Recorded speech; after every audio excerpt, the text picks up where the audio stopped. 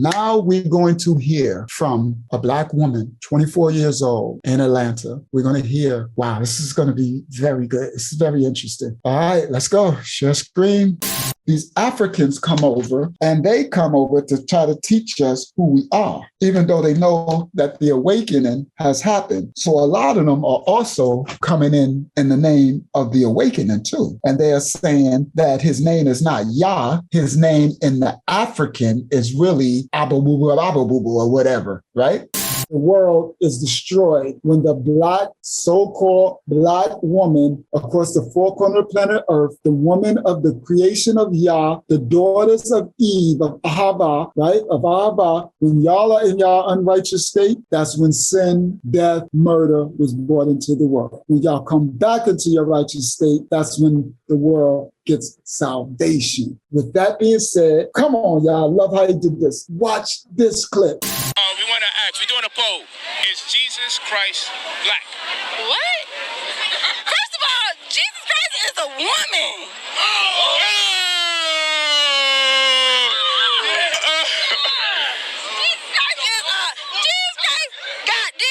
Jesus Christ is a woman. If Jesus Christ had those, I'd be worshiping Jesus Christ. You worship what? I worship the Black woman as God. That's what I do. And I am goddess. Did y'all hear that? Somebody talk to me. Utter foolishness. So ignorant. This is our reality, guys. Shalom, Yahshua. This is Mashiach's Assembly Ministries. I'm your host, Uncle Yahshua. We gather here for fellowship / Bible study every Tuesday, Eastern Standard Time, 8 o'clock p.m. 8 o'clock p.m. We usually go for like 5, 6, 7 to 10 hours. We don't know. We just go. As the Ruach lead us, then we go. And all is welcome. The children of Judah, the children of Yahshua, which is the 12 tribes, as well as her companions, which I might call the Gentiles. We are a scripture-based assembly. We are a Mashiach, meaning a Messiah. We believe in who y'all called Jesus, the Mashiach, our Messiah. And we do the word as according to the Holy Manuscript. Let me do this now.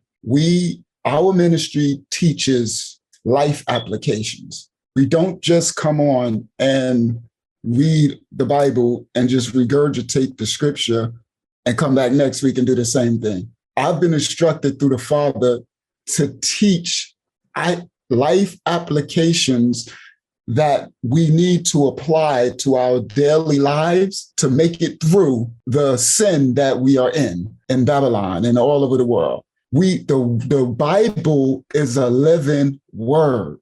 It is alive. It is not dead words written on a page. So if you just want a minister or a ministry just to quote dead words on a page and you come back next week, then this is not the ministry for you, because that Bible is alive, okay? And so if it's alive, then that means there are live applications that need to be taught. This is not the Christian church. This will not be the place for you if you just want to hear a robot quote the scripture. Okay, I will make sure, thanks to a daughter of Yah that's out there, I will make sure that reminded that no matter what, each fellowship Bible study, we will quote the Bible. We will read from the living word and give an expoundment, a breakdown of what the Ruach speaks through us, what Yah teaches me to teach from it. But according to Yah, according to the Ruach HaKodesh, according to Yahshua, my King, I teach applications, basic instructions for us before leaving this earth, the acronym for the Bible, BIBLE, okay? So you are going to hear, which we are titled fellowship. You are going to hear life applications that we need to learn. That's the problem. We've heard in the Christian church all growing up from childhood, the doggone scriptures just being quoted to us and no life applications. That's why we came into adulthood knowing nothing. That's why we had to be born again, all over again, as if little born babies, okay? As Yahshua said to Nicodemus last week, okay, in our Bible study, all right? So I've been given the task, and thankful to Yah that he's given me the ability to give scenarios, what they call that, stories, things that are relatable, and to be able to make it kind of funny sometimes. See, that's actually very enjoyable. I'm thankful for that he's gifted me with a sense of humor as well, so that we can laugh, we can cry, we can sing and worship and have joy and all of the different things that make us children of Yah, all the things that Yah is. Okay, we are created in his image. So I'm thankful that we can break down life applications. And with that, we'll be doing that today, just so you know. And we'll be getting to the word too, just so you know.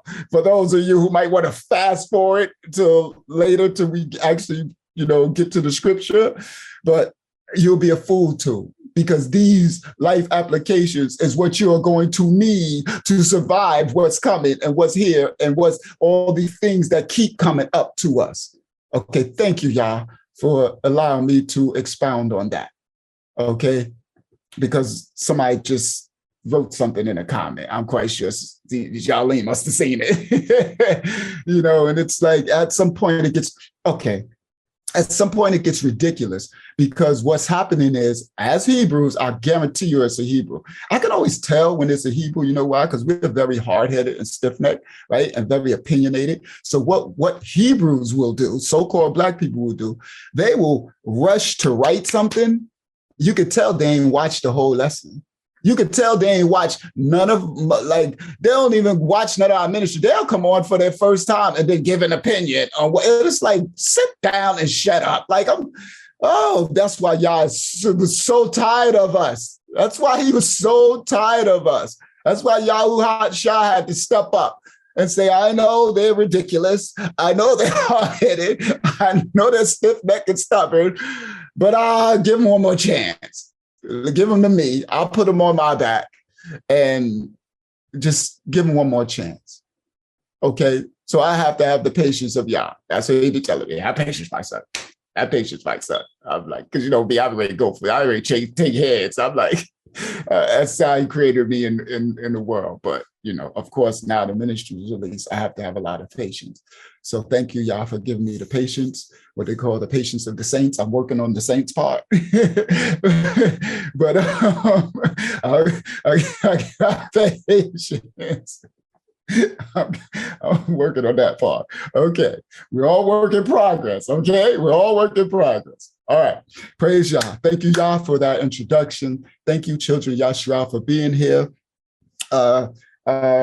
I want to say a prayer out to Tanner if he's still on the road. May you cover your son and your two sons, Tanner and his little brother, as they travel from Texas to Kansas City.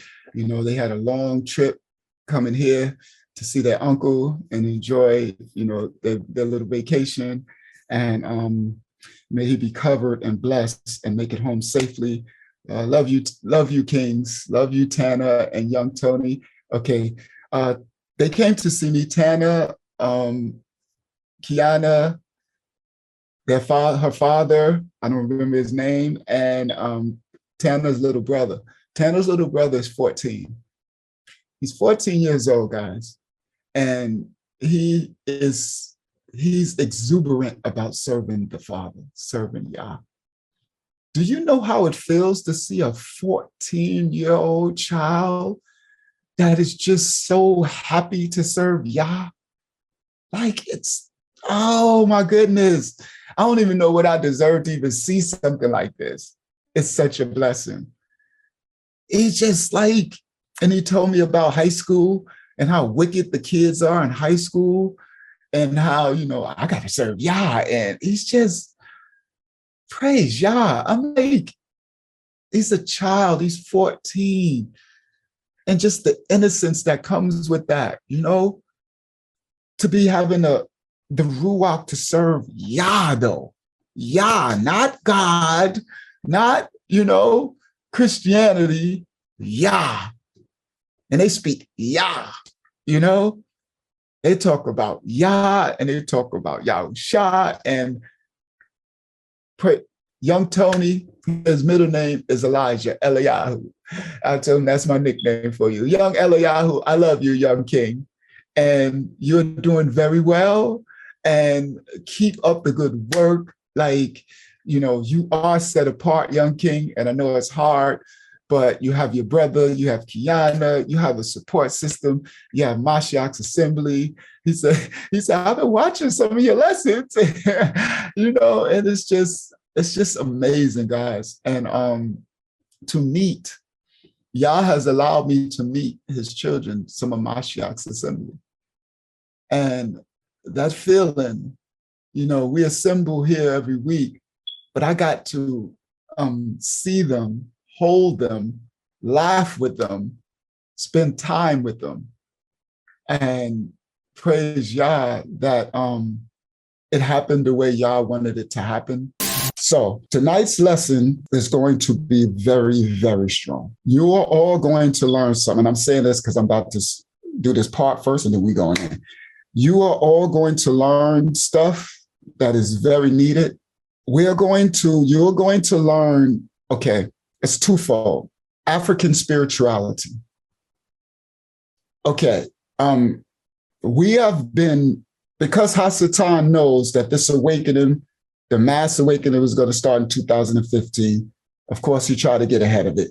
So he put those camps out there, those wicked Israelites out there with all that demonic doctrine, right? To thwart the awakening. So in 2015, when the masses of us start to awaken, the only vision of a Hebrew Israelite is these wicked people out there, right? So nobody's going to want to be a part of that. Any moral, sane person is not going to have nothing to do with that, right? That was a way to slow down us awakening.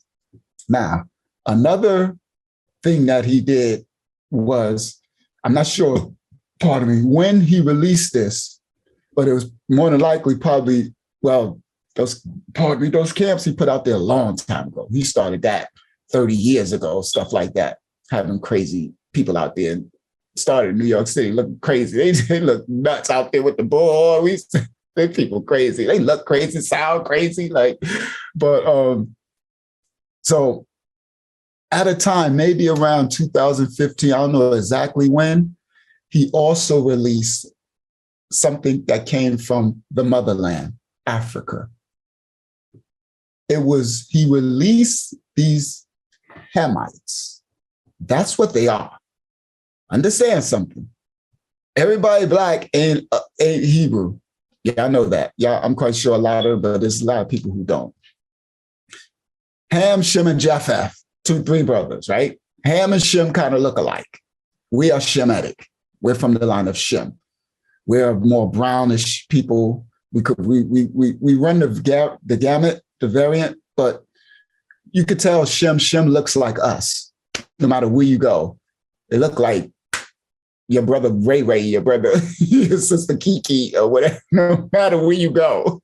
You see Kiki in Central America, Kiki in Africa, and Ray, and like, no matter where you go, you're like, man, that looks just like Uncle Bobo or somebody, you know? Like, we look alike. Okay. So he released Ham into the United States to bring their religion, their gods, their culture, not ours. And of course, because the children of Israel because of the curses, has lost their identity and lost everything, we are seeking anything to wake up. We're literally seeking Yah's face, but we didn't know it. So brilliant about this move of Hasatan, very brilliant. I'm going to send from their homeland, which we come from, Northeast Africa is where we originally come from, right? I'm going to send these people from their homeland, and the majority of them are going to automatically gravitate to it because we're looking for our Black identity. We're looking for our history. where we come from. And if we know we come from Africa, then if the Africans come over, they can tell you this was your history. These were your gods. This was who you really are. It's a lie. Those are not our gods. That is not our history. And those are not our people. Those were the people who enslaved us. Those were those demonic demon worshipers who created voodoo and Santeria and all the other demonic religions, who served other gods. All through the scripture, who the Most High told us, do not. We are his special children. They come with lies and deceit. I'm prepping you guys. It took root right under our eyes. Africans, and for those Africans from the continent who are truly seeking after the Most High Yah, and some of them are Shemitic, some of them are Hebrew Israelites. I'm not talking about you. I'm talking about those who came over with their gods, their African spirituality. Okay. They came over and infiltrated the major cities. One major place which Hasatan did, which was very brilliant, we sent them to, was Atlanta, Georgia. Atlanta, Georgia has a strong African from the continent presence. A lot of the African-American Black women started dating those Africans because they had a lot of money coming from their continent. And they do a lot of scams and stuff like that coming from Africa. Y'all know those scams and stuff. So they came over and, African Americans, they chasing the bag women, okay? This lesson is going to address a lot. Y'all willing at the end, we're going to try to remove a lot of the curses. A lot of this stems back from Bereshit in the garden, the curse of Eve. A lot of this stems from that.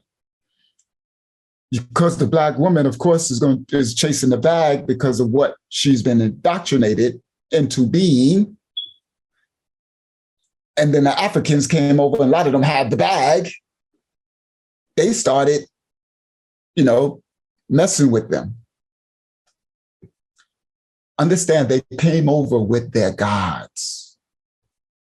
This is a great trick of Hasatan. So we have this huge thing called African spirituality that has really indoctrinated the Black woman, because this African spirituality is an upliftment of the Black woman. In this African spirituality, the Black woman is God. Understand, the Black woman is worshiped. She is the head and not the tail. She is above the man. She is the queen, the mother earth, God. She is all these demons. That is not your culture. But think how clever Hasatan is. It couldn't be more easier a sell to go to the Black woman in America and be like, I got a religion, something that says, you're God, you are this, and you know they're ego-driven. All you gotta do is feed them. That's what the church is built upon. Give them feed their egos. Every week they'll come back, they'll load the basket up, they'll go on retreats, they'll they will fill your pews as long as you exalt them and don't call them out on nothing. But in order to remove the curses, the demons that are over you, somebody has to call you out on it. so that you can receive and rebuke and come from up under her. Now, go ahead, Hoopma. So you already know where I'm going. I know you do because you're in the ATL. You already know where it's going to be good too, Hoopma. Okay.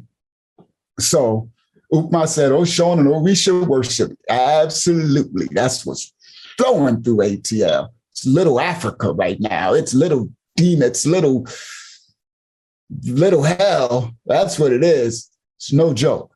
Okay. So the Daughters of Yah, part of Mashiach's Assembly, and those listening worldwide, which are still most part of Mashiach's Assembly, even though y'all don't join, a lot of this don't apply to you, but it's still our fight because it's still your sisters, your children, you know, it's still in pieces of it. You still have to fight in yourself because it's all over the place and it's not going nowhere. Okay. I wanted to set that foundation so that we'll know this is where we're going and it's going to be good. It's going to be a lot. You are going, okay, thank you, y'all. You are going to hear tonight, guys, a live person serving this African spirituality talk live to your uncle. I recorded this back in November 29th of 2020 in Atlanta when I went to go get my surgery. There was a young girl that came to my niece's house that my niece wanted me to awaken from the Curses DVD when I released it. But it ended up turning into her not wanting to awaken, but wanting to stand for her gods. So you're going to hear, she's about 23, 24, young, attractive Hebrew Israelite. She don't know she was. The funny thing at the end, I shared another time, she's like, so you saying we are all Hebrew Israelites? Absolutely, you're a Hebrew Israelite, whether you know it or not. Like, oh, it was so good. But anyway, you're going to hear, and that's why I'm diligent. That's why I record everything. I told you I got 1,000 videos. Okay. The Most High tells me, and look, it's almost 2 years later, well, a year and some change later, that this has just been released. You're going to hear firsthand accounts exactly what this stuff is, what they learn, what they practice, what they teach, how they do it, straight from her mouth. And as you listen to this, I did a good job. Your uncle was like, I'm like interviewing. What made it funny as I was listening last night preparing this lesson, I was like, you did good. You can hear me asking the correct questions. And I'm going to stop and y'all can ask questions. You can hear me. Like, I'm like, this is so good. I'm asking all the correct questions because I want her to give us all these answers, you know? And you can hear me also, a wise man played a part of a fool, but a fool, you can also hear me talking around her because my niece and nephew's there and I'm talking to them, trying to teach them, but I have to talk in a way where I don't offend the young lady. Because if I offend her, she's going to shut down. If she feels like I'm disrespecting her gods, her culture, then she's going to stop talking and sharing. So I had to talk in a way where it's not like I'm promoting it, but I'm respecting it to get these answers. So for the first time, I don't know if I never heard it before, first of all. I don't know if it's anything out there, but we about to have something that is priceless to us from their mouth. When we finish this Bible study fellowship, we will know exactly what African spirituality is, what all those Oshun gods, it's these Western, Congolan, Angolan, Gambian, Nigerian, all these Yoruban, all these African gods that they say is ours, it is not ours. We will learn. When you guys leave this fellowship Bible study today, every last one of you will be equipped and prepared to know exactly what it is, how it started, where it comes from, what they believe, and everything. You have to know things to be able to fight things. You understand? You have to understand. Praise y'all, this is going to be so good. And then the funny thing was, when he told me to get everything prepared, I got everything prepared. And I was like, man, if I had that clip of the young lady, that would be amazing. And I was like, there's no way I'm going to find it. I have 1,000 lessons, and it's not even written. But praise y'all, I made a folder of my trip to ATL. And so I searched that folder and I found it. Praise y'all. All those clips, I found it. I was like, yes, thank you, y'all. Okay, so I needed to set that up because that's coming. Let's go into the lesson. Look at this image. Doesn't this look like a demon? It's a woman. This looks like a cobra headdress. This is what they are turning the Black woman into. This is African spirituality. This says how your ancestors look at you when you refuse to acknowledge them. Every group of people comes from certain geographic areas. They practice certain custom practices and have their own spirituality. You think Ola Damari can do what Allah can? You think Amun-Ra, which is the Egyptian god, can do what Buddha can? You think all of these specific people are not just allegory for what you can do. They are guides. You are the vessel. That's a woman. This is what they are feeding to the Black woman. This is African spirituality.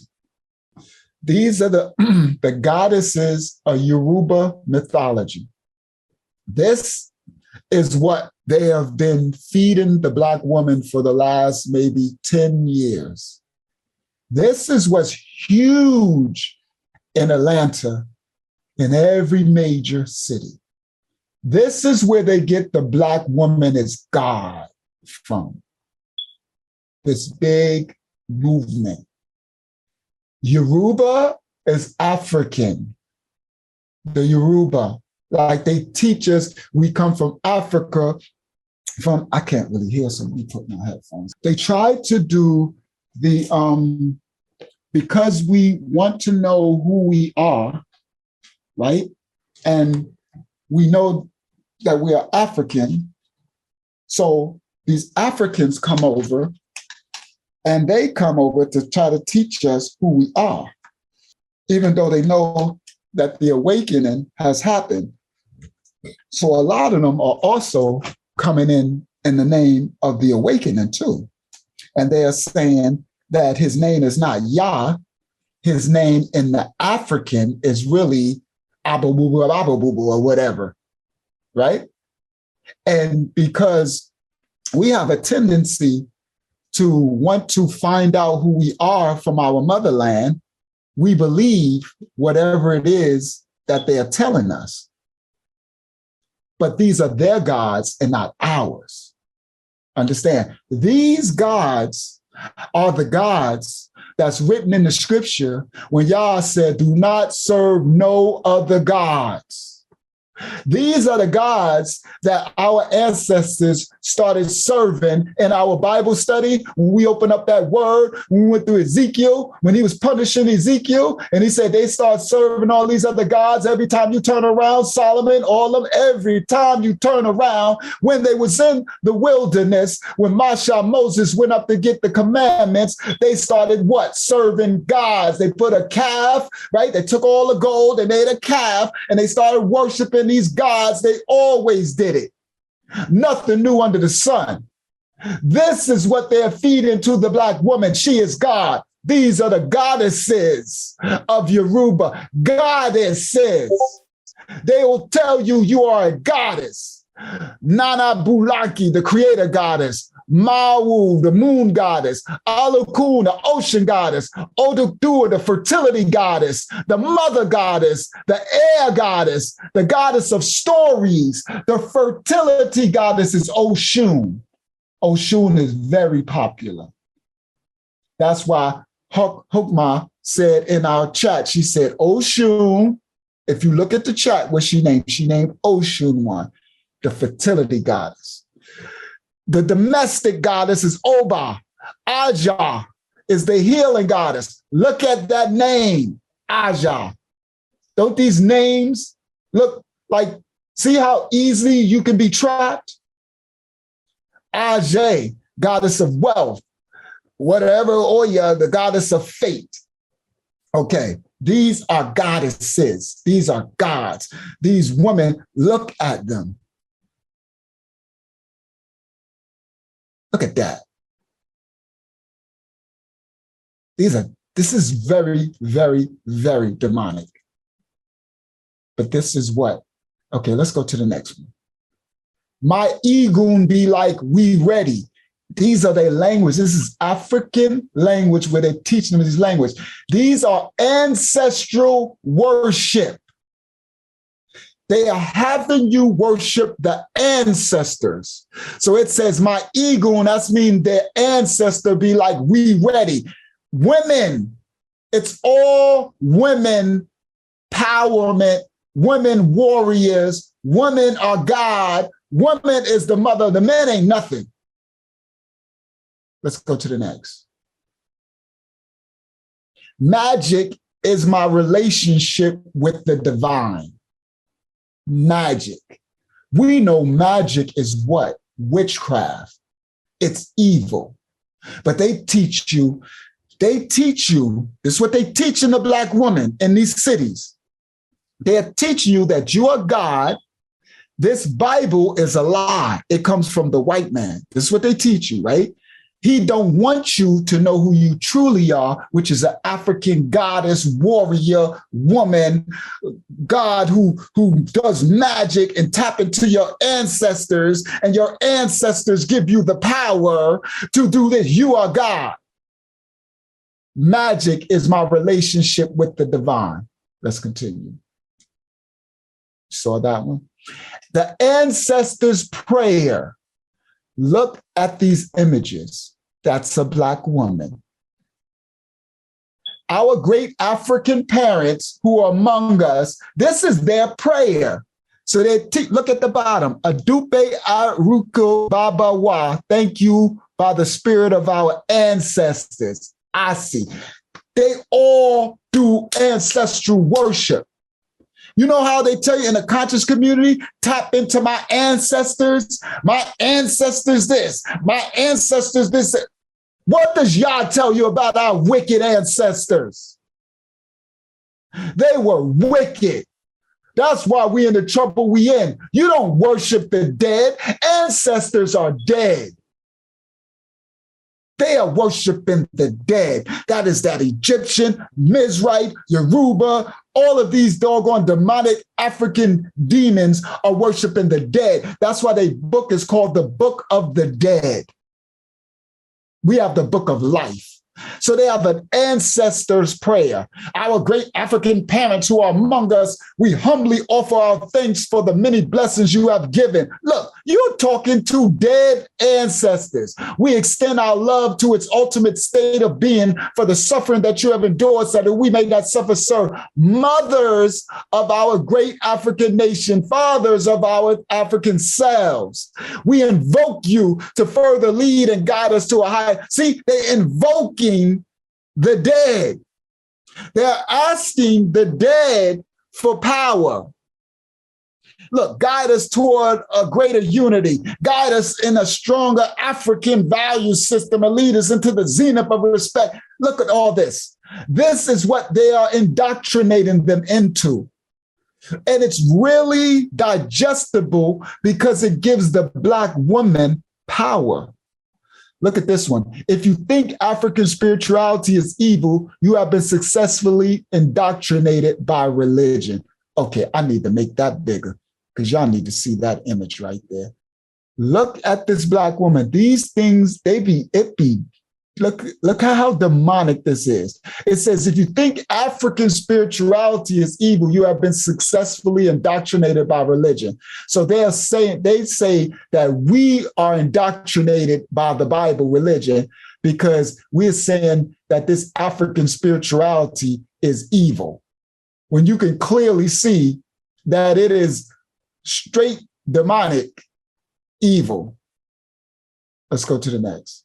Look at this. I need to move this. It's in my way. I control dark matter because I am dark matter. They call us black, but we are not black. We are indigo, dark, as in dark matter, Inca, Negro, as in necromancer. Necromancy, guys, by the way, is death. Necromancy, look, which means I control the unseen dark matter. They put necromancy in with us being black. Necromancer. Look at this image. Look at Goddess Maori. Look, it says 144,000 right here. You see that?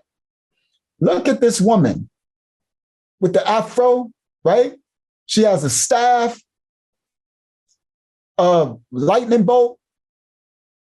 When you look at the face, you can see they're all demons. But this is the black woman. This is the power that they are giving. I control dark matter because I am dark matter. I am God. I am the black woman. They are feeding this to the ego, and they're saying that what we teach is not our own. It's the religion of the white man. This is who we really are. African, ancestral, spirituality, demonic. Okay, look at this one. African spirituality is us. Yoruba, voodoo, Ifa can manifest for the good of all. Voodoo. See? And look, she's on the, she's got white stuff on her face. Look, candles in the background, altars. She's writing diagrams on the floor. African spirituality. These Africans are coming over and they're telling us this is who we are. That Bible is not who we are. That was forced on us by the white man. That is his book. It is teaching you that God, that we are not, we don't serve, we serve, we are gods. The black woman is God. This is what they're teaching. Let's continue. Look at the image. Look at the image. Look, see that? Look, that's a soul on her arm. It's a man's face. She has a skull and bones on her chest. Look over her hand is fire, and it looks like a black man in this fire over her hand. Ooh. What in the world? Ooh. Yo, dude, that's crazy. My lamp, when I said it looked like a fire, my lamp said, poof, and smoke started coming out, but the light was still on. I just turned the light off. I'm going to need another light because it messed up the lighting, as you can see, badly. Let me try to turn it back on and see what happened. It said something. Yo, something said, poof, and just smoke started coming out my lamp, but the light was still on. That's why I turned it off. I'm like, I don't know what it is, whatever.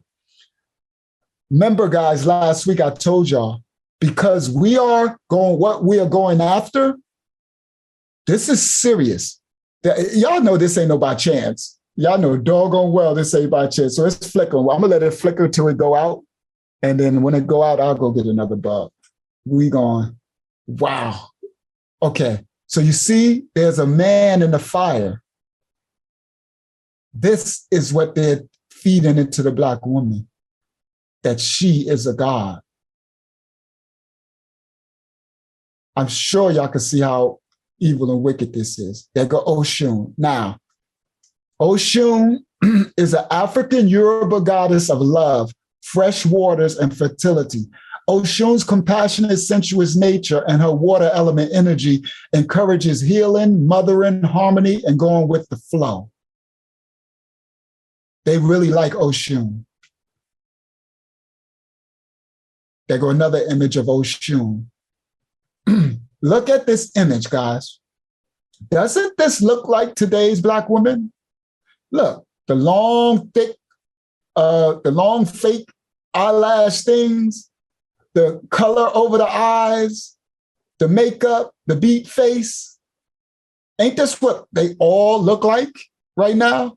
Every last one of them. Think about it. Yarlene, remember last week when you did the eyelashes? That was this, right? This is Oshun, this demon. Remember when I said, I'll probably take this out because I don't. Remember when I said, when I told you, I like, could you not wear those on the study again? And I said, I got an image where you were looking down and all I could see was the black from the eyelashes. It looked demonic. And my boy, she was like, oh, I didn't know. You're like, okay, well, good. I'll get rid of it. I didn't know, whatever. And, but when I seen this clip right here, I said, this is what they all look like. This is where they got it from. And I'll share with you later about Oshun, because I've been read over that, but I'll share. I don't want to interrupt you. Okay, that's okay. Praise Yah. And you can add in, I guess, once we go on the lesson, you can add in, because we're going to have this server of these demons explain herself. Okay, look at this. The spiritual path is not an easy one to take. It takes strength to accept how powerful you truly are, women. Look at all these skulls and arms, and look, heads in their hand. Look at that cup of blood. That's that cup of iniquity they talk about in the Bible. As you've seen, these were all women.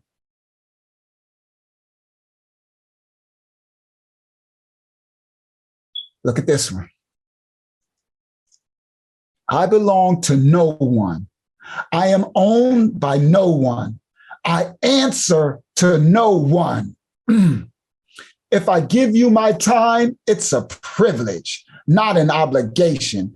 I know myself, so I know my worth. Is this not a Black woman anthem? If you put that on Black woman like that is right. I belong to no one. I am owned. Look, they say they answer to no one. Not Yah. If I give you my time, it's a privilege, not an obligation. Look, she got the ankh on the stomach. The beautiful Black woman. God. If I give you my time, it's a privilege, not an obligation. I know myself, so I know my worth. This is what they'll feed into. I'll open your ears to the ancestors, and you will understand the language of spirits. Ancestral worship. Don't y'all follow no ancestors.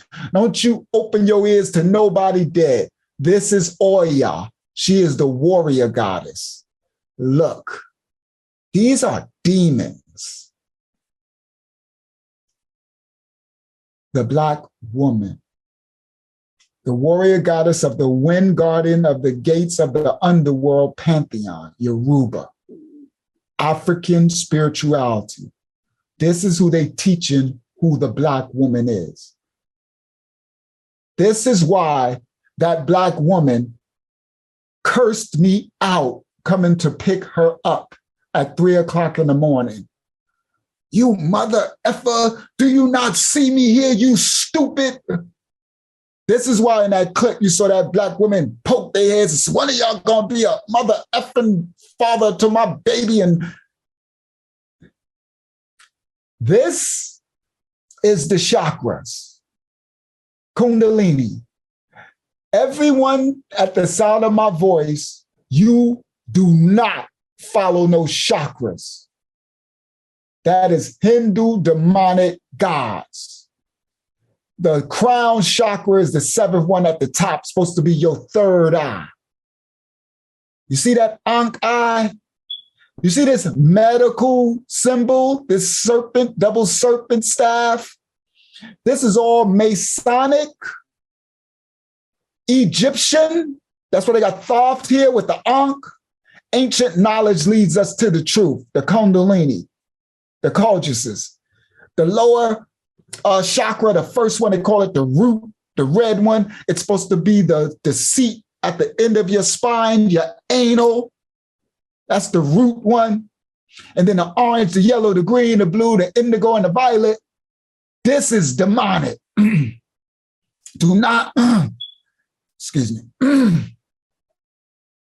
Excuse me. Where is where is that at? Oh, no, I can't see it. Ain't that something? Of course. That's okay. Sorry, ignore this sound. I have to clear my throat. Sorry. It's trying to mess with me. So do not follow this chakra, Kundalini, yoga, poses, none of it. It's all demonic. It's all Ishmaelite, Arabic worship. It's not ours. This is a book, The Orishas, Goddesses, and Voodoo Queens, the divine feminine in the African religious traditions. These are the books these Black women are reading by some lady called Lilith. Orishas, Goddesses, and the Voodoo Queens, the divine feminine. Nike, Black goddess of success and fortune. Nike was a Black goddess. That Nike symbolism, Black goddess of birth, or more specifically, the amniotic fluid or Da of the running streams, introduced by Black Phrygian matrilineal clans who fled Africa and settled into Asia Minor. Nike was the daughter of the mommy deity of Ogajian Styx, one of the oldest names for the Nile, a name later applied to the sacred river which flowed into Lucy, an ancient Aegean province near what is now Western Turkey near the Mitanni Empire. Nike has been paired and merged with many mommy deities. She was part of the triple-headed aspect of the mommy Owusa, but independently, she was also an important deity in her own right. See, these are all women worship God, Nike. Sankofa. Sankofa is a sacred ancestral term for the Akan people of Ghana, West Africa.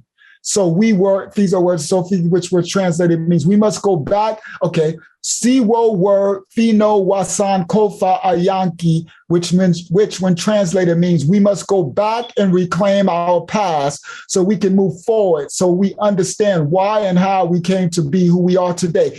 This is not who we are. We are not Sankofa. You Africans, take that back to West Africa with you. Take it back to Ghana. Take your demonic, Hamitic gods back with you. We are the children of Yahshua. We are the children, the people of the book. We are Hebrew Israelites. We do not serve none of your gods. I don't care what you Akon people of this Ghana, West Africa talk about. We must go back. No, you must go back and reclaim your past so you can move forward. So you understand why and how you can. See, they pushing it on the children of Israel. That's Hasatan.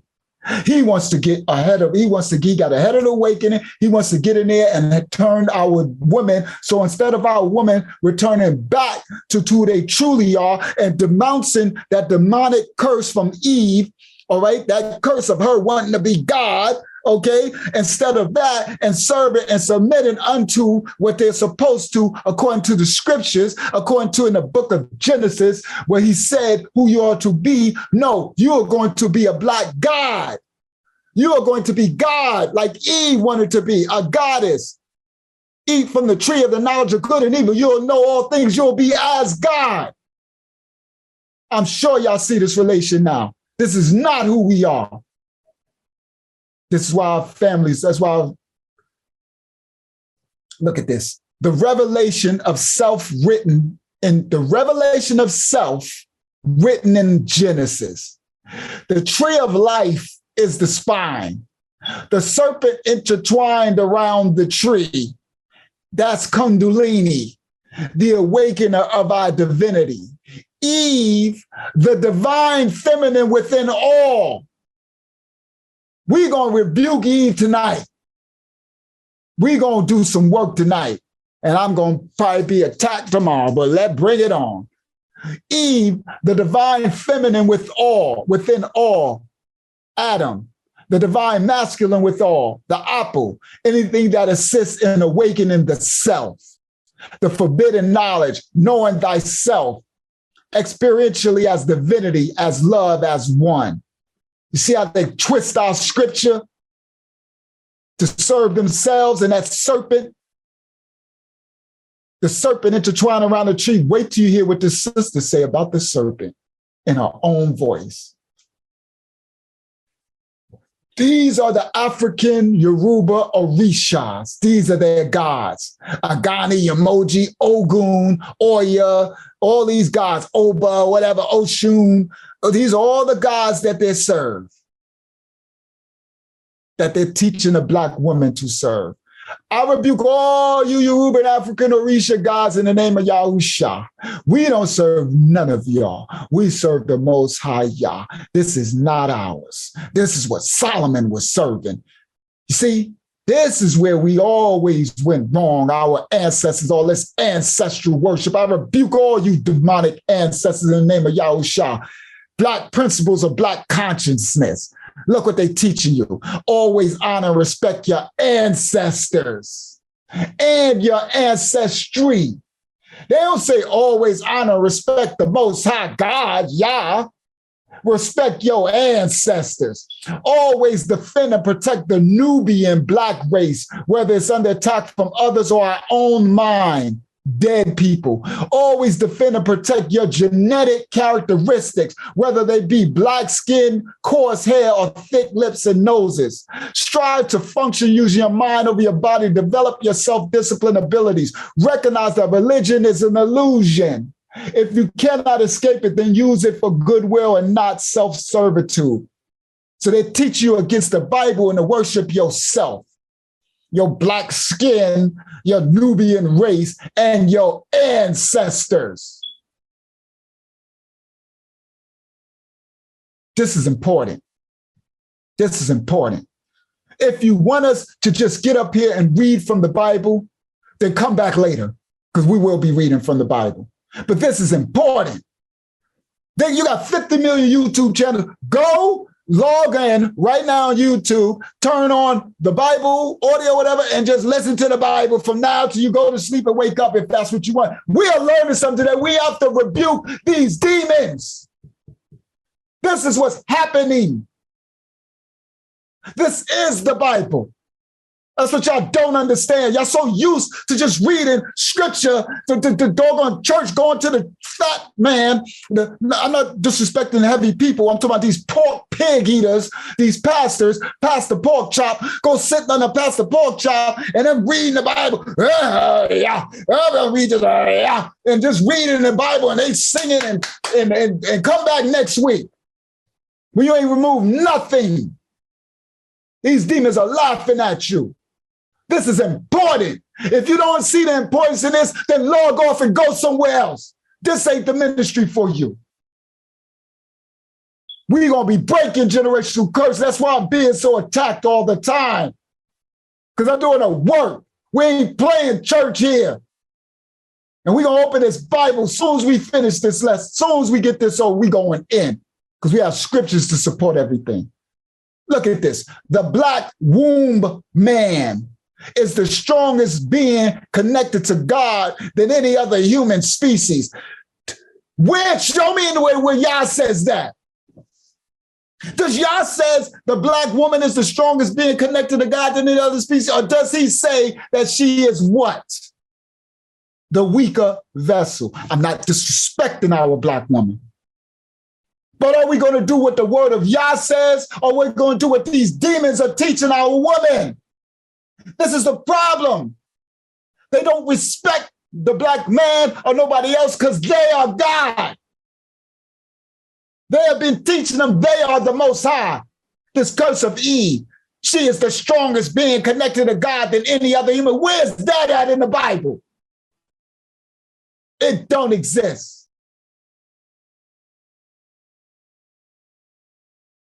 Signs you are awakening the goddess and God within. Okay. If you notice, it's been nothing but women.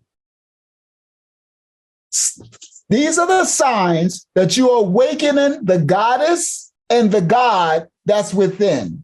You become your own priority. You do not seek external validation. You feel confident. You trust your inner wisdom. Do you see how easy it is? Think of the mentality of the black. Well, this will be there. That's right. I'm my own priority. I don't seek no external validation. I feel confident. I trust my inner wisdom. I become more psychic. I do not chase, beg, or force relationships. I become the flow and trust the divine timing. I release my lower vibrations with more ease and vibrate higher.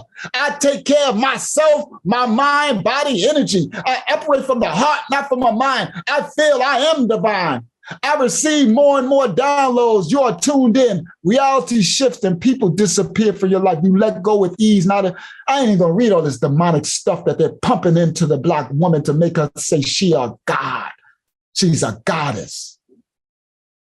When the Most High said you are to lower yourself and submit. Look at this picture. Can y'all see that? I know it's kind of small. Y'all see that little black girl? Look at her, shopping bags.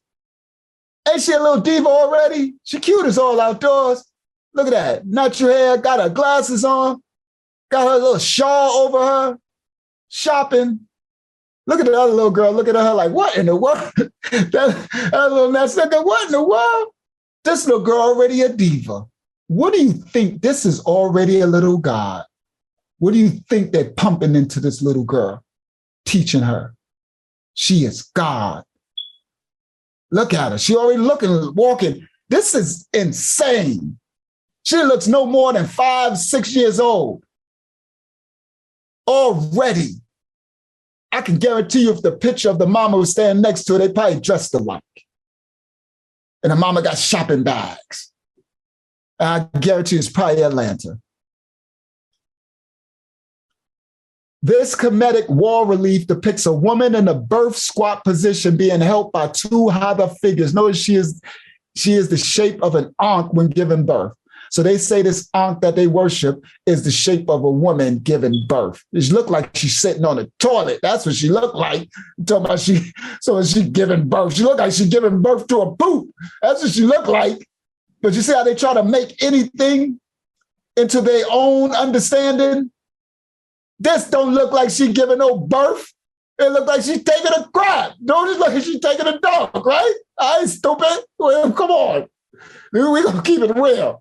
But they say this image is the Ankh. Well, good. You want to follow this Ankh, then you are taking, that's you taking a crap. Because I don't know what y'all talking about some birth unless you're giving birth to the baby in the toilet. Yes, you taking a crap. And look what's on the side. Nephilim. See, this is what they serve. This is the Masonic Mizraite, Egyptian. They want to tell us we are Egyptian. That's the freaking Canaanites. These are Nephilim. These are the nations the Most High said do not procreate with. But he's telling us that's who we are. This is not us. Look, this is how you pray. The black woman. This is demonic. Can someone tell me, what does the scripture say how we pray? Doesn't the scripture tell us how to pray? If I'm correct, Yahshua told us how to pray, right? And he said, you pray, Our Abba, who art in the Shamayim, hallowed be thy name. Thy kingdom come, thy will be done on Eretz, which is earth, as in the Shamayim. Give us this day our daily bread and forgive us our trespasses as we forgive those who trespass against us. Lead us not into temptation, but deliver us from the evil that's outside of us as well as that's inside of us. Because Yah, you are the kingdom. Yah, you are the power. Yah, you are the glory forever and ever. Amen. Did he not say that is how you pray? Our king told us that's how you pray. They told a black woman, this is how you pray. Get into this demonic pose. Look in her hands. See, your uncle don't miss nothing. Look in her hands. Look at the light coming out the palm of her hands. Look at that red dot on her forehead, the Kundalini, 7th chakra, 3rd eye. You are praying to demons. That is how you pray to their demons. This is what they feed the black woman. I know it's a lot. It's going to stop soon. If Ifa, oh, there go that Ifa. She's going to talk a lot about Ifa in a second. Ifa, the Orisa scientific spirituality. The Orisa are powers of the supreme being, Oludumare, living within mankind and as a natural phenomenon. You don't worship Orisa, you cultivate them within you in order to manifest your Orun, God self on the earth. These are the 16 most essential Orisha that live within mankind. Then they got all the these are the Orishas, what are the wisdom of supreme, purity, oneness, Osun, Ogun, Usa, what's saying, all these demons, I rebuke you all in the name of Yahshua, all these demons. But what I want you to see is, it's always the woman. You see the image? These are women. All you see, this is woman, black woman worship. Eve, sin brought into the world. 7th chakra crop. Look at this one. Look at this picture. I roll with the ancient ones. Look at these women. Cigarettes in their mouth.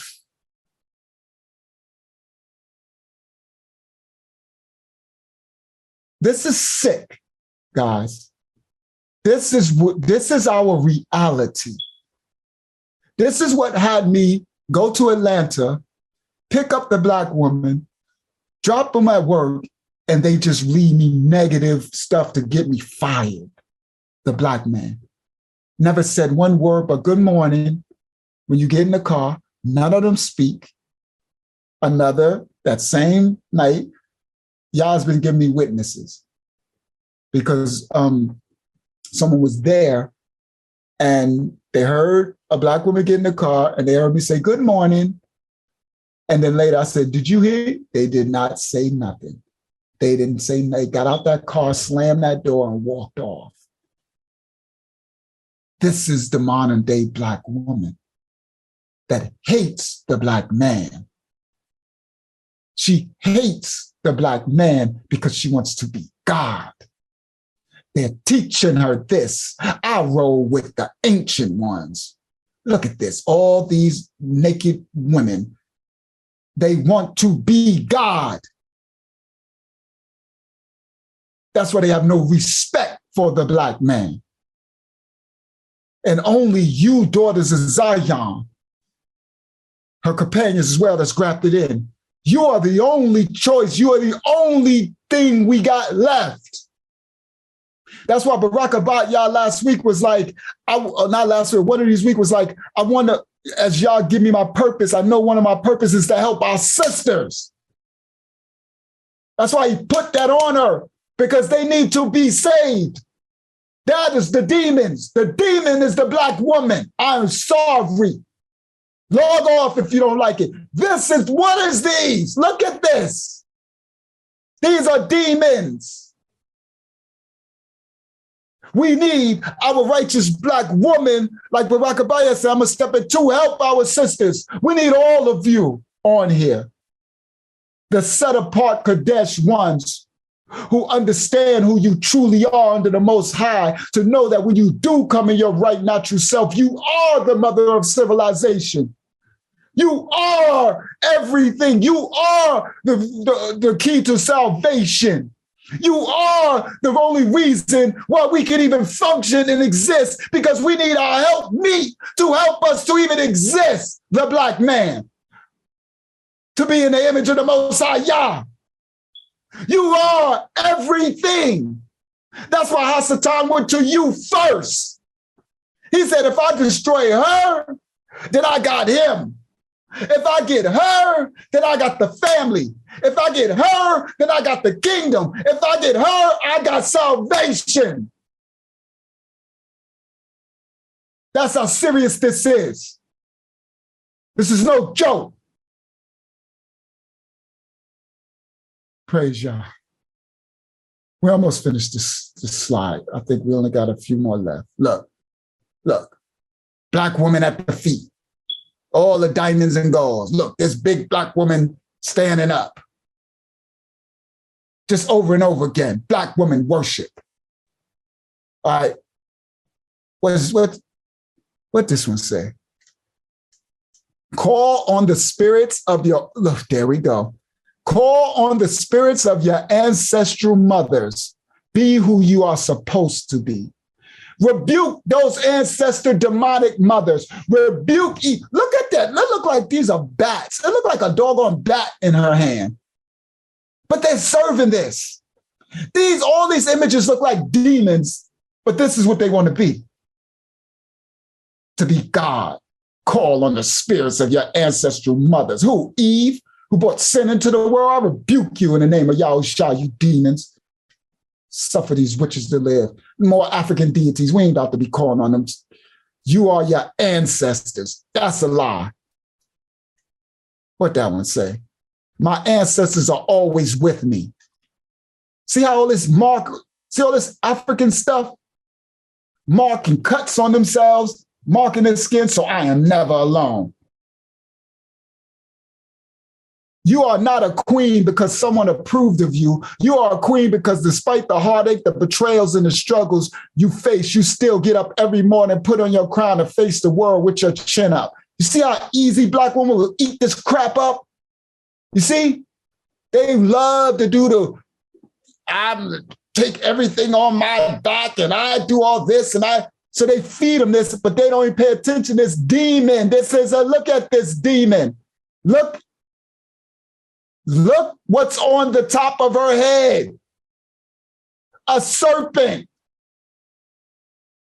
A demon. But these words will have the Black woman, that's right. I'm not a queen because somebody approved me. I'm a queen because despite all the heartache and betrayals and the struggle I face, I get up every month. See all that crap? I rebuke you and all these demons in the name of Yahshua. You ain't going through no different than nobody else. Stop thinking you're so special. You're only special when you serve the Most High Yah. You're only special when you become set apart. You're only special by what you deny yourself. He said, he who tries to save his life shall lose his life. You ain't special because you're going through some heartache. Who don't go through it every day? The Black man do too. Worse than you. I'm sorry, because they give you everything. They give you food stamps and child support and money and income tax and all type of crap.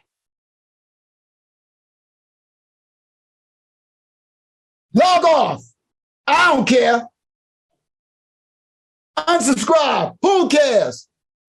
Yah sending who wants to hear the word of Yah. He gonna send his children because he gonna send his daughters who can receive this, who can die to it, who can help other women. We need to save our babies, the Black man, woman, and child, so that we can save the Gentile, his children amongst us. His seed that are not of this fold. We got to save ourselves so we can bring salvation to them and save the animals, our brothers and sisters, so they can stop killing them and eating them. so we can get this game started and Yahshua can come back. Let's get this game started. Praise Yah. And I'm healed. Yes, I'm stronger today. Praise Yah. Fan right here blowing on me. Got water over here. Got my surgery. I feel it keeping that thing back. Come on, y'all.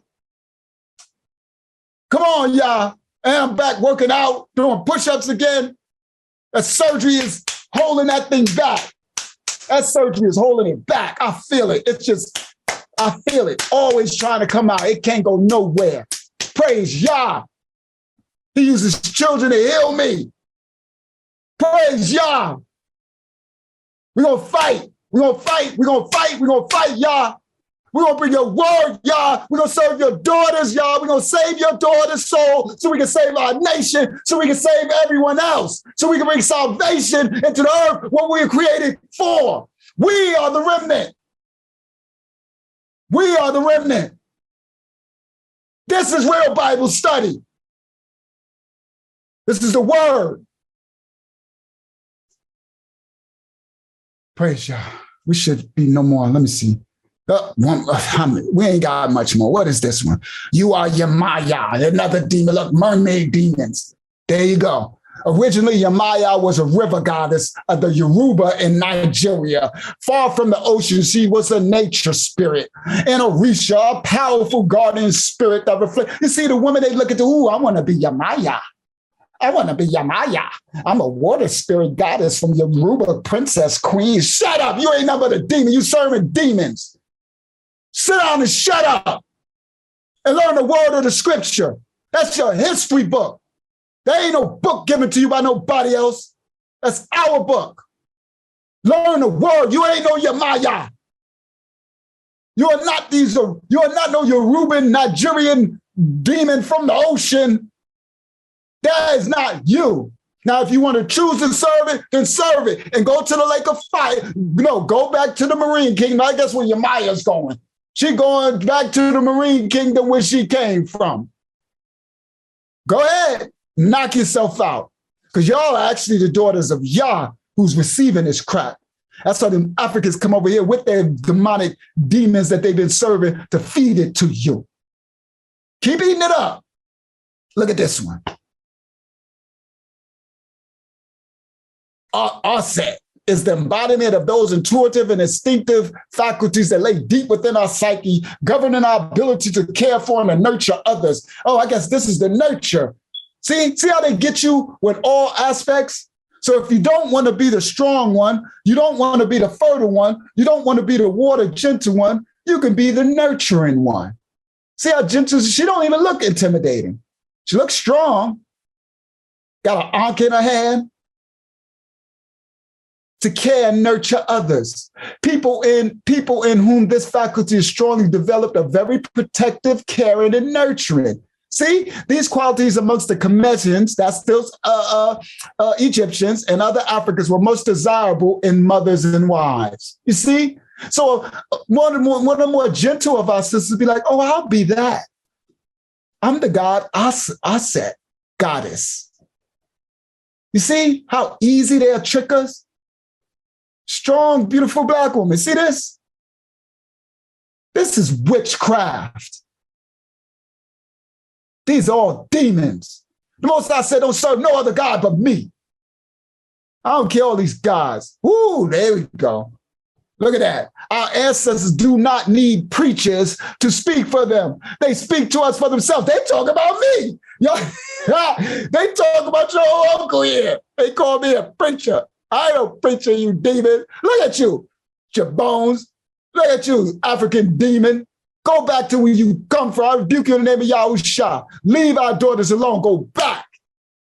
Our ancestors do not need preachers. They speak for them. They speak to us for themselves. Ancestral worship. Ain't no ancestors speaking to me. Ain't no dead speaking to me. Yo, go ahead and keep having them speak for y'all if y'all want to. Keep serving these Hamitic African demons.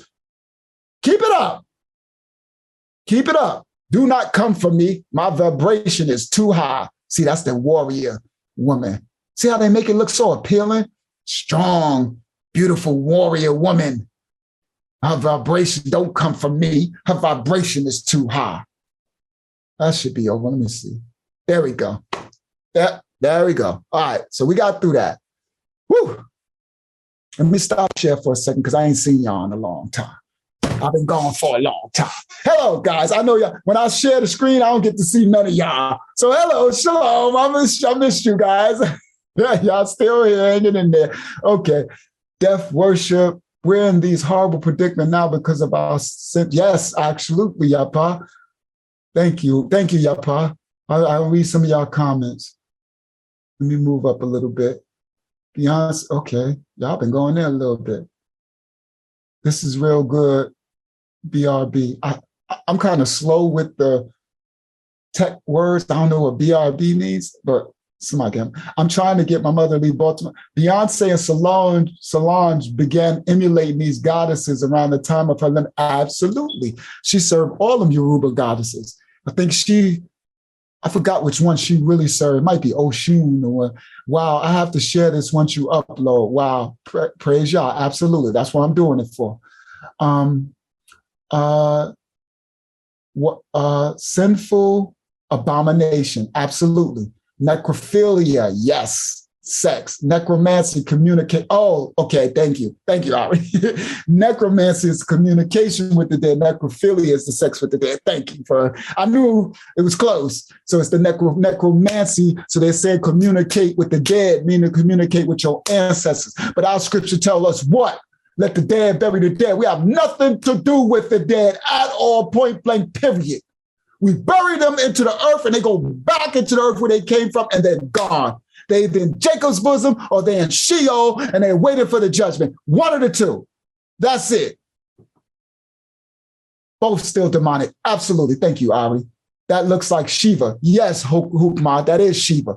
The one with all the arms and all that. See, that's our cousins. That's Ishmaelite. That's the Arabs. That's Ishmael. Isaac and Ishmael brothers. Those are our cousins.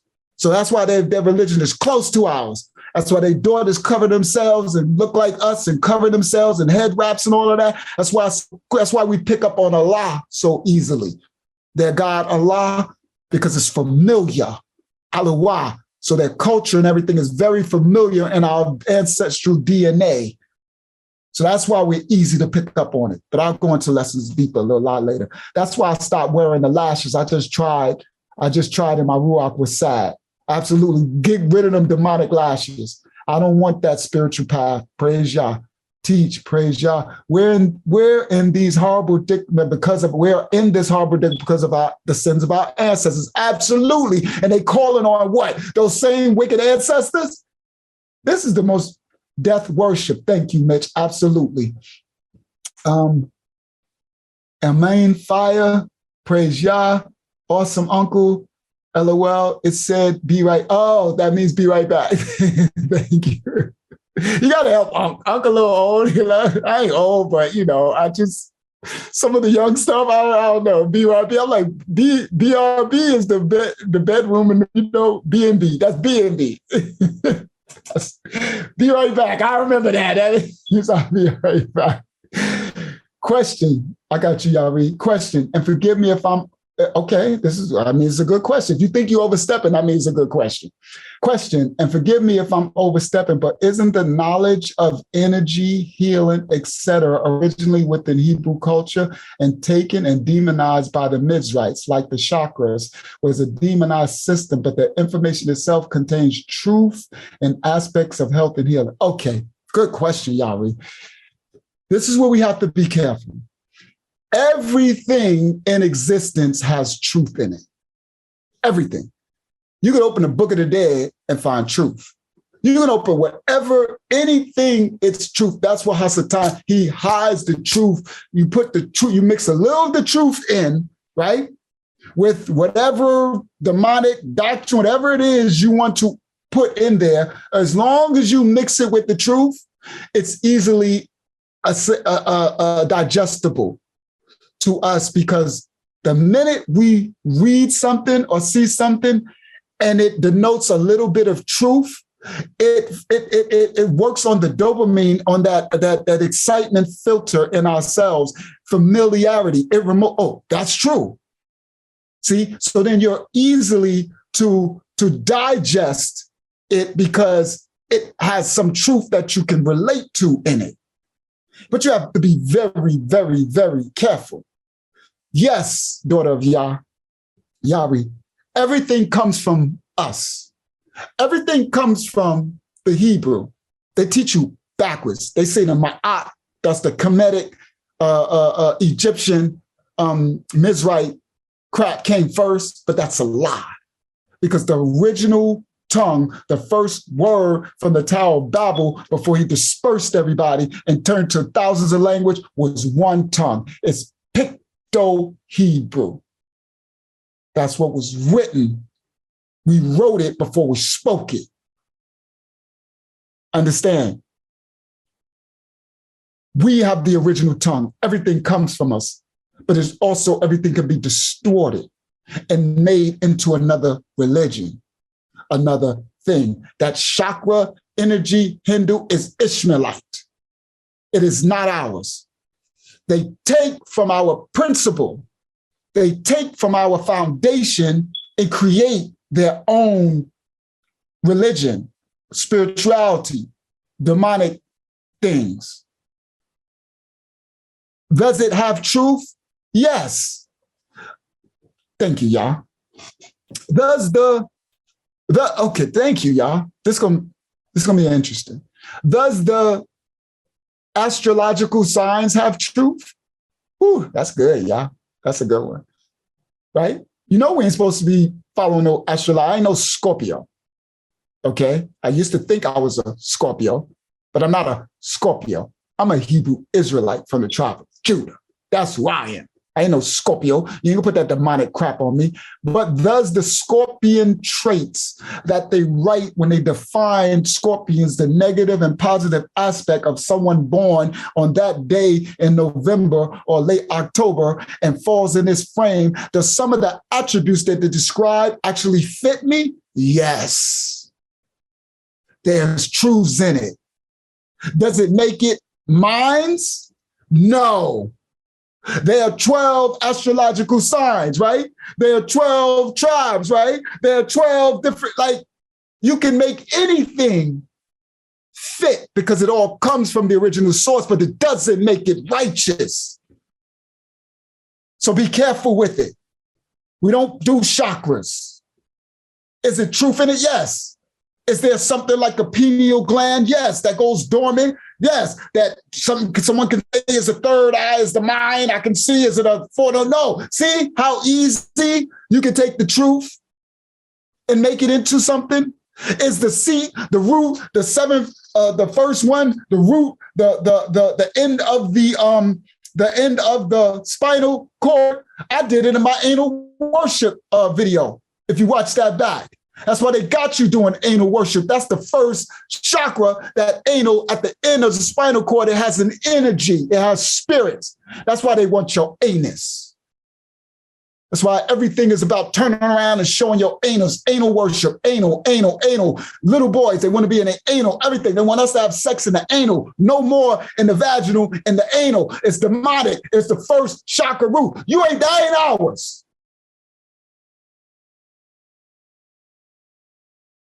Dang, something happened. Ari, you threw me off. I thought you was about, what happened? Oh, okay, you threw me off. You jumped to the screen. I'm like, what happened? Maybe somebody writing something over here. Let me read. There's something I'm missing. Praise y'all. Okay. Oh, well, Yarisa, she's listening. Praise y'all. Okay. Let me go back a little more for her question, because her question is a very good question, Yari. Question. And you're never overstepping. This is what we're here for. You can never overstep with your uncle. I'm here to answer whatever it is you got to ask. Every last one of you guys. You understand? Nothing is overstepping. That's what we're here for. So once you ask it, y'all give me the utterance to break it down and explain so we can all learn. She said, isn't the knowledge of energy healing? Yes. Okay. within the Hebrew culture. Yes, the energy of knowledge and energy of healing. That's what we're doing. That's why when I said, well, you weren't here from the very beginning, when I said, make sure you eat your live foods once a day. Make sure every day you eat a live food, a lettuce, a green, a herb, preferably organic, a fruit, a vegetable, something. Get some type of live food into your body every day, because that's energy and healing for the body. That's what that is, the knowledge of the energy and healing. Now, the knowledge is the Most High teaching us to know to go to get the organic or grow it. That's why we about to try to, y'all willing, we're going to get our own homestead. We're going to be growing our own. You see, that's the knowledge of Kotiyari. That's the knowledge of the energy and the healing. You get energy from the food because the protoplasm and the photosynthesis is in the food that the plant gets from the sun. All the nutrients and all of that's energy that you go store right into your body. See? But it's not that wicked, Masonic, Kemetic energy. But it's ours. You're 100% correct, daughter of Yah. It all comes from us. But we have to be very careful. We have to rebuke all of their stuff. Ours is always organic. It comes straight from the ground, straight from Yah. It's simplified. It's not mystical.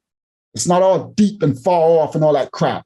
Knowledge of energy, healer, etc., originally within Hebrew culture and taken, yes, and demonized, yes, by Mitzrayim, absolutely. Like the chakras was the demonized system, but the information contains truth and aspect. Yes, absolutely, Yari. So yes, the information within the chakra stuff and all that stuff is true, but that's their demonic packaging. That's their demonic religion or spirituality. Ours is just all in Yah. You see? That third eye, that's Yah. That first root chakra at the end of the spine, that's Yah. The one in the middle in the solar plex, that's Yah. See the difference? The one in the neck is Yah. I don't care all this crap. They got all the definition all they want. You know what my definition is, Kotiyari? Yah. It's all Yah. See, that's what they don't like. It's too simple for them.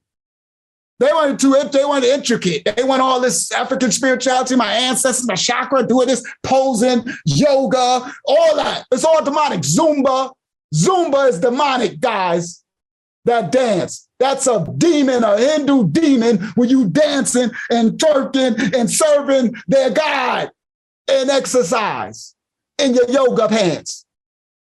It's all demonic. It's all demonic.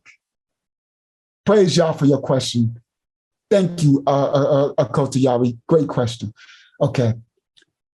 Hukma said, the chakra system seems to be based on the endocrines, absolutely, in the human body, which focus on 7 parts of the human body that's based on hormones, and it's a good study. Yes, so it's based on our endocrine system, which is the system that Yah created, just like we got all these systems within our body. That is, what word am I looking for? That is what they will call magic. You can't even explain how you have involuntary actions and you have everything. Your breathing is involuntary. Like you can do everything that your body is doing. If you broke it down into the scientific term, it will be all amazing that you can't even explain. But guess what we do? We don't go into all that crap. You know why?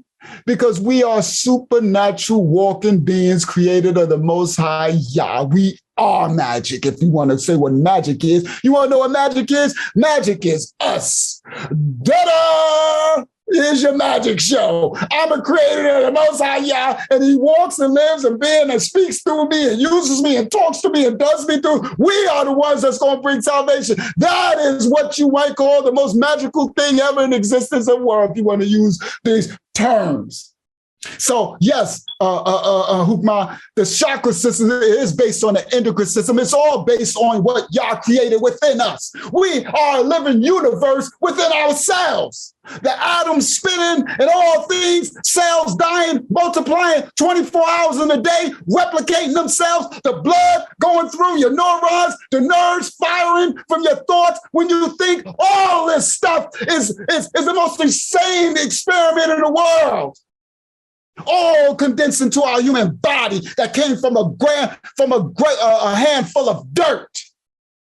You want to know magic? The Most High is the great magician of them all. He created all things created he, them. Do you understand? He is the great I am. He exists. He is. That is our Abba.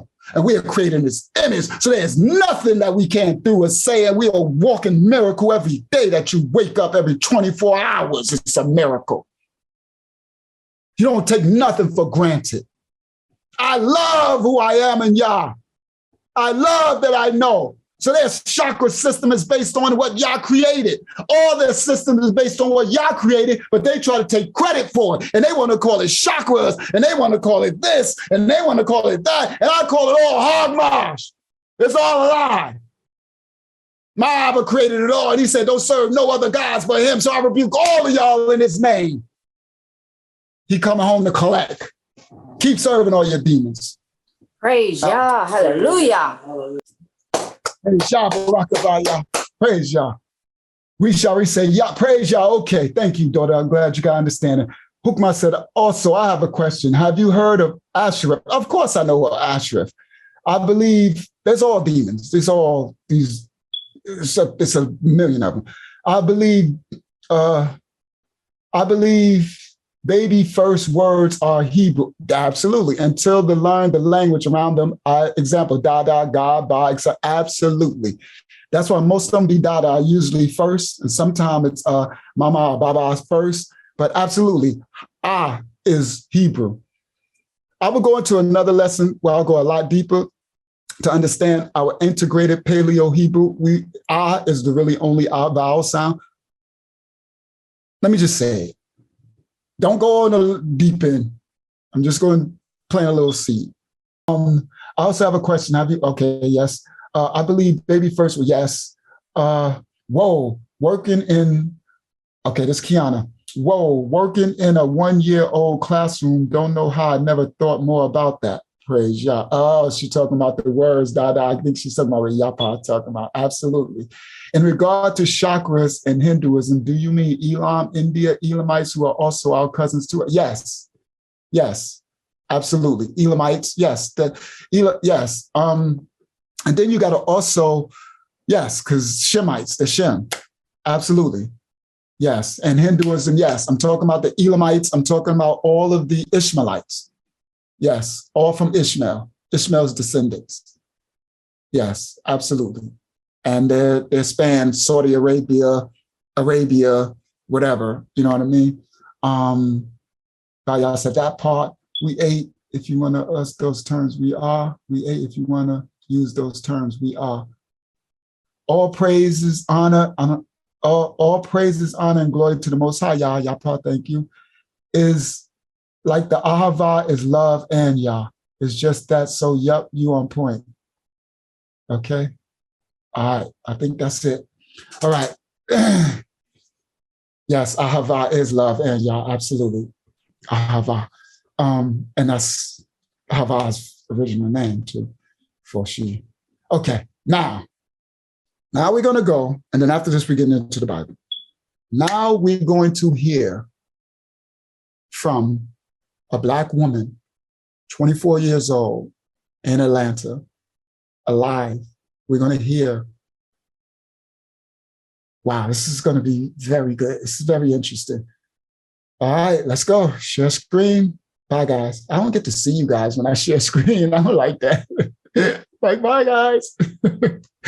All right, see you guys in a minute. All right, share screen. All right, do y'all see my studio screen? Yes? Okay, thank you. Thank you, guys. I see Mama Bear head shaking. All right, okay, so here we go. Y'all should be able to hear, should be clear. I turned it up loud enough. So I'm in Atlanta. Let me set you up. I just released the Curses documentary. I got attacked. Y'all didn't see that testimony. I went to Atlanta to have the surgery. Y'all told me no. If they're going to kill you, do not go into that hospital. Grady Hospital had a gray cloud over it. It was a demon over it. And y'all told me, do not go in there. And then lady told me, no, leave Atlanta, come back home. And it wasn't until now, almost a year later, I just got the surgery, just so y'all know. That's how long I had to be obedient to y'all. So I went there to get the surgery. They released curses, but YouTube banned it. So it was only on Hebrew Connect TV. So my niece, I was awakening my niece, and this is where Yarlene started to get awakened. Just the start of it. And my niece wanted to invite her family member over, her baby mother's little sister or something. And she was like, she wanted her to watch the Curses documentary because she wanted her to awaken, because she's really smart. She's a really strong young girl, really smart. And she my niece said, if she finds out about Yah and serves Yah, she'll be great for the kingdom. So we brought her over thinking she's going to watch the Curses documentary and start having questions, and I can pour into her and awaken her. But that ain't what y'all had in plan. So you're about to witness how it plays. Let's go. Whatever. So everything they say in the Bible, I don't believe. Right. Because it's like, this ain't. Okay, she started off, I started the clip, she said, so everything they say in the Bible, I don't believe. So she talks with the Atlanta. So some of us who, I know those from Atlanta, they can understand everything she's saying. But some of us, I might, if you can't understand, I'll kind of replay what she's saying, because she talks kind of quick, and sometimes you can't really understand it. I don't see how that works, or how that's wrong, or how that's right. Like, you don't have what it is, like a scientist. You know how scientists, they have to have the cause, the effect, the show and everything. prove. You gotta have facts to show and prove. Facts to show and prove. Mm-hmm. So I don't believe that a lot of stuff that they saying there is true. Like the sins that we do, mm-hmm. I don't believe in that. Mm-hmm. So she's attacking the Bible. Let me give you more context. So as I'm playing the first part of Curses, she's stopping me. She keeps stopping the movie. So I immediately realized she's in defense. She's coming to like attack Christianity, because she's in a way thinking with Christians, we ain't Christians. Like, this ain't Christianity. I'm trying to awaken you are. So I immediately sense she's attacked. That's why she's like, I don't believe nothing in the Bible. And so this is what she just said. She said, because I don't believe the stuff in it because there's no scientific proof. There's no way to scientifically prove. And that's why I said, oh yeah, prove it, science. Now, the funny thing is, what she don't know, that she's actually Hebrew, meaning she's actually, parents came over on the slaves. She looked just like us, a pretty black girl, 24 years old. She was attractive and just look like us. She don't look like, she's not a Hamite. You could tell she's a Hebrew. You know what I mean? You could tell you could tell us, right? So what she don't realize is that need for her saying there's no way to scientifically prove it. And that's that Hebrew stuff I told y'all about. We concrete Hebrews. That's what Yahshua said, go stick your head in. I know you need proof, Thomas, that this is actually for real because you're a Hebrew, but she don't know that. So anyway, let's continue. So now you can tell the tone. She's really, and I know what she's doing. So what I start to do was, as I start to realize I'm not going to be able to awaken her, this ain't what Yah is doing, I start to see, as she start to explain her gods, I said, Yah is getting me to get some firsthand evidence of what's going on. So I immediately switched gears and went from trying to teach to trying to get information. Okay. I don't believe God put us on earth to have these feelings, or like or we have this, everybody have the same chemistry, like genetic feeling. So we get angry, we have sex, we do. I don't believe you have to have sex to be married. I don't believe you have to baby. She meant that backwards.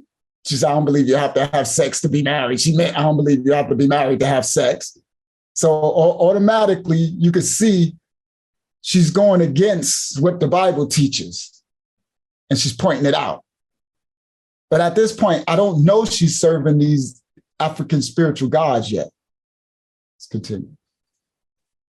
And stuff, I don't believe in it. I don't believe, there's a lot of stuff in the Bible that I don't believe. I got you. But I believe there's a God. Okay. I believe Jesus was really him. Somebody ain't just making him look like, oh, I just gonna pop over and say, this is song. No, like I believe somebody really seen him or really talked to this person. Like they're not making that up, but I feel like a lot of stuff that was in there, the white man tries to put in our knowledge so we could follow a certain way so they can control it. That's true.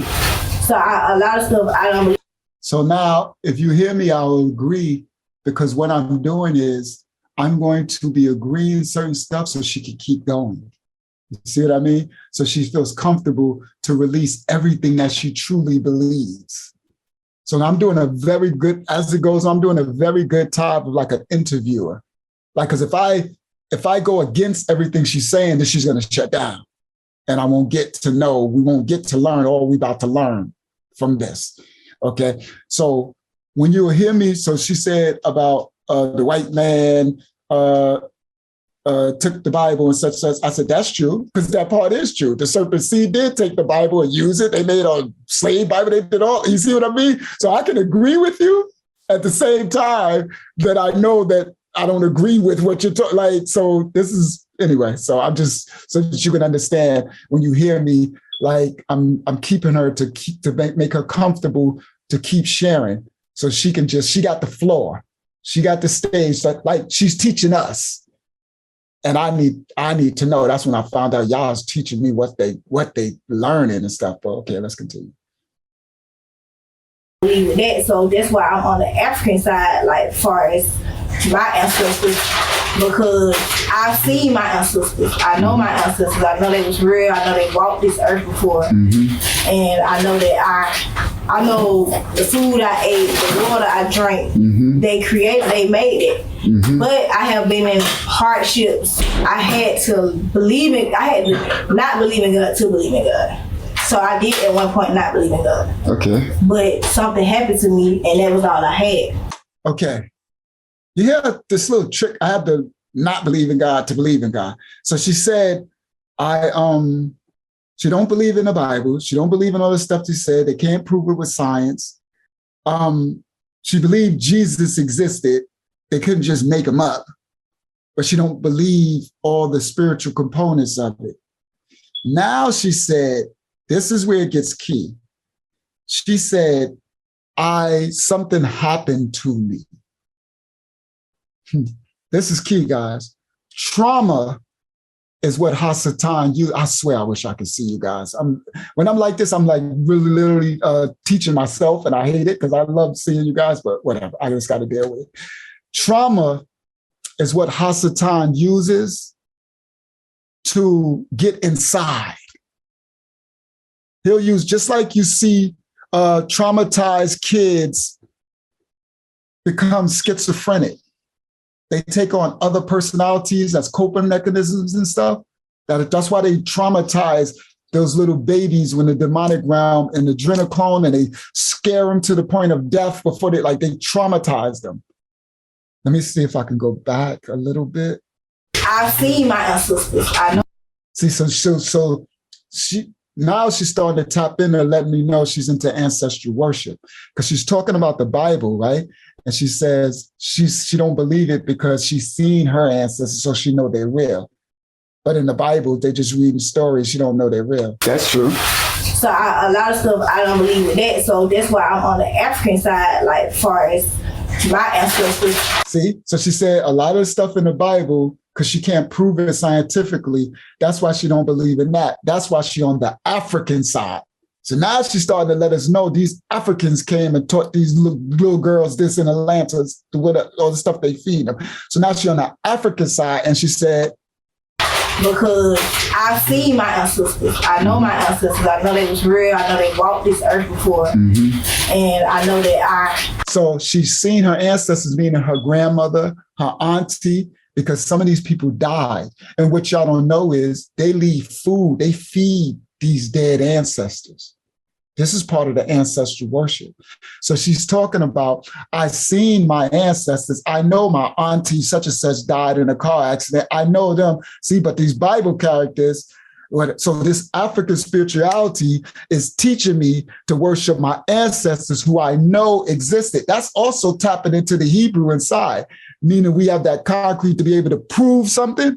See how easy you can manipulate the Hebrew? Okay. I know the food I ate, the water I drank, they made it. So now she's talking about concrete. I know the food I ate, meaning her grandmother made her food. The water, she created that, meaning she went to the store and worked and bought it and gave her the food. She's speaking as a Hebrew, concrete proof evidence. Yahshua, go ahead, stick your hand inside of me, concrete proof. Okay, now you know I exist, let's move on. That's what she's doing, but she don't know it. So she's saying, she could serve these ancestors because she knew they physically existed. She have tangible proof that they existed, right? They gave her the food, they gave her the water, right? So she can worship them. So she ain't got to worship something she can't see, smell, touch, taste, or hear, some mystery, some, okay. Mm-hmm. But I have been in hardships. I had to believe it. Now she starts talking about the trauma. She says, but I've been in hardships. That means now I went through stuff. And I had to stop believing in God to believe in God. What she means by that is she went through the hardship and made her stop believing in Yah, the Most High, and start believing in what she think is the real God. That's cold, what she said. I had to stop believing in God to believe in God. Stop believing in the biblical, what they call the white man religion book God, what they call the Bible, right? And start believing in the true African Arusha, whatever these God. That's what she's saying.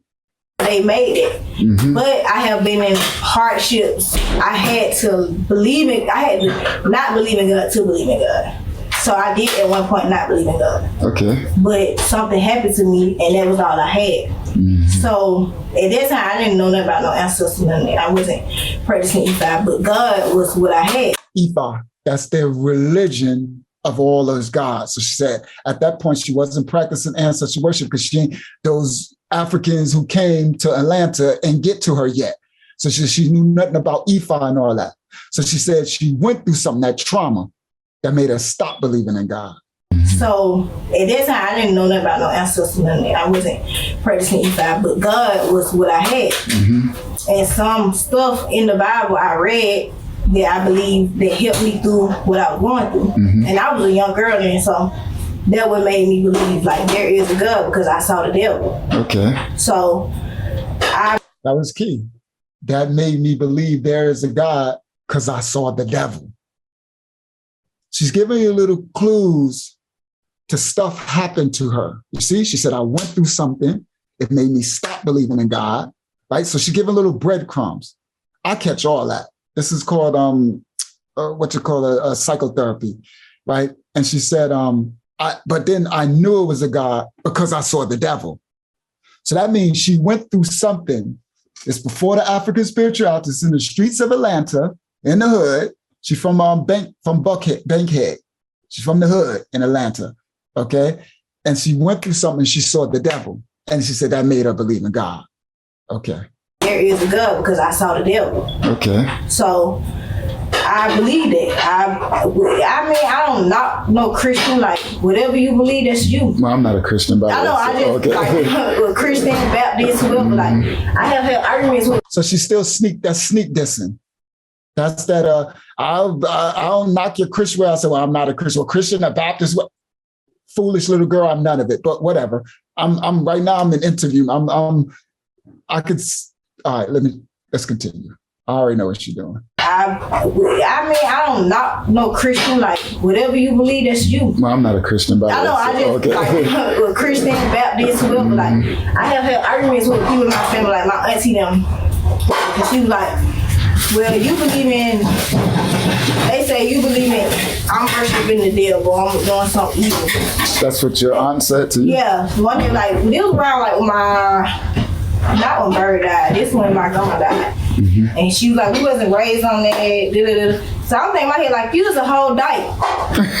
Like, but your wife, but her wife is Catholic. Like, okay, let me break down what she's saying.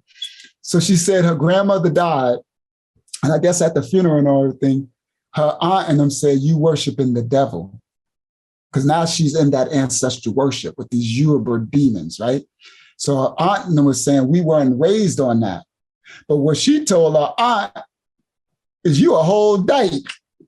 So how you going to sit up here and tell me that I worship the devil? You ain't worshiping your Christian God. See, this is why Christianity facilitates these people to worship these other demons, because they ain't serving either. That's demon too.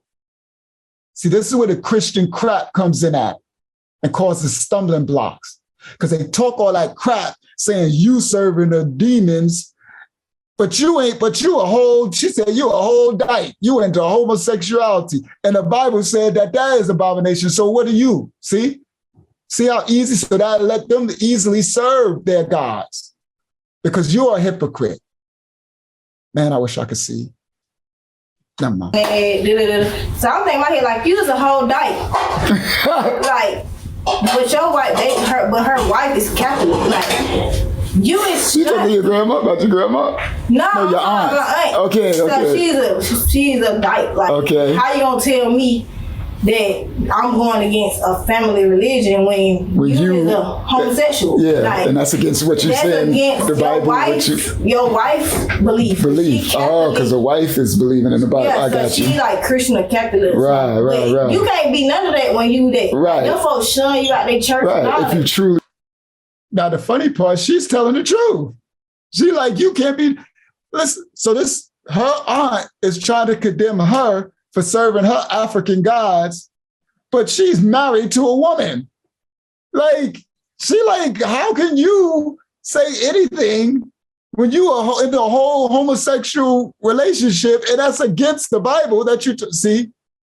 So it gives her room to continue serving her demons. That's Christianity, God. No, homosexual. Yeah, like, and that's against what you're saying. Against the Bible. Your wife belief. Oh, because the wife is believing in the Bible. Yeah, I got so you. she like Christian or Catholic. Right. You can't be none of that when you that. Right. Them folks shun you out their church. Right. If you truly follow it, it's abomination. It's supposed to be. Yeah. So I'm like, why would I listen to you and you not even leading my example? That's true. Good wisdom. I had like a lot of people like tell me like, oh, that was good wisdom. She said, why would I listen to you and you're not even leading by example? She's a really smart young girl. And later you're going to hear me say stuff like, I wish y'all would have got to her before those demons got to her, because she's sold out and she's really smart. But what I believe in and what I do, it works for me. So you can't tell me that I'm wrong or that what I believe in doesn't work for me. Or I'm worshiping something evil because I haven't done nothing evil. Everybody has evil in them. Everybody said, what I'm doing and what I believe in, it works for me. What she's saying, guys, is her serving these Yoruba demons and her ancestors is giving her things. It works for her. Later, she'll tell you she's receiving things. And she says, so you can't tell me it's wrong because it works for me, which is still wrong. It works for me. So you can't tell me that I'm wrong or that what I believe in doesn't work for me. Or I'm worshiping something evil because I have. I could tell you it works for you, but you're wrong. It's still wrong. It's demonic. Sorry, young lady. It works for me. So you can't tell me that I'm wrong or that what I believe in doesn't work for me. Or I'm worshiping something evil because I haven't done nothing evil. Everybody has evil in them. Everybody sin, everybody do bad, but I feel like God gives us a natural feeling because this is us as a person that makes us a whole person. We all have to go through what we go through to be a person. Mm-hmm. I got you. So how did you get introduced to Ifa? Because I remember when it came. I remember. So my baby dad, his dad, the boy, he was practicing Ifa first. Okay. But like my and did he get it from his family? My grandmother, my baby father, his granddaddy was Mason. Okay. But like it was just like people learning from other people on the street. Yeah. Go outside, you learn different stuff. Yeah. Yep. See? So now she's talking about how she heard about Ifa. That's that African Yoruban religion. She said she learned it from her baby daddy. And I said, well, where did he get it from? Did he get it? And she said, no, his grandfather was a Mason. You know, that's an American stuff, the fake black boule Mason thing, right? And she said, no. She said she just got it. It was out in the street. Because Hasatan sent those Africans from Africa, from Nigeria and all of Europe, they sent them into Atlanta and New York and all that type stuff. And they started meeting the women and started pushing that African spirituality, telling our people this is who we are. That's how it got there. No, my baby father, his granddaddy was Mason. Okay. But like it was just like people learning from other people on the street. Yeah. Go outside, you learn different stuff. Yeah. So, but my aunts, my cousins and stuff, my aunt and my grandma, all them did like readings and knew about roots and all this stuff. So, See, she's telling you the foundation was set. Her grandmother, her aunts, and them all did readings. That's that reading, psychic readings, witchcraft, roots and stuff, that African crap, witchcraft.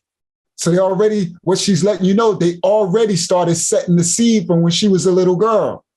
She watched them get readings and stuff. You see, this is an indoctrination. This little girl, well, she's a woman, at this point, she's 24, so she's a grown woman. This woman is telling you, and she got 3 sons right now. And 2 sons. This woman is telling you how she was even indoctrinated before that African spirituality even came. Go outside, you learn different stuff. Yeah. So, but my aunts, my cousins and stuff, my aunt and my grandma, all them did like readings and knew about roots and all this stuff. So I'm like, okay, I dreamed stuff. And when my brother died, I dreamed his death. Like I seen the whole thing happen. Like in a dream. And when I woke up, I didn't remember it being him, but it was my mom instead of him. But when they called me that morning, it was him. But when you know how you replay back in your mind when you hear like the whole dream basically replay, and I feel like I was going crazy. I don't want to tell nobody like I really dreamed this, but I felt like I could avoid the situation or whatever. So when I went to them, I went and I was like, I'm just gonna go get a reading and see, like, am I tripping or was I just dreaming or have deja vu? Am I going crazy? And they told me like, no, you really seen this happen. But that wasn't the first time I ever had a dream like that. Like when I was younger, I used to have dreams. I dreamed my baby when I was pregnant with him. I dreamed how he was gonna look, how he was gonna grow up and be. I dreamed my life before. Like I seen a lot of stuff that happened to me before it happened. And I went and got a reading, and they told me I wasn't just dreaming. See, there you go, a reading. That means she went to a witch. See, but she was already programmed that from her aunts and her grandmother.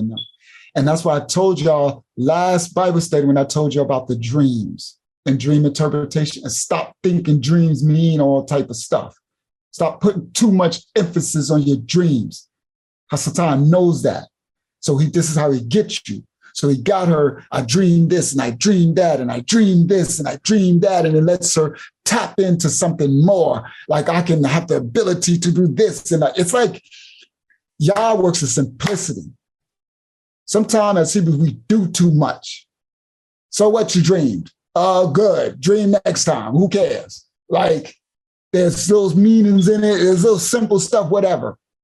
But it begins a process that this thing did something. They gave me clarification. So with that clarification, it made me believe in that. Like, okay, if I ain't gonna believe nobody, I'm believing myself. So that was it. And then I feel like I reach up now, I don't go to church. I remember going to church one time and the preacher was talking, and he was telling a story about like how the old lady was sitting on the porch and the boy walked up and she was talking, she was hooping and hollering, she was singing, she talked to herself, oh God, this, God, that. And he asked her, he was like, how you know God real? And she was like, I feel it. And he was like, how you know he real? You ain't never seen him. And she was like, well, I feel him. And she was like, that still don't make him real. And she was like, well, how you know you sick when you don't see the sickness? Mm-hmm. Or how you know? It's a good scenario. You know, like how you know energy if you don't see it. So it's the energy thing too. Mm-hmm. Like spirit. Like if I walk in the room and I feel a certain type of way, Mm-hmm. or if I feel a bad energy, I know. So I know God real because I have felt it before. Okay. So that's me. Okay, that's interesting. That's good that we got. That's interesting. I got some clarity of where lane you're in, where you come from. Yeah, I'm a very open-minded person on everything. Like That's good. I don't just say, "Oh no, you're wrong," because I don't know. Like I don't know why you said if you can explain to me and you can show me that, I can feel the energy. Like okay, you making some type of sense. Like I'm making sense to you. You'll be like, okay, you making sense. Like I ain't just saying, like some people. I went to the airport. Somebody asked me that they seen, like I had my bracelet and stuff on. The girls had asked me like, why you do practice this side? And I was telling them, and she like, I ain't never heard nobody say that. You sound everybody when you tell them, they be like, oh, that's evil or that's voodoo or something like that. But they be like, okay, that's why. But I practice it because when my brother died. And I needed clarity on something, and I got it. She said, I practice it because my brother died, and I needed clarity on something, and I got it. She said she wears a bracelet, I guess, and she said the people, her friends, or people in Atlanta, be like, where you at? That's evil. That's whatever. But remember, trauma. Remember, that's 2 times she's talked about trauma is the key for her going after these guys. She said her brother died and she needed clarity, and they gave it to her. Okay, they answered what you was asking. Yeah, and like I seen blessings coming. Like when he died, I got a lot of blessings. I feel like he was with me everywhere, every step of the way. Like after he died, I graduated college. I went and worked on the ambulance. I got my first car, got my first apartment. Do y'all hear? After he died, that trauma, she reached out to those guys. They answered her. They told her what's going on, and she started receiving good things. She said she got her first job. She graduated college. She got a job working in an ambulance. Later, you're going to see how committed she is to it. It's because they gave her things. They proved themselves to her. I'm like, okay, I dreamed stuff. And when my brother died, I dreamed his death. Like I seen the whole thing happen. Like in a dream. And when I woke up, I didn't remember it being him, but it was my mom instead of him. But when they called me that morning, it was him. But when you know how you replay back in your mind when you hear like the whole dream basically replayed, and I feel like I was going crazy. I don't want to tell nobody like I really dreamed this, but I felt like I could avoid the situation or whatever. So when I went to them, I went and I was like, I'm just gonna go get a reading and see, like, am I tripping or was I just dreaming or am deja vu? Am I going crazy? And they told me like, no, you really seen this happen. But that wasn't the first time I ever had a dream like that. So she said she went to them. So they had priests, these Africans from the continent that are in Atlanta, and these people are being introduced and they're going to them. So she said she went to them and told them about it. And they said, no, you're not tripping. You did see this, okay? He was with me everywhere, every step of the way. Like after he died, I graduated college. I went and worked on the ambulance. I got my first car, got my first apartment. Like I was growing, and I feel like a lot of stuff he blessed me with. So I went and I blessed him back. And now like I just go with it. She said she went and she blessed him back. She's talking about her dead brother. She went to them. She's got the job, her apartment, all that. So she feel like he blessed her. So she blessed him back. What she's talking about by blessing them back is they teach them to set up shrines in their houses, and they serve the dead food. they give the dead the things that they liked in the earth. So her brother, let's say if her brother liked to smoke weed, she will take a blunt, smoke it, put it at her altar, and let it burn. That's her giving her dead brother a blunt. If you like to drink, they leave food out. Let's continue. Okay. I used to practice the Riri Ifa. That's Orisha, but I don't practice Orisha no more. What's the I practice Orisha. What's the difference? Orisha is more like you dealing with like the Orisha gods more than you deal with your ancestors. So I do that like Ogun. Oh wow, we just learned something. So she said she don't practice the Orisha as much as she practiced the other. I forgot what she just said, but she said the Orisha is when they worship all the gods, those African gods. But the one she practices more is when they worship more of the ancestors. Wow. I told y'all we was going to learn stuff coming straight from the mouth. And I know this, I'm hoping, matter of fact, let me do something. Stop shit. Let me see what y'all talking about over here. Okay, good. I was hoping this wasn't boring you guys. Okay, praise y'all. Thank you, Baraka, for letting me know Andre went to rest, because I know he has a long, thank you for letting me know. All right, let me read. All of the cousins are on the chakra path making candles and stuff. I'm still the only bro I know, lonely place. Just FYI, Andrea's going to rest. It was a long day for him. He won't be up to read tonight. He said, great lesson thus far. Praise y'all. Praise y'all, Andre. Thank you so much for all that you do.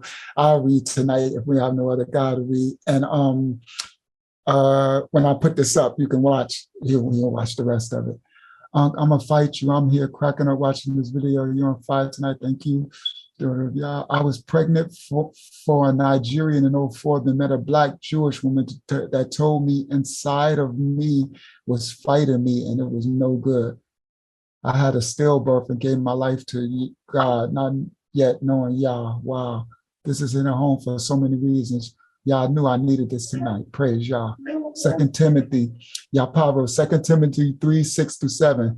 For of this sort are they which creep into the houses and leave silly women laden with sins, led away with diverse lusts, ever learning and never able to come to the knowledge of the truth. Praise Yah. I am going to fast for real, like a Esther situation. I ask y'all to please give me favor with my cousins. Say they will actually watch something I send them. God, I'm off camera. I'm crying a mess right now. Wow, Uncle. All right. So at least I know y'all receiving. It gets better, guys, because she's just getting started. So I'm making her comfortable. And now we know that she's more into the ancestor worship. So she got a Baba, a priest, an African person from the continent who's there in Atlanta, who she's going to. She said Apollo deals with more of the dead. So we're learning some of their names and everything. So her Baba, her priest, deals more with this Apollo, the dead part, ancestral Excuse part. me. I'm sorry. Yes. No, that's okay. You have to share your screen because we didn't hear none of what you're talking about. Oh, crap. Thank you. Thank you, Ari. I know that's Ari. This is a voice came out of nowhere, too. It just said, excuse me. I'm like, what was that? Okay, I'm sorry. Thank you for that. All right, let me, how do I do this? Thank you, Ari, because that was bad. I mean, y'all heard nothing that was... We were both waving like, no, we forgot you can't see us. I can't see nothing. We like, yeah, we can't hear. Okay. All right, let me put it back there. I don't practice Orisha no more. What's the I practice Orisha. What's the difference? Orisha is more like you dealing with like the Orisha gods more than you deal with your ancestors. So I do that like Ogun, Eshu, Shango. I know Ogun, okay. I knew that's who he's going, African spirituality. Yeah, so I do deal with that, but with Apollo, we deal with the dead way more. So like my Baba, my priest, he very big on like your ancestors. So that's what I stopped. She said, so we just learned something there. Apollo deals with more of the dead. And her Baba, which is a priest, which is some African from the continent who came over to Atlanta, that they going to this doggone wicked demon, and he's teaching them this stuff, right? These daughters of Yah, remember, these are Hebrews. We listening to this Kemetic, Hamitic, demonic, Solomonic, devil, demon worship that our ancestors did, worshiping ancestors. So her Baba, which is her spiritual priest, is more into the Apollo ancestor worship the dead part than the Orishas, the other gods. So we just got that from that.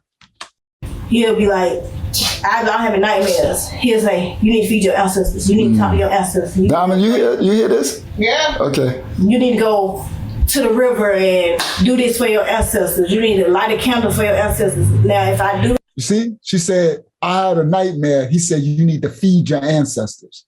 You need to go here, go to a river, go do. This is some serious stuff. These are the African-American women. This is what they are learning, guys. This is why they're talking about the Black woman is God and all this stuff. This is what these Africans are teaching them. But they think they are our people. Those are not our people. Are we going to work over there with this? You have to do something for Orisha, he would tell me. But most of the time, like, we are on the dead. Like, your ancestors is your blessing. Your ancestors is your guardian angel. And in Apollo, we have Orishas, we have guardian angels, and we got our ancestors. Okay. They believe. Your ancestors are your blessings. Your ancestors are your guardian angels. And Orishas, we have our, remember, they ain't talking about the Most High. They ain't talking about Yah, God. They're talking about their ancestors are their gods and worship, and this is where they're getting everything from. I believe that if I believe, when you're born, you have a guardian angel automatically. Everybody is born with a guardian angel. Somebody, when you come out the womb, somebody is walking with you every step of the way. It's an angel assigned to you. Yes. So I had to light a candle for my guardian angel. I had to light a candle for my ancestors. I had to light a candle for my Orishas. Like, I have different candles for that. Like, depending on what I'm going through or the circumstance. Like, recently. So she's telling you she got a shrine in her house. See, I have a lighted candle for this. I have a lighted candle for that. I have a lighted candle for that. And if I'm going through something now, let's continue. Because I know people like, you might just be talking around. But I have to tell them, like, stuff, events that have happened. So recently I had got to fight with my cousin and I lost the way that I make my money. So I couldn't, my car had got repossessed. Oh, damn. And I couldn't pay my rent and stuff. So I had a dog. I was trying to sell the dog, couldn't sell the dog, nothing like that. So I had to do a sacrifice. Woo! A sacrifice where I had to get 2 roosters, pray. She said 2 roosters? Did y'all hear her? She lost her job, didn't have English, so she had to do boy. First of all, let me read what's in this chat. I got it because Ari was typing up a story. I need to read what she wrote. I'm sharing. Where's the chat? It's something because she started off saying that she didn't believe the Bible because it couldn't be proven by science. But what reason can she put forth to confirm what this priest is telling? Absolutely, Ari. You see how they trick themselves? Because everything she's saying from here forth is not proven with no science. It's all spiritual stuff now. You all talking about like he's just dude telling you to go to the lake and do this and all this crap. Yes, Yapa, she opened herself up to demons. And this is big, guys. This is huge. Way bigger than y'all know. Way bigger than y'all know. All right. This is getting kind of good. She said she did a sacrifice of roosters and stuff. I'm like, whoa, this is going left. This is going left fast, right? This is going down here faster and faster, right? It's like, it's getting darker and darker. That's what's crazy. All right, share screen. My cousin and I lost the way that I make my money. So I couldn't, my car had got repossessed. Oh, damn. And I couldn't pay my rent and stuff. So I had a dog. I was trying to sell the dog, couldn't sell the dog, nothing like that. So I had to do a sacrifice. A sacrifice where I had to get 2 roosters, pray. Had like a stick like that. It's a stick looked just like that. And but it got like a head on it and all types of stuff. Then he cut the rooster head and he prayed and I prayed into it. And the whole November, was a lesson and a blessing. Like I got my blessings, I got my car back in my car and stuff. And you got your finances straight. Yeah, and it's just me, but I sometimes I feel like I'm pregnant. Like I shouldn't be by myself. Like I need support and all that. But I have to realize that I have my ancestor support. I have EFI support right now, so I'm okay. Like I'm getting through everything that I'm getting through, and I'm supposed to go through lessons to learn. When I do get to where I need to be, when I get on top of that mountain, I can scream, shout, and be like, I did it by myself, and I did it with my ancestor help, and I did it, and I conquered everything that I needed to do, because I have to go through that to be a strong woman and independent. Me being so independent anyway, I have to go through everything I'm going through. So now, like even when I go through stuff, I be like, I'm gonna be okay. Independent woman.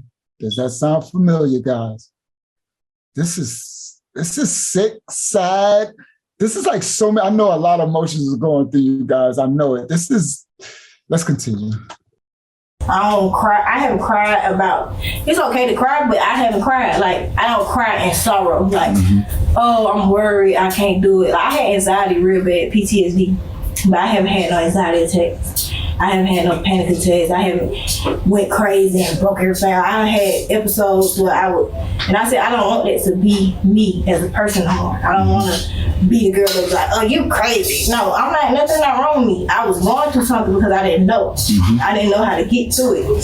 So I knew then, like, that's not the girl you want to be. You don't want to be the girl that, yeah, my family, they'll say it real fast. Oh, something really wrong with you, because I have really been to the hospital for something.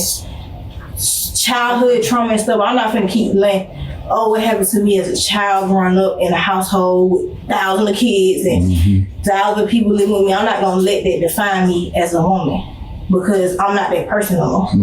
I'm not that child no more. Like, yeah, that's a part of me, and that was a lesson I had to go through, but I earned something for that lesson. I got a child, now I got kids that I can teach, and I can show them as men, you don't have to worry about nothing, because I'm gonna get it out the mud for you. But when you get it out the mud, you're gonna get over there. You're gonna go through stuff, but you can get through whatever you're going through. And whatever you're going through, as long as you got faith and you believe, you're gonna get through it. As long as you doubt yourself and you hold your own self back, the only person that can hold you back is you. So that's why I practice EFI too, because it gives me more clarity on myself as a person. Do you hear? She said, as long as you have faith and believe. It sounds like she's talking about God sometimes. But then she's talking about some Ifa ancestors. She said she's raising sons. But she also said, and I know this part, is she grew up in a household with a lot of people. Her grandmother had Big Mama's house in Atlanta, in Buckhead. Her grandmother was the house that took in neighborhood kids who had nowhere to live as well. So she had a huge, I met them. She has a huge family. Like, it was literally, okay, so in grandmama's house, it had to be like literal, no exaggeration, 27 kids. Like 27, 2, 3, 4, 5, 6, 7, 8, 9, 10, 11, 12, 13, 14 age groups. 27 kids, all living in one house, cousins, brothers and sisters, nieces, all living in grandma's house. So they all go to school. They got the huge family in the hood. I seen it. I was in the house because my niece took me in there. First time I went to Atlanta, and I was like, what? And trying to hook me up with some doggone girl with 99,000 kids.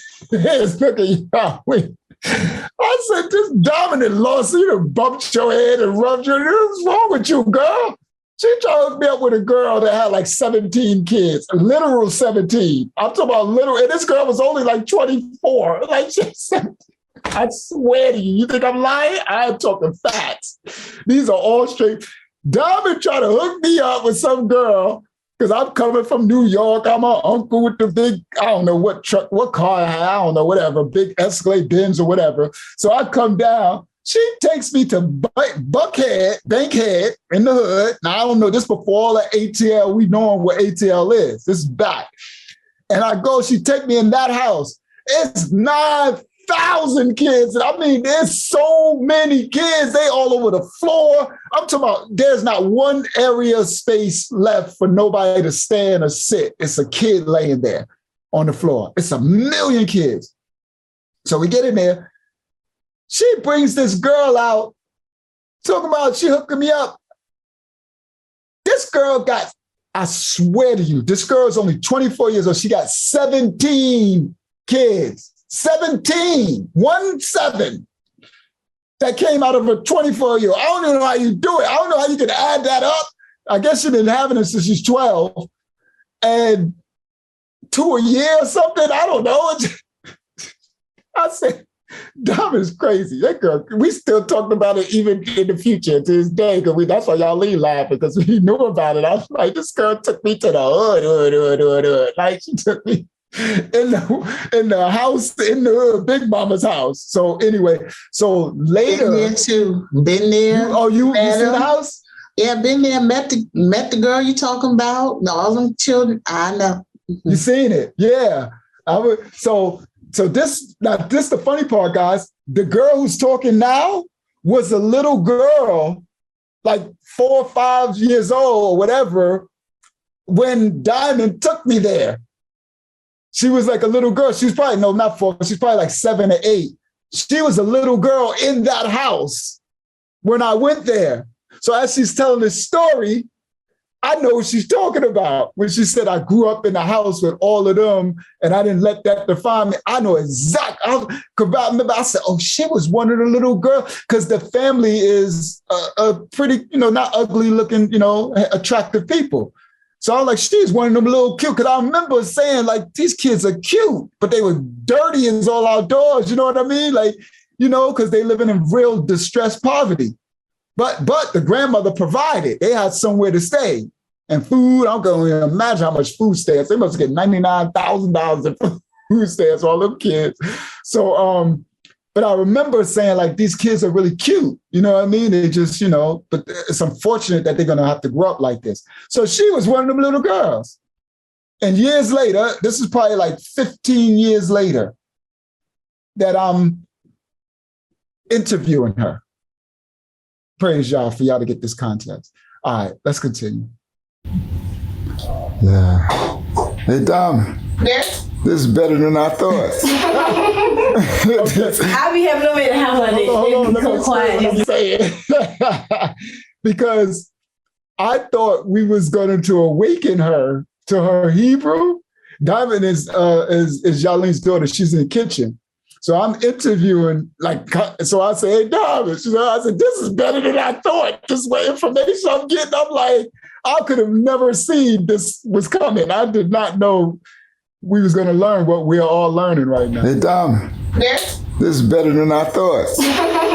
I be having them in the house like this. They be so quiet just listening to me. This is so good, Diamond. You have no idea. That's why when she said, I'm like, I want to hear this. I'm receiving I get it. Yeah. And this is Atlanta. Yeah. You get it? Yeah. And I already knew this. I know when this started. You feel me? I know when. Right now, guys, I'm talking in code around her because I don't want her to know that I'm talking, because then she'll turn off and stop. So I'm telling Diamond, I'm like, this is Atlanta. I know that these Africans are here. I knew that this African spirituality was here. So listen. When this started and everything and how, but it's just, she's bringing so much clarity, and the fact that she's so young, and the fact that she's a strong young sister. Yep. You get it? Like, she's needed. So it makes all the sense. Okay, as you see, I said she's needed. I said she's a strong young sister, and I got to be careful. And I said she's needed, meaning she is needed in the awakening. Imagine if I was able to awaken her, because she's a smart, strong, young, Black woman. She is needed in the awakening, but he got to her first. Okay, listen. Since in the world, what happened? Yeah. Let me go back. You know what I'm talking about, right? Yes. Try and talk. Yeah, and let me go back a little bit.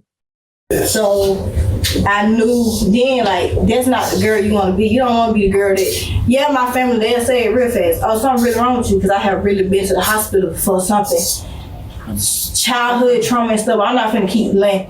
Oh, what happened to me as a child growing up in a household with thousands of kids and thousands of people living with me. I'm not gonna let that define me as a woman, because I'm not that person no more. I'm not that child no more. Like, yeah, that's a part of me and that was a lesson I had to go through, but I earned something for that lesson.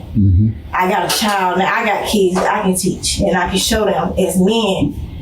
You don't have to worry about nothing, because I'm gonna get it out the mud for you. But when you get it out the mud, you're gonna get over there. You're gonna go through stuff, but you can get through whatever you're going through. And whatever you're going through, as long as you got faith and you believe, you're gonna get through it. As long as you doubt yourself and you hold your own self back, only person that can hold you back is you.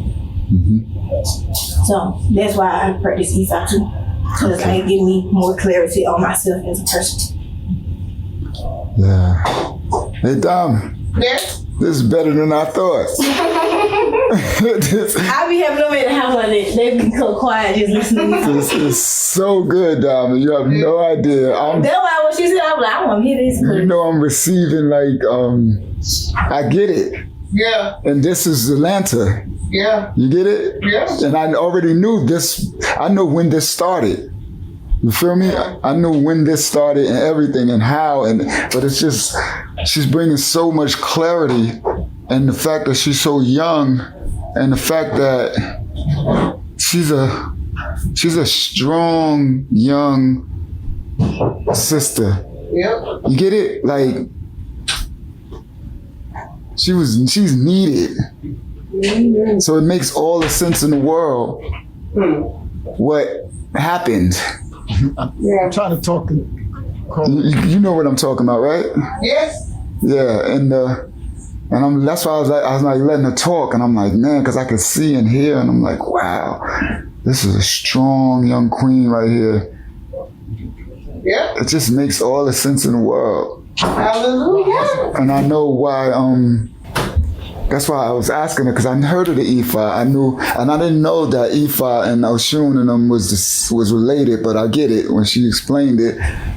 And I understand African spirituality and when it came and why it came. Yeah, because it's two sides. Like, the Apollo is more dealing with Congo.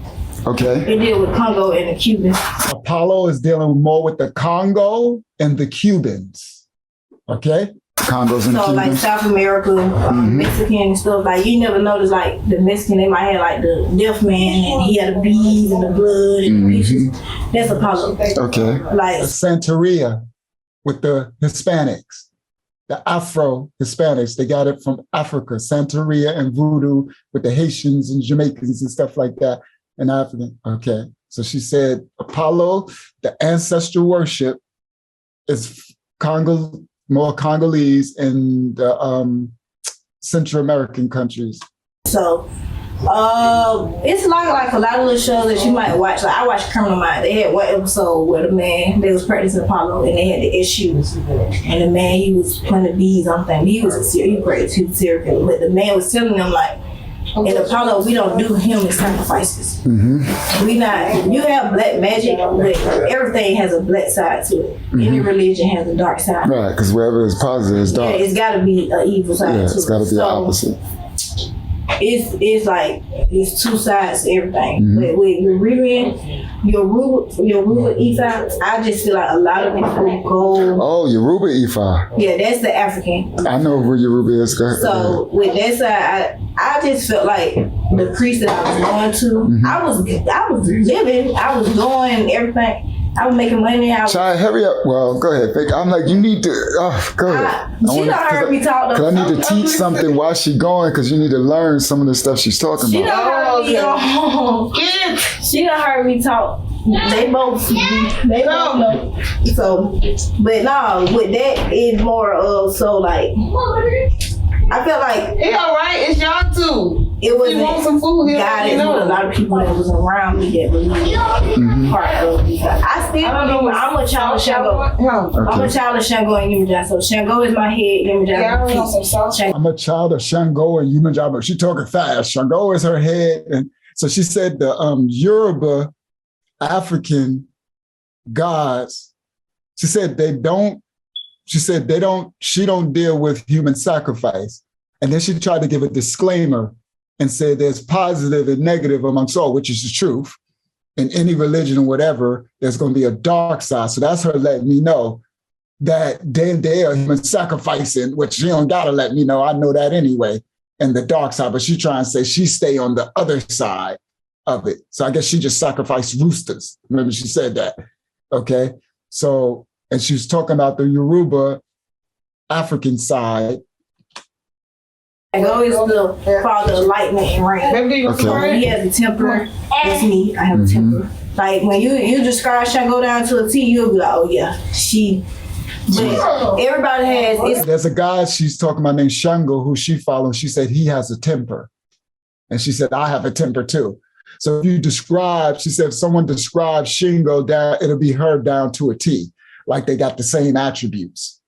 7 powers. So they Shango, Ogun, Eshu, Obatala, Ochosi, and who else again? Yemanja. Okay, she said it has 7 powers, 7 chakras. If Yari is still here, she'll watch it play back if she's not. This is what I'm talking about. Everything is in relational. Is my head, Yemanja. Shango is the father of lightning and rain.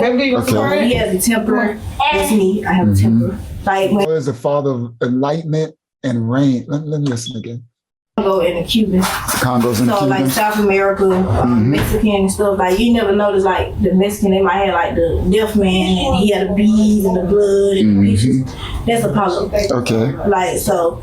It's like a lot of little shows that you might watch. Like I watched Criminal Minds. They had one episode where the man they was practicing Apollo and they had the issues, and the man he was playing the beads. This is stuff we don't even know about. She's watching a show called Criminal Minds, right? She says on a lot of TV shows, and they had a show on Criminal Minds where a man was practicing Apollo. I don't really know what that is. You said he had the beads and stuff. Okay. I'm a child of Shango and Yemanja. So Shango is my head, Yemanja. Shango is the father of lightning and rain. Okay. So he has a temper. That's me. I have a temper. Like when you describe Shango down to a T, you'll be like, oh yeah, she. But everybody has it's 7 powers. So there's Shango, Ogun, Eshu, Obatala, Ochosi, and Yemanja. And I said Oshu? Oh yeah. You said Oshu. Oh yeah. Okay. So Oya is and Apollo, Oya is Mama Chola. That is dealing with the cemetery, the dead, the whatever. That's in deal with the dead. She deal with the dead or whatever. Yemanja, she's the mother of the ocean. So she birthed all 7 powers. Okay. So she birthed all 7 powers. Like the Virgin Mary, and she's from the ocean. Yeah, from the deep. She's the mermaid. So I got a mermaid on your arm. Yeah, I got a mermaid on my arm. Okay. And you see, she related her to Mother Mary. This is like a bit much. It's just crazy. Like she's the mother of business, fertility. Like she loves her kids. She loves all her children. Like she don't go to war about her kids. Like, she not gonna play. Yeah, she's talking about them like they a lot. She just sat up there and said she can't believe in the Bible because these people you can't. But she sit up there and talk about these doggone spiritual people like they're alive. She love her kids. She in the ocean. She doing this. Like do you see the witchcraft they do on them? But you'll make it. I can't believe the Bible because it ain't tangible people because you're just talking about spiritual people. But I'm going to sit up there and talk about the mermaid. She loved her kids and fertility and all. Oh my goodness. She take care of her kids. She handle her business. So she got a temper too. So me being Shango and she got a temper too. Yeah. She got a temper too.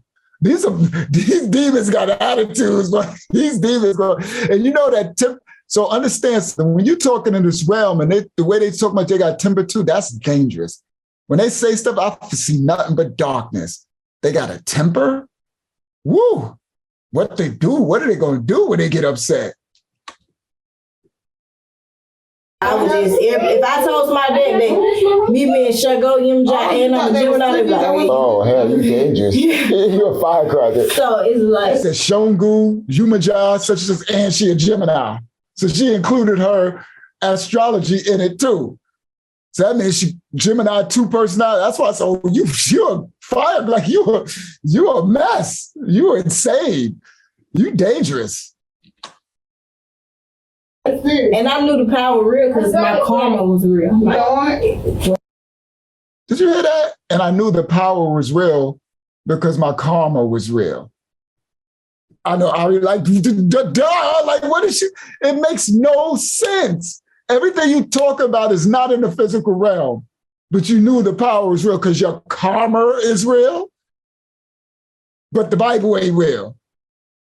But so I have gave me, once you get a person like me around you, you gotta keep a person like me around you. But if you don't know that knowledge, they gonna show you like you gonna regret losing her. You gonna regret betraying this person or whatever. So that's why I'm alone, because I don't let too many people get close to me. So once you have a person like her around you, you gotta keep her around you because you're gonna regret losing her from being around you.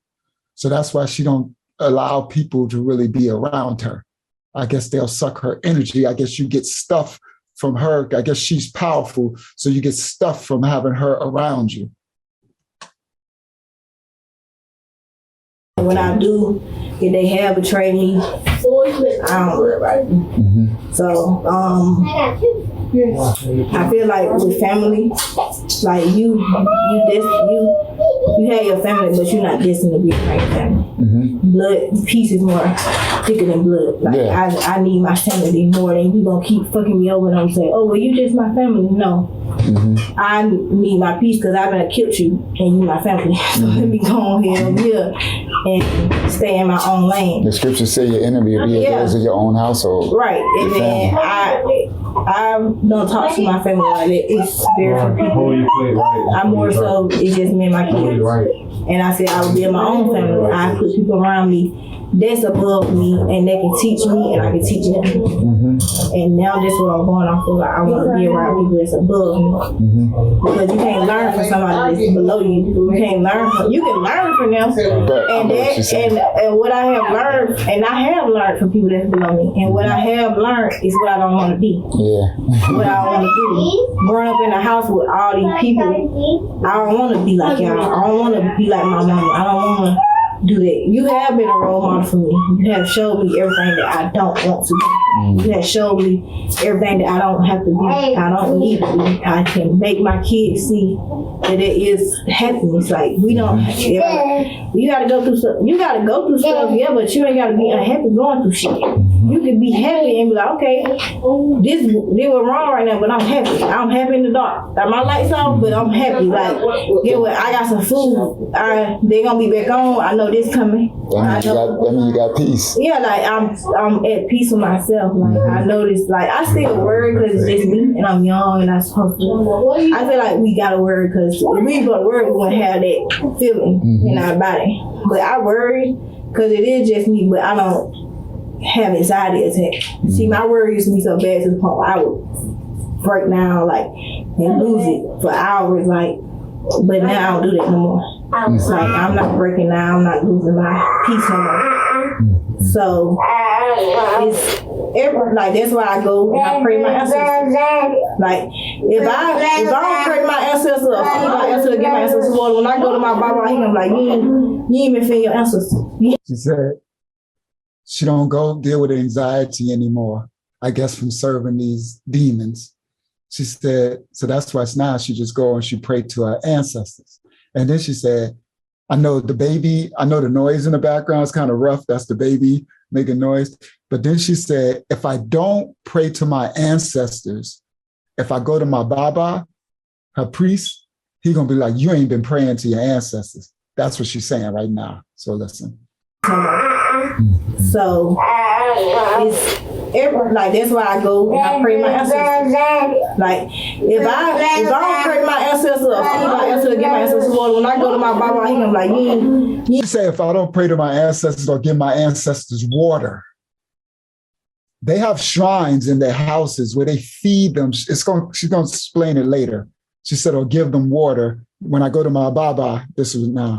You even feed your ancestors. He'll know as soon as I walk in the room. Like, you ain't talking to them. How did you meet your Baba? She said when she go there, he gonna be like, you ain't been feeding your ancestors. She said he'll know as soon as I walk in the room. This African man from Congo or Nigeria, wherever this demon came from, to Atlanta, she's going to. One of them she said was Yoruba, and then she said was Congo. Yeah, it's Apollo.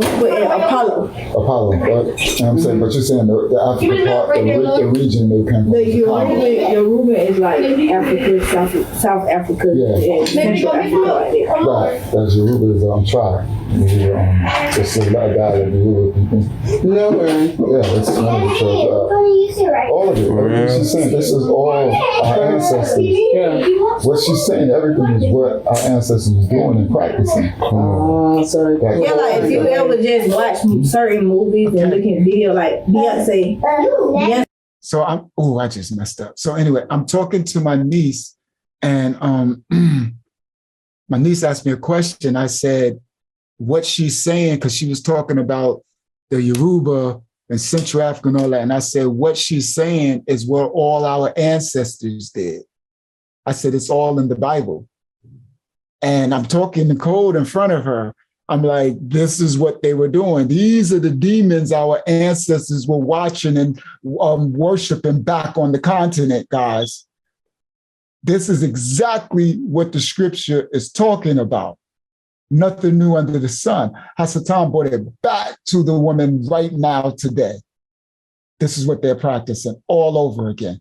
The same ancestral worship demon that they turned against Yah over and over again for these gods, and these gods give them stuff. These ancestors. Now I know Hasatan just messed me up bad right here. Let me see. Let's go in the rest mode. Oh. Yep, I know it. How did you meet your Baba? What do you want? So I made like noodles. So I tried to ask her, how did she meet her Baba? But then my niece told me, what you want? I made noodles and I had no taste. And I'm like, oh my goodness, because she's trying to make me vegan food. So she's trying to make me vegan food and she messed it up. All right, so let me go up a little bit. And I'm almost finished, guys. I'm hoping is this okay? Okay, thank you. You know how I am. I don't know. I know it's important, but we're going to learn a lot. Like, this is stuff we need to know because we don't know what's going on right under our noses and what these kids are learning and what they're into and the demons they're serving. We have no idea. Leaving here, you're going to learn. Like, when I watched, I learned so much. I'm like, wow, I know what this is all about now. Now you guys know all this crap. So when you see it, you're going to already know, oh, Risha, oh, Shun, this. Ifa, like you're gonna already know, oh, I know what this is. This is African spirituality, demon, black woman, God. So you already know. Praise Yah.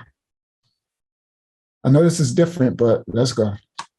Yeah, it's all of it. Everything she's saying, this is all our ancestors. Yeah. What she's saying, everything is what our ancestors was doing and practicing. Yeah, like if you ever just watch certain movies and look at video like Beyonce, you'll see like the women with the chains on their neck and the cuts in their face. Like if I were to become a priest, but they said I'm supposed to become a priest. She said, watching Beyonce, and they have women's in her videos with the cuts, chains on their neck and cuts on their face and stuff. And she said, if she would become a priest, and then she said she is supposed to become a priest. So now she's about to talk. Yeah, like if you ever just watch certain movies and look at video like Beyonce, you'll see like the women with the chains on their neck and the cuts in their face. Like if I were to become a priest, but they said I'm supposed to become a priest, but it's like I would deal with the dead. Even when I was on the Yoruba side, like dealing with the Orishas, they had already told me like I was gonna be an Egungun priest, so I was gonna deal with dead all the way. Because I dream. Yeah. So I would like get a connection with somebody in a dream. Remember I told you about the boy that I dreamed? Right? So they told her that she was going to be a priest because she dreamed. And she told them about the dream. So they're saying she's going to be something because she's seeing to the dream realm. Okay, thank you. They were trying to tell me something. I don't know what it was, but I think you trying to tell me I'm be okay. But yeah. So they got that side, and then the Apollo side is more voodoo and ancestors. That's from the Congo region. Yeah, that's the Congo, South America. They turned away from y'all to do that. They always been doing it, yeah. That's where the curses from. Well, yeah, give me a second. So, yeah, so that's what, and it's coming back. That's what, so what, the reason why I came back, because remember when I said, or in the documentary, when he remember I said, Hasatan know that the awakening is going to happen? About 2015 is going to start the awakening. So he got those wicked moves out there in the street with the bullhorn, because people out there ahead of the awakening. Right. So that ain't the only. This another form. Oh, different, a lot more. And also to the other tribes that, like she said, those tribes in the Congo is also in, I think she said Dominican Republic. What you South America. South America, right. Those are. Okay. So Central America, South America, all that Santeria, that's Javier. Yeah, right. Yeah. That's why I told you Javier's winning, getting the ancestry from his ancestors. Yeah. So that's Santeria, that's what voodoo is, that's the Haitian and stuff. Yeah. These are all African traditions, spirituality that come from what they practice in the other gods, the demons of it. Like, so it's like all that. So Hasatan released all of it because you got to snatch, you got to snare everybody before you get it. You know, and look how wise she is, and look how astute she is, and just like imagine. You see, that's why I'm sitting there like, oh, these dude is the illest. I was saying, imagine if she was serving Yah with that same zeal and vigor. Got our babies, like he got our like strong, like, can you imagine? Yeah. I'm like, and the good thing I'm thankful for is that she was able to explain to me the different, because I knew about it, but I never went in because I never met one to actually befriend to know it all. But so a third of the awakening is being grabbed. I'm trying to think of the right words not to offend her, because she's still there listening, guys. So I'm trying to think of the word where I'm like, a third of the awakening is being ensnared by this. But if I say the wrong word, she's going to take offense. She's going to feel like I'm disrespecting her gods and stuff, like it's bad. And it's like, how can I say? It's crazy. Like, you'll learn the further that you awaken and the further that you start to, you'll see what's happening. And a lot of it was Atlanta, and it makes sense because I remember when it started Atlanta, because Atlanta from back in the days was gonna become the home to, to Yahshua. So of course it has the focus really here. And so Yahshua is really awakening. That's why they're becoming vegan and searching for third eye. They're searching for anything because they're searching for their true path, ancestral path. Yeah, a lot will come later. So this was for a different reason. It was for. So I was telling Diamond, this is for a different reason. I thought we was bringing her there to awaken her to a Hebrew Israelite identity, but I'm like, she came here for a different reason. This is for a different reason, for us to learn. A different reason. But it was good. I'm glad I found out. I just know that what she could have become, like what she would have been very powerful. Yeah, very much needed. Yeah. I've been getting it a lot lately, like. See, so I was good. I talked in code. She has no idea what I'm talking about. So I said, I noticed that what she could have became Hasatan hadn't grabbed her. That's what I'm saying. And she got Yash, she could have been very powerful. And then she gonna come on and say, I've been getting that a lot, that I'm powerful. So I did good. It went right over her head that I'm talking about she's serving these demons. See, because I can't let her know. She's right there while I'm talking. So I'm talking to my niece and her husband in a coded way to let her know, like, Tag Hasatan did good. He grabbed one of our strong, young, smart, Black queens, Black mother of civilization, and grabbed her in her prime to serve him. And she just don't even get it. And how if she would have been serving Yah, she would have been powerful because she's loyal, right? She got the attributes, the intelligence, the loyalty, all the different things to serve, where other women are just out partying. She ain't partying. She ain't clubbing.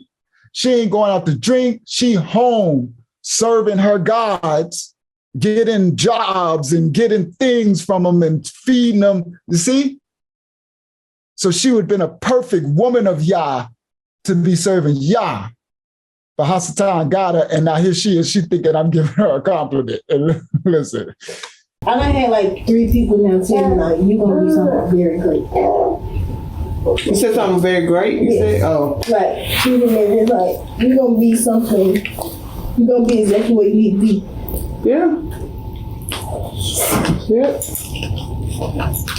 But I always knew that when I was a little girl, because I always was different from my family. They're like, you don't, this don't do people. You wouldn't even know you were related. So in this, when we watch this, it's not trying to turn you into anything. It's not trying to get you to receive anything.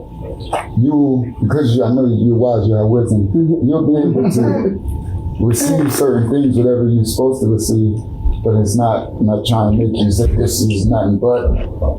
But what I will say is, they have key pointers in there for me to get points out of. And it's from your ancestors. Like, the funny thing, the hilarious thing that I felt when she was talking, she kept saying, this when you press play. Okay, so I'm talking about, I said this Curses documentary, because I was trying to get her to watch it, but she kept stopping. She kept stopping the Curses documentary and kept talking, because it was bothering her ruach, her demons. So she couldn't watch more than 5 minutes of it, and she would stop it and start talking about these demons, right? All the way through, to the point where we only got 10 minutes of, it's a 2-hour movie. We watched 10 minutes. She could not watch any of it because those demons wouldn't allow it. So I said right here, I said, this documentary is not meant to try to change you into nothing. Right? I'm saying, I'm not trying to make you a Christian. I'm not trying to make you but there will be things in here that you can receive. And she said, oh yeah, things that I can receive, right? And now I'm talking cold around her. Then I said, yeah, it's all from your ancestors. Because what's in this documentary is your wicked ancestors who kept turning against the Most High, serving other gods. So I'm sitting there like, and then she like, oh yeah, we could get, and I'm like, this girl is so clueless. She has no idea that, yes, this ancestral worship that you're worshiping is what this documentary is about, the curses. In a second, she's about to break down what the curses mean. Mind blown. I'm like, what? Listen. Well, this is not the one because we did the beginning of it. But as soon as it started, it says, our ancestors said, that's how it starts. That's the first one said it, and I'm laughing because the only thing she keeps saying is the ancestors. You know what I mean? So I was laughing. I'm like, wow, this is crazy. But this is very interesting. They know. Very interesting. Because the ancestors, they know before they die. They start telling you stuff. She said the ancestors know before they died, and they started telling you stuff. Yeah, you might as well start. Yeah, go ahead. Curse and all of his burdens. So this is a clip. I'm playing a clip from the Curses documentary. It ain't gonna get far. Be broken from the feet.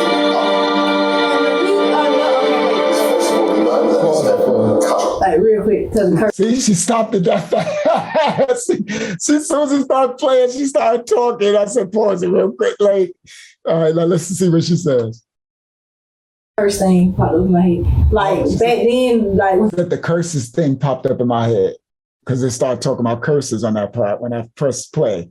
It said, my people are cursed, and it just started to play the documentary, and she stopped it. Now she's about to explain what they teach the curses are. supposed to be cursed because our king sold us to the white man. So the ancestor was basically like punishing him for selling his kids to the Okay. She said, this is where the curses come from. They don't come from Yah.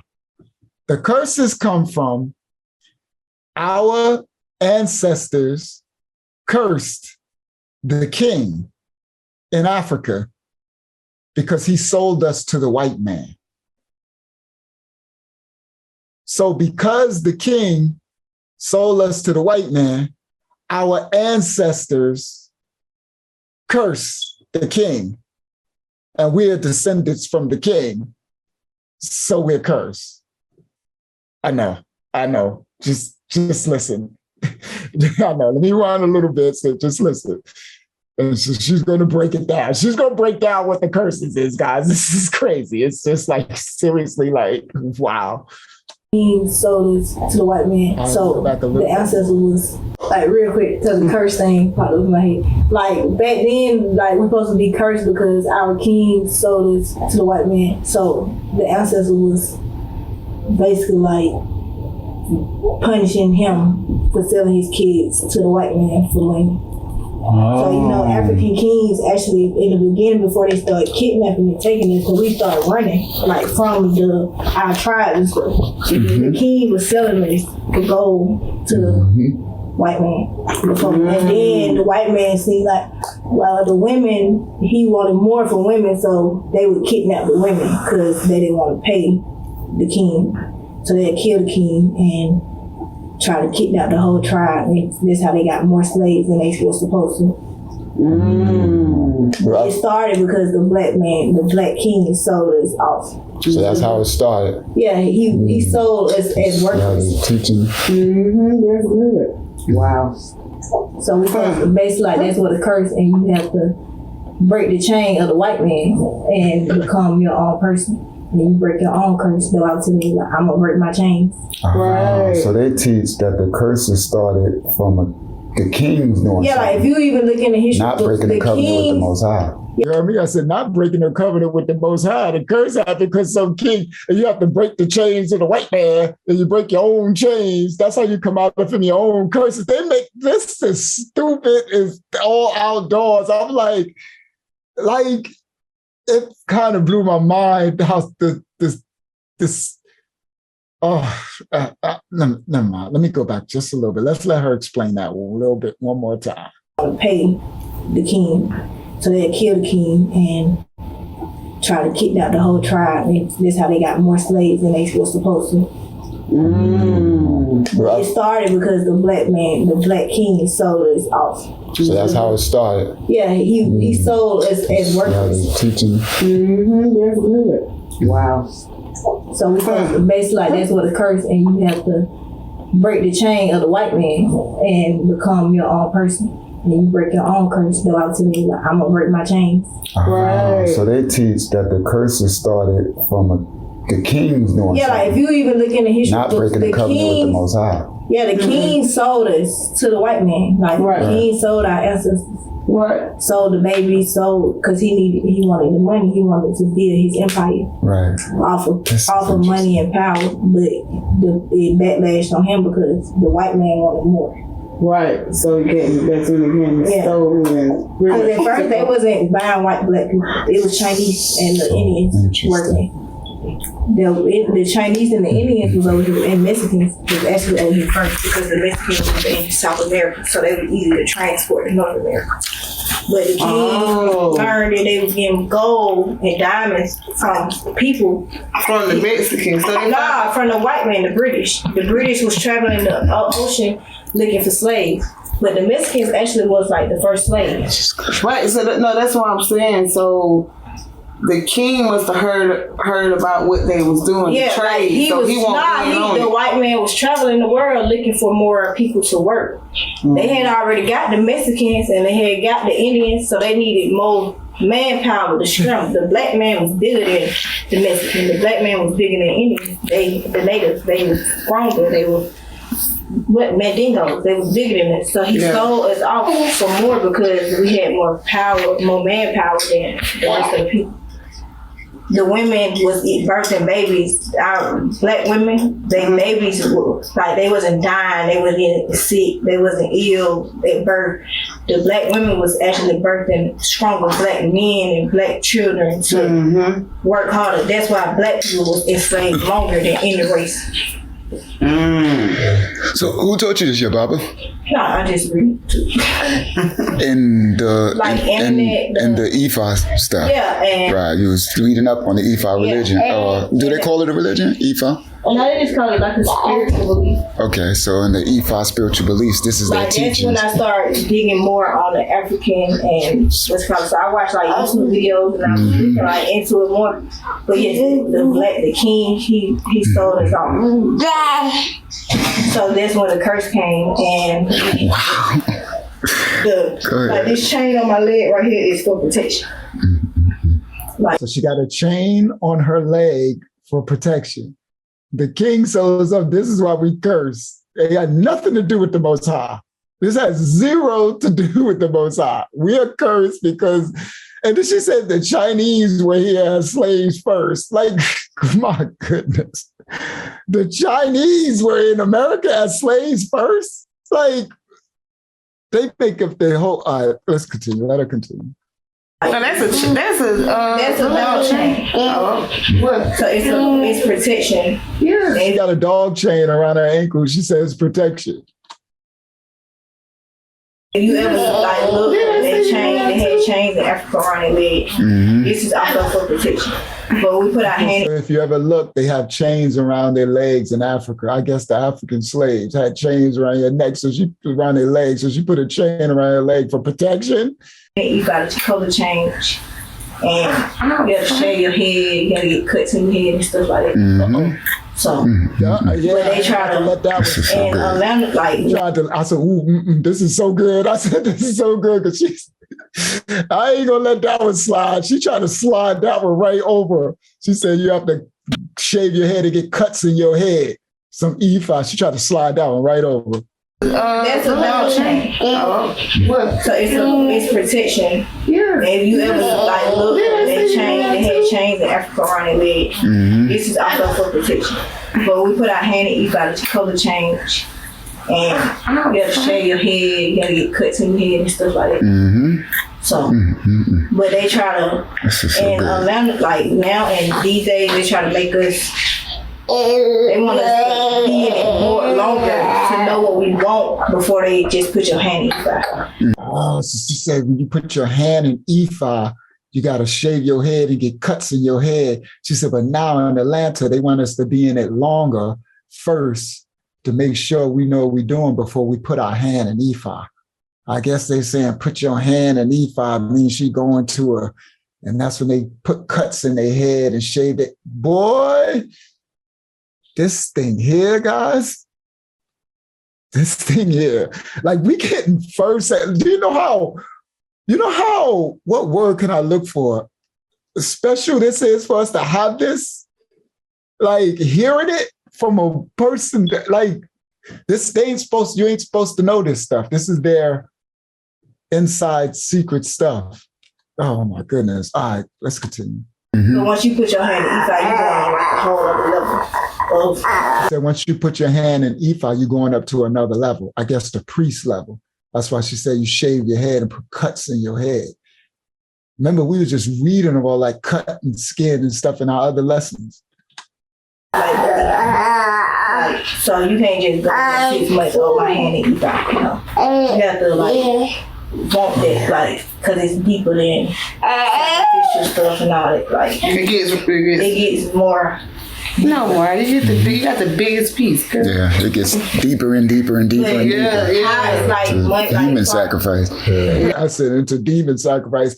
She said you just can't go to them And yeah, and this stuff I'm saying going right over her head. She ain't even catching it. I'm like, so she said, you just can't go to him and say you want to put your hand in Ephah because it gets deeper. That's when all the sacrificial, I guess that's the priestly realm. Yeah. I mean, we don't do human sacrifice. We'll sacrifice a goat. That's the second time saying but that's black magic. I know. We ain't doing black magic. No more. That says, I don't believe that. Because that says, you know, guys, anybody who makes disclaimers for no reason, because nobody said nothing about human sacrifice. That's twice she said we don't do human sacrifice. We don't believe. That's a lie. I just received that in my ruach right now. I got this human sacrifice. I'm good. I believe karma. Everybody has to reach it. Even if you practice and find out you have ancestors, still karma coming on you. Now, if I kill somebody for going to me, that's just them. But you can finish. You can finish. I don't want to say it. That's okay. If you get another part you want to explain, you just stop it and explain. Because I'm glad, because I know what it is. I now see what it's doing. I need to know what's going on. Because I know what it is, but I didn't know what they teach. And that's new. I didn't know that they said the curses came from the king selling the. You get it? And not from the Most High. Yeah, it's pretty cool. It's like it's good. It makes a lot more sense than somebody tell you See. As I'm talking, she think I'm on her side. You see what I mean? She like, we really talking how ridiculous she said. She said it makes a lot more sense to talk about than the Bible. She talk about that us. She think. Oh, you getting cursed from a higher power? No. See? She said it makes a lot more sense than you thinking you getting cursed from a higher power. Somebody did. It's like in your family, if you ever just look at certain religions and places or movies or something, and the person in their family, say I slept with somebody and I ain't supposed to do it, and I got cursed. But that curse is genetically passed through me now forever. So from his genetics, that king genetics, when he sold his kids and sold his wives and stuff, they was cursed because he was cursed. Yeah. So now we carry his curse until we understand and we pay our tithes back to what he did. We got to pay for our ancestors' mistakes. So who authorized the curse? What the curse? So we got to pay our tithes back to. Well, go ahead. I mean, that's just like karma. That just energy. She went from the physical back to the spiritual realm that she said she don't believe in, because Diamond said, well, who authorized the curse there? Who is karma? Now you back into some spiritual realm. That's God. You did something and that's God. Yeah, you got to pay for it.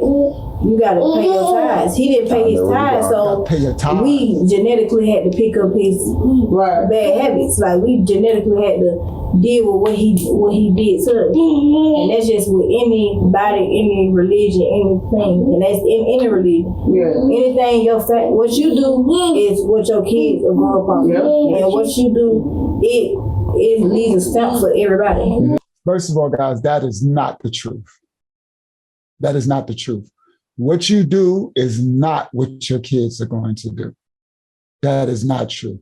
Yes, we pass on genetic markers. Yes, they can take on some of our negative and positive traits, but that is not the truth. My father became an alcoholic. I don't even drink. You understand? That is not the truth. He became an alcoholic because his daughter died. My sister died at 11 years old, and he wasn't able to snap out of it. So he drank himself literally to death. He never recovered from it. I don't drink. I am nothing what he was, or my mother. Neither one. She was no good. She didn't take care of none of her children. I took care of mine. You understand? So that's a lie. You are an individual. Yes, you'll have some of the negative characteristics, but we're called to identify them and rebuke them and remove them and build our own selves under Yah. So that is a lie. So if I am this person, I'm a serial killer, I'm a murderer, genetically something's gonna be wrong with them. Because these are my kids. So if I die and get killed, they gonna probably have like some hardships and like that. They don't understand why, because they curse. Because I curse my kids. Now I say you gotta watch what you do, watch what you say, and because your kids can leave out, they can be partaking of whatever you did. While you walk, once you leave this earth, they gotta deal with what you did. And that's anybody. Anybody. And like Marla, I noticed that like too, like our family is cursed. We do with sickness or a certain type. Too smart for your own good. Once you leave this earth, your kids gotta suffer with what you do. That is a doggone lie. You leave this earth, your kid gone, become a doggone mathematician and just gone have a good life with a good family and all that. And you was in the hood like this. That is a lie from the lake of fire. Too smart for you. Type of way like we live or we stuck in a certain type of pattern because our family felt like that was okay to live and abide by this certain way, and it's not. So that's why I was like, I don't want to be on no Section 8 because I feel like it's a chain. It's a chain that my family lived, and it's a curse that they felt comfortable with. I don't want to break that chain. I don't want to be cursed with it. So that's just the same thing then. He was our great granddad. He sold us for money. And you went against the gods for power and money. So the gods. You heard the S. You don't went against our great ancestors, which was the king, sold us for money, and we went against the gods. So the gods have cursed me. So now we have to deal with. First she said the curse was from the king, right? From him. Now it's cursed. Now the gods have cursed us. Like, that's the thing. That curse because they ain't never sell it for money. They probably his granddad and them probably like, hell no, y'all get y'all ass off my porch. Y'all gone. My kids ass off my porch. Did you hear what she said? She said the curse ain't come from the king's granddaddy because the king in Africa granddaddy was probably like, hell no, y'all get your ass off my porch. So I was like, did she just say get off my porch? Like she relating Atlanta to like, that's why I was laughing because she just say get right off my porch. Like, so she's saying the king's parents didn't have a curse. It don't come from them because they weren't with it. It's probably like, oh, y'all get your butt off my porch. But the king sold us, so the curse come from him. But we're good. He probably was like, you is tripping. Yeah. But he seen them dollar signs, the gold. He like, that white man came with that treasure, and he was like, oh, you can have all these bitches and niggas and make them go on over there and fight and do what y'all gotta do. But he didn't know that he was selling his soul to the devil. You sold your soul, and now you gotta deal with that curse. And your kids gonna deal with it and all that until somebody figure out how. All right, she's tiring me. My whole rock is getting tired of this. Okay, so I ain't even trying to even finish it. My rock is getting tired. I could feel it. Yeah, we got a long way to go too. So in this, she talks about, I can just wrap this up. She talks about serving the food.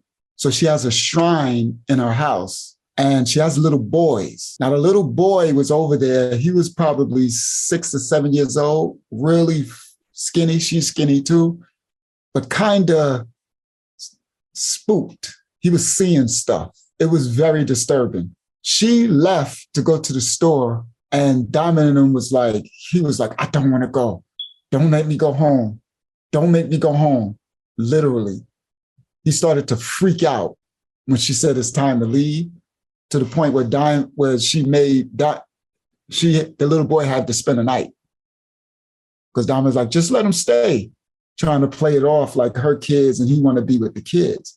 He was spooked really bad. He did not. So when she left, he thought she was gone. So when she came back, he started to freak out. I don't want to go. I don't want to go. I don't want to go. And I'm like, oh, Yah only knows what this little boy is seeing in that house. She has an altar when she feed him food, those gods, the ancestors. She leave food out. So another part, I don't feel like playing. It's draining my spirit. She said, she started talking about smoking the weed and putting the weed down. I said, you smoking weed to your grandmother? She said, no, that one's to my brother. I said, oh, so you give the ancestors what they liked. She said, yeah, my brother liked to smoke weed, so I'll smoke a blunt. I'll spark a blunt, smoke it, and then I'll put it at the altar, and he'll smoke. She leave water. They leave food I think it was like every Wednesday, a certain day that they feed the ancestors. They leave food. And I'm guessing she's actually saying like it be gone. I don't know, don't play in that realm. I wouldn't be shocked if it wasn't gone. And she said her Baba priest will know whether she was feeding the ancestors or not when she go see him. And she said he'll say like, you ain't fed the ancestors this week. You didn't feed. They leave water, milk, food, whatever. So if your grandmother liked pancakes, you will leave pancakes on the altar in your house to feed her. And that's your reward for them protecting you and giving you stuff. This is what they're doing. So, yes, this is exclusive, very. My bro, I can't take no more. Praise Yah. Barak about Yah. Yes, please. Add in. There is a whole lot going on here tonight, so I don't have the time to really delve into some of the things I want to talk about. But last year, I believe it was last year, when we were in our old house, and my youngest daughter had already moved, but she had called for a spiritual reading at some point. I'm not sure if she did it in the house or outside of the house, but we had talked to her about that. And, it wasn't a good idea for you to do it, so on and so forth. But she and my middle daughter are close that way. So my middle daughter had talked about doing a spiritual reading. And we again told her we didn't want her doing that in our house, and she shouldn't be doing it at all. She came downstairs one day last year and she said, I didn't want to tell you, but I tried to have a spiritual reading. And she said, when the woman connected, now she was in our house. So at this point, you have myself, my husband, and Irie are present. Our presence is in the house.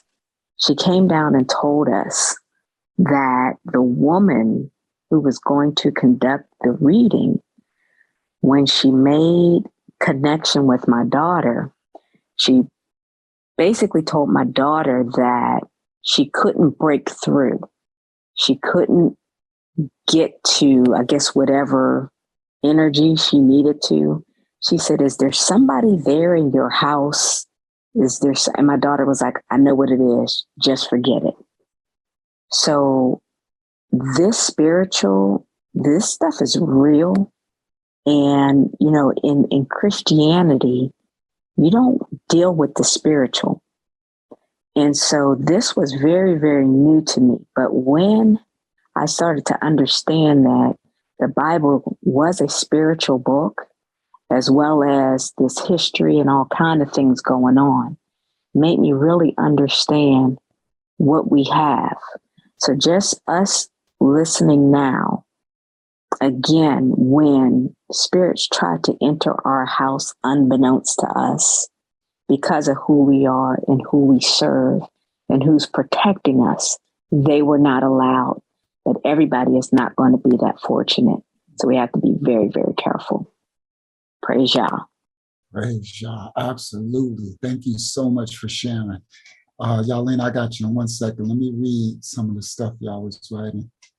Unclean birds. Okay, your pa says she sacrificed 2 birds. Oh, yes, the birds. Ah, I got you, Yapa. She sacrificed 2 birds to get her so-called worldly gifts back. But at the beginning, she said when she started to worship her ancestors, those things were given to her. She has no, thank you, Yapa. She has no idea what she got herself into. Our Father never told us to sacrifice animals for gifts. I hope she repents. This is not a game. She was being fruitful and multiply. Absolutely. She's not going to repent. She is serving that demon and she is in allegiance because they gave her these things and they continue to. When she left, so I couldn't take no more, to play no more. But when she left, she said she's right now at that moment in the midst of increase. They're about to give her a new home. She's about to get a brand new home. She's telling me that, and she's going to get a new car, and she's starting a new business. Right then, when she was leaving, she's starting a new business, and they're about to bless her. So she's been feeding the ancestors, giving them stuff, right? So she ain't repenting. She is loyal to these demons. My heart is bleeding. Listen to this. I just want to shake them and smack them awake. Why don't they hear us though? They can't. Sounds like the Princess and the Frog too. Absolutely, Shanita. She was getting things physically, so she believes her flesh is being satisfied. Absolutely, Ari. She's getting things physically, and so she's equating it to her flesh. Shanita said, how the enemy works, giving you things to please the flesh. Absolutely, that's how he works. Yapa says, so she got all her presents from her ancestors. Listen to this is good. So she got all her presents from her ancestors, but her ancestors can't get their own food and water. Make it make sense. Absolutely. Like, they giving you all this stuff, cars and all this stuff, but you got to leave them food and water. Like, Ari says, sounds like they're grooming her to be a portal for the demons. Absolutely. And these are those Africans, these African men that are coming, women coming from Africa, from Igbo land and Yoruba land and all these other, with this African spirituality. Sounds like, yes. Exclusive, on post this as soon as possible. I will about ya. Yahshua said, this was really informative. Wow. Thank you, daughter of Yah. I'm glad. Thank you for letting me know, guys, that it wasn't, because y'all know how I am when y'all gives me these things. I don't want to bore y'all, and I don't know if it's good, but thank you guys for letting me know that this was needed. They can't read everyone. She is covered by Baraka Baya and Andre. Absolutely. Talking about Baraka saying those demons in a house and stuff. Go ahead, Yaleen, and then Shanita. Okay, so I'm going to be very show everything. So as you discussed, my husband is into that. Years ago, he brought me around to that. I don't know what they call a woman, but she was a reader. Remember? You remember when you called one time? Okay. I remember. So I went and seen her, and she does with the shells, and they shake them and you write down the number, they give you a reading. She said, my spiritual mother in the Orisha is Ashun. Ooh, are you serious? I didn't know this. Mm-hmm. So hold on. So Javier, I didn't know this because I know Javier is into Santeria because he's Dominican. He's Black Dominican from Dominican Republic. So this is transferred down from the generational, but I didn't know being in Atlanta, he combined with this. I didn't know that part. Go ahead. Okay. So, so she told me, like I said, my mother was Yashun. Yemaye is also, that's how you pronounce her name. That's the one woman with the fish. With the fish, the mermaid. So Yemaye. Okay, go ahead. So I just couldn't he wanted me to get into it, but I couldn't get into it because I knew that it wasn't right. But to see how truly they believe and they work and they feed them and it doesn't disappear. The food it dries out. So they suck all the energy. They take the energy from the food that you sit out and the water. And it's the energy that they feed off of, those spirits. Oh, wow. Yeah. So that's how they explain. So it dries out in the bowl or whatever. Right. It gets, yes. Within a matter of time. It doesn't take long. It sucks it right on out. Ooh. Because in the natural realm, it won't dry out for a long time for that water emptying up. So that means it's something drying it out. Something's actually sucking the energy from it. That is correct. That's correct. So it's real, it's deep. I've been there. I don't know why. I've been through a lot of different things in the spiritual realm. I guess to give a testimony, let you know that it's real and it's happening. And there's something, you can't take lightly. And it has our people really tricked, our women really tricked because, like you said, it's edifying, it makes us feel good. We have power. We feel, that we can do and conquer anything, but we worship some demons and it's not good because everything that they give you positive, the negative is going to come. You didn't get it you didn't get it for free. It's going to cost you in the end. So like she said, when she tried to come around and disappeared and she left and bad things happened, yeah, because you got to pay for what they gave you. You're not going to get it for free. So everything costs. So it'll be your life.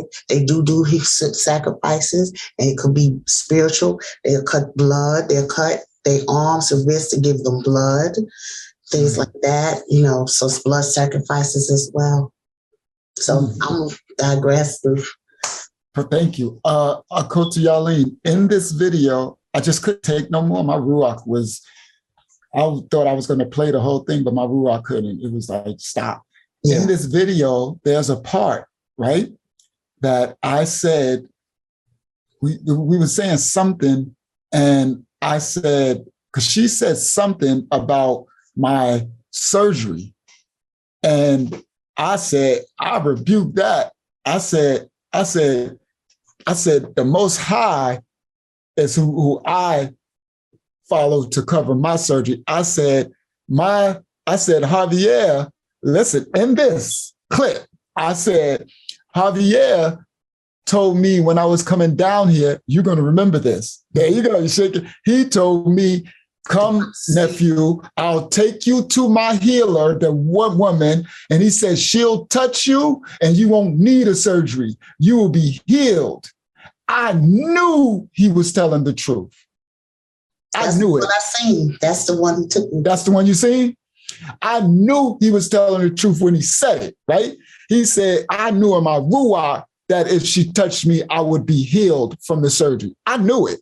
And I said it on this thing. I just can't play the rest. I can't take no more. But I said on this thing, I said, that's a damn lie. If you think I'm going to any healer, ain't nobody touching this body, because this body was created by the Most High Yah, and that's who's going to heal this body, my Elohim. So I will not get a surgery for the next 50 years if I have to, but ain't nobody touching this body but the Most High. That's literally, I said it in this clip right here. I just can't play no more. My spirit is drained. But I said it, and I know you remember, because I remember he said, and yes, I remember that, because he said, come and nephew, come and I'll take you to my, I guess that's that lady. So wow, I did not even know it was this old show. I did not know. I thought he was talking about that Santeria, his Dominican such and such, but he didn't tap in to the African thing in there, which is the same thing. You understand? Just the same demon, because that's where it comes from. Because those Dominicans are Black. Those are actually Hebrews. Right. Javier is actually a Hebrew. You look just like us. Right. All right. Thank you. But he, and that's the problem. So anyway, thank you, Yaleen, for sharing.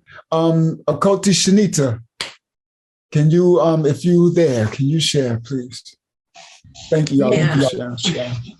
I was just gonna say, like how they be sneaking stuff in. Because when she was talking about the Santeria, Apollo or whatever, it made me think of my daughter, my oldest daughter. She used to love Princess and the Frog, and I can't think of the character, but it's a character, and he like doing black magic and all this stuff, and but at the time I didn't see it like that, you know. But it's like, I remember, it's like it's a cartoon, you know, but it's like it gets like dark, and like he dealing with bees, and then it's like spirits and all that stuff. And when she was describing that, I'm like, dang, that sounds like the Princess and the Frog. But like that's how they sneak this stuff in, and then it makes you, oh, okay, I kind of understand, and it kind of puts your guard down to it, and and then it gets you like able to kind of maybe give it a chance or something. But like, look how long my baby was, probably like 3 when that came out. She 14 now. So just look at the time that they've had to indoctrinate us with stuff like that. And I'm sure it's so many movies, and that was a Disney movie. And you know how many cartoons they put this stuff in that they tricking these kids with. It's crazy, because you think it's innocent, but it really not. They really introducing them to all kind of spirits and demons and all kind of stuff. But that was all I had to say, though. But yeah, thank you for having me. Praise Yah. Absolutely. That is the truth.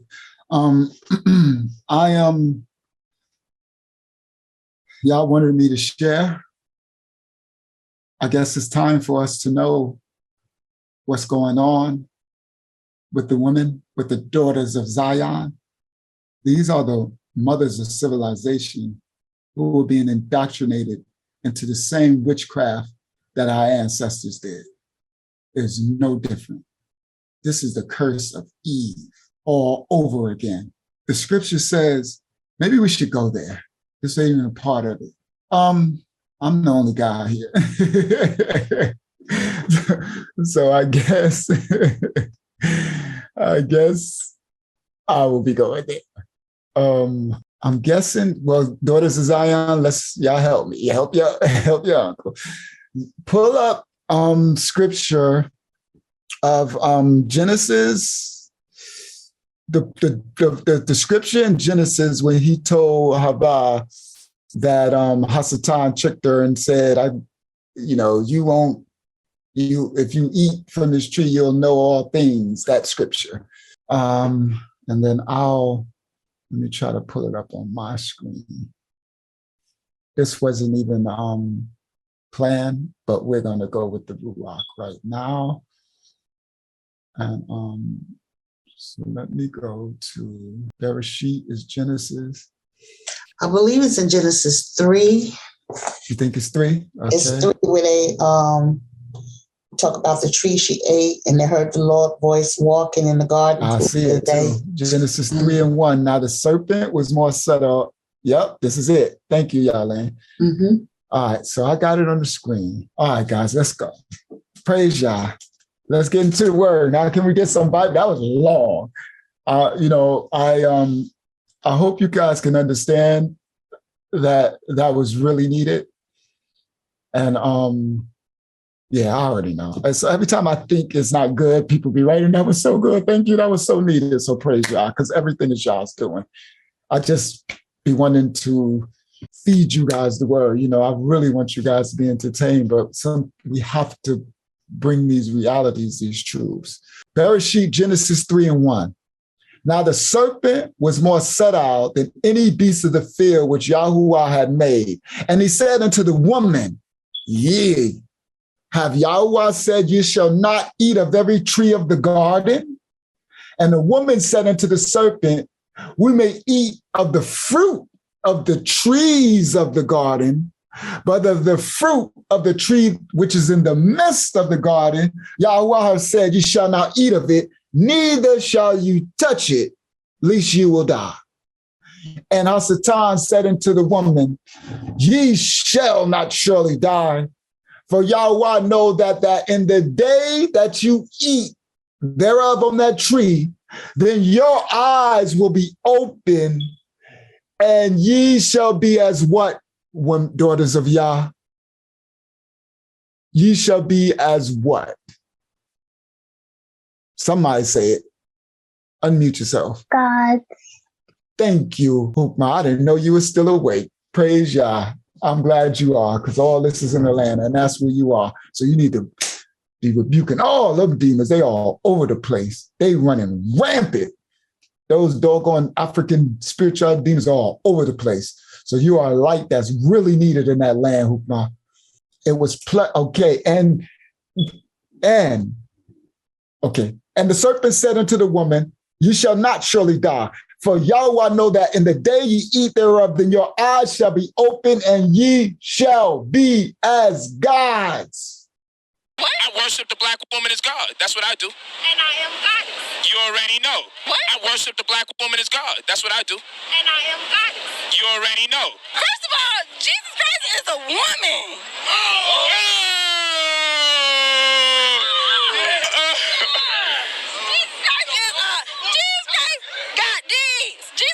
Woman. If Jesus Christ had those, I'd be worshiping Jesus Christ. You worship what? I worship the black woman as God. That's what I do. And I am goddess. You already know. And the serpent said unto the woman, you shall not surely die. For Yahweh know that in the day ye eat thereof, then your eyes shall be open, and ye shall be as gods. When you eat from what the Most High told you don't eat, you are going to be God, knowing good and evil. This is the curse of Eve, daughters of Yah. This is the curse of your ancestor Eve, who brought sin into the world. This is the sin that she brought into the world. Her first love, Hasatan, told her that if she eat from this tree, she shall be as God, a God. The black woman is God, and she shall know good and evil. And when the woman saw that the tree was good for food, and that it was pleasant to the, where did it say it was good for food? Hasatan told her that. And when the woman saw that, how did she see that the tree was good for food?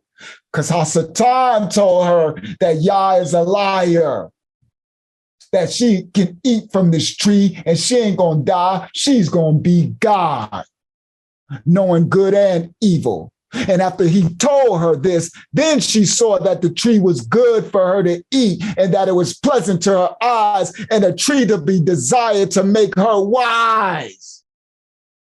All that wisdom, what did I tell y'all before? Seeking all that knowledge. Seeking. She took of the fruit thereof and she ate. That ain't enough. And she gave also unto her weak husband, Adam, and he did eat. Wasn't enough for her to cast herself into sin. That's really wicked. You got to bring somebody else with you. And he did eat his weak butt, because he shouldn't have ate. I would have took that proverbial fruit, whether it's a proverbial fruit or proverbial messing around with Hasatan. We'll do all that another time later. That ain't for now. We'll be breaking that down much later. Okay, whatever symbolism you want to call it, I would have said, that's between you and your husband, your daddy, Hasatan, because that's who you choosing. You chose Hasatan over Yah. He's your first love, not Adam. She didn't love Adam, she loved Hasatan. That's why when Yah cursed, he said, for that, now you're going to have to submit. And what did the curse Yah put over her? For your days you will desire Adam. As a curse, that's like, you know, she didn't desire Adam. She desired her first love, Hasatan. And the woman saw that the tree was good for food, and that it was pleasant to the eyes, and the tree to be desired to make her wise. She took of the fruit thereof, and she did eat, and gave also unto her husband with her, and he did eat. And the eyes of them both were open, and now they knew that they were naked. And they sewed fig leaves together and made themselves aprons. This is the symbolism where people don't understand the symbolism of the fruit and the tree and the serpent and Hasatan and Eve and the serpent seed and the seed of the woman, that Hasatan put a seed in this woman. When their eyes were open, they knew they were naked. What is naked got to do with? I ain't going there yet. Later. Just touching. All right. And the eyes of them both were open, and they saw that they were naked, and they sewed fig leaves together and made themselves aprons. Okay, here come Yahuwah. And they heard a voice of Yahuwah, our Elohim, walking in the garden in the cool of the day. Yahuwah is cool. I just picture y'all. You know, we got that swag. I picture y'all just walking like, yeah, you know, in the cool of the day, y'all cool as hell. Oh, outdoors. I'm sorry. I just love y'all. I just can see them. Y'all is so cool. All right. And they heard the voice of Yahuwah walking in the garden in the cool of the day. And Adam and Havah, his wife, hid themselves from the presence of Yahuwah amongst the trees of the garden. You can't hide from Yah. And Yahuwah called unto Adam and said unto him, where art thou? And he said, I heard thy voice in the garden, and I was afraid, Yah, because I was naked and I hid myself. We're back.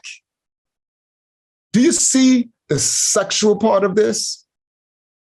We'll do this later. I'm just going to keep throwing little seeds. We'll do all this later. And I was afraid because I was naked and I hid myself. And he said, who told thou that thou wast naked? Hast thou eaten of the tree whereof I commanded that thou shouldest not eat? See? Who told you you were naked? Did you do something I told you not to do? To find out you were naked?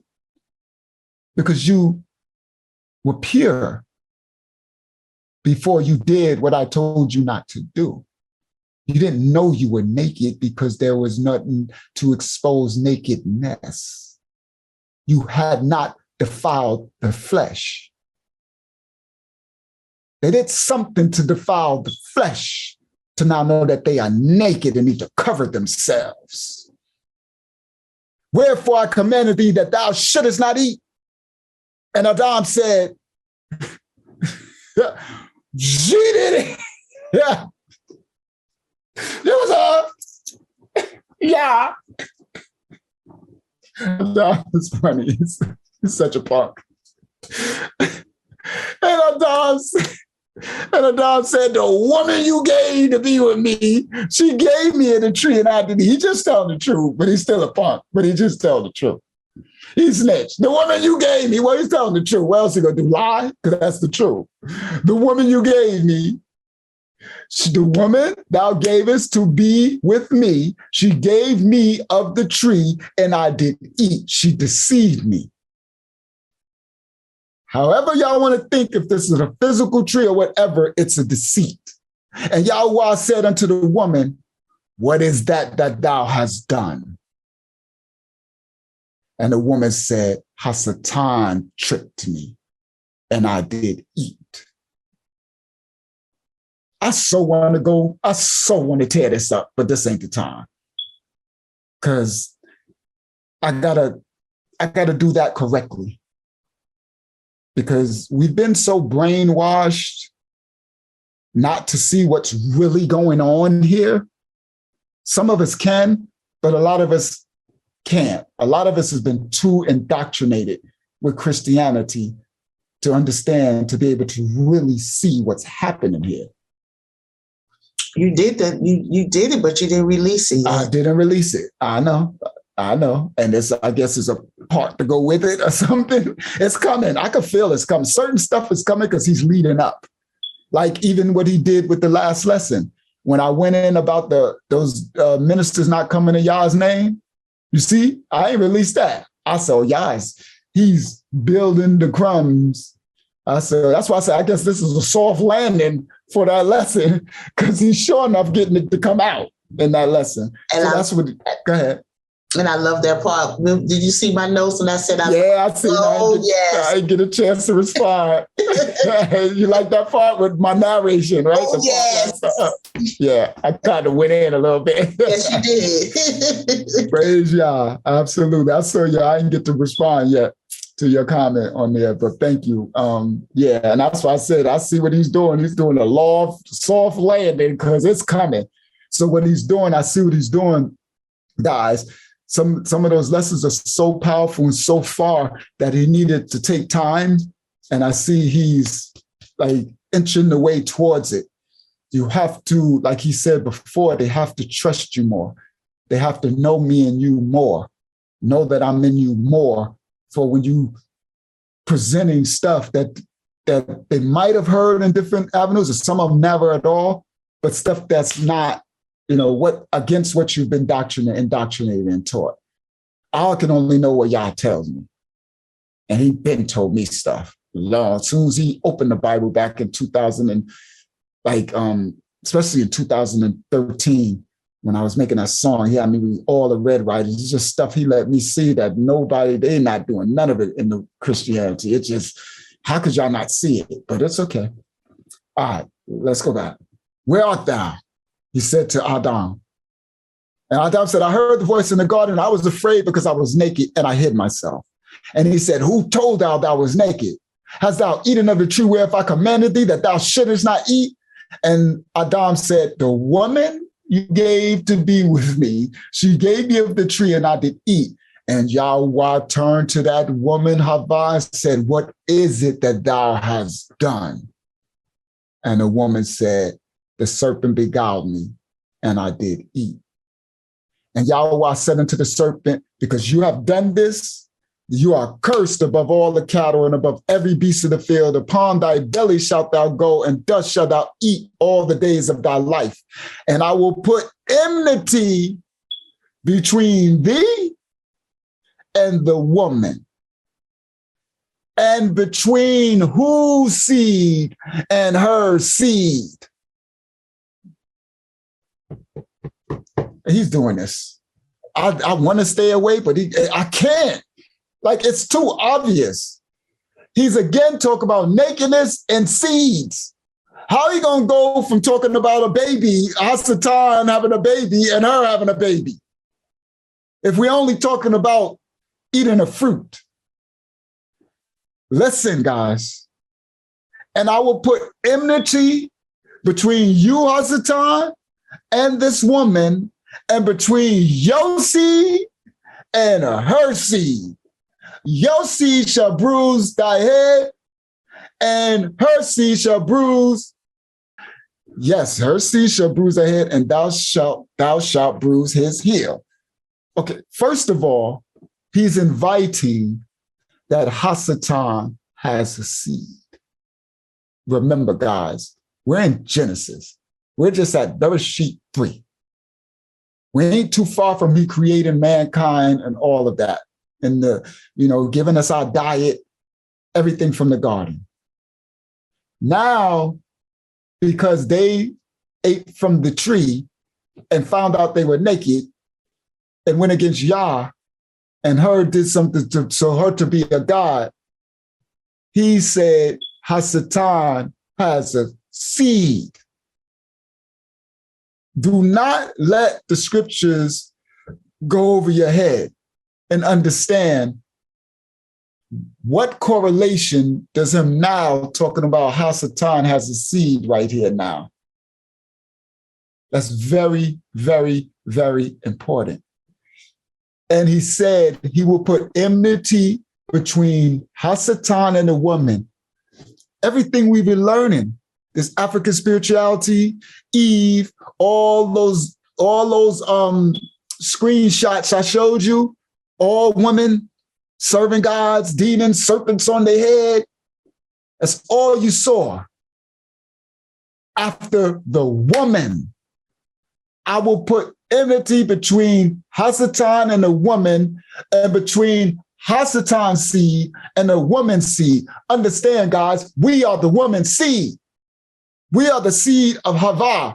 We come from her loins. Everything has to come through the loin of a woman. We need to rebuke her because she brought sin into the world, but she also brought us into the world. Even Yahshua, because Maryam come from her seed. Everything come from her.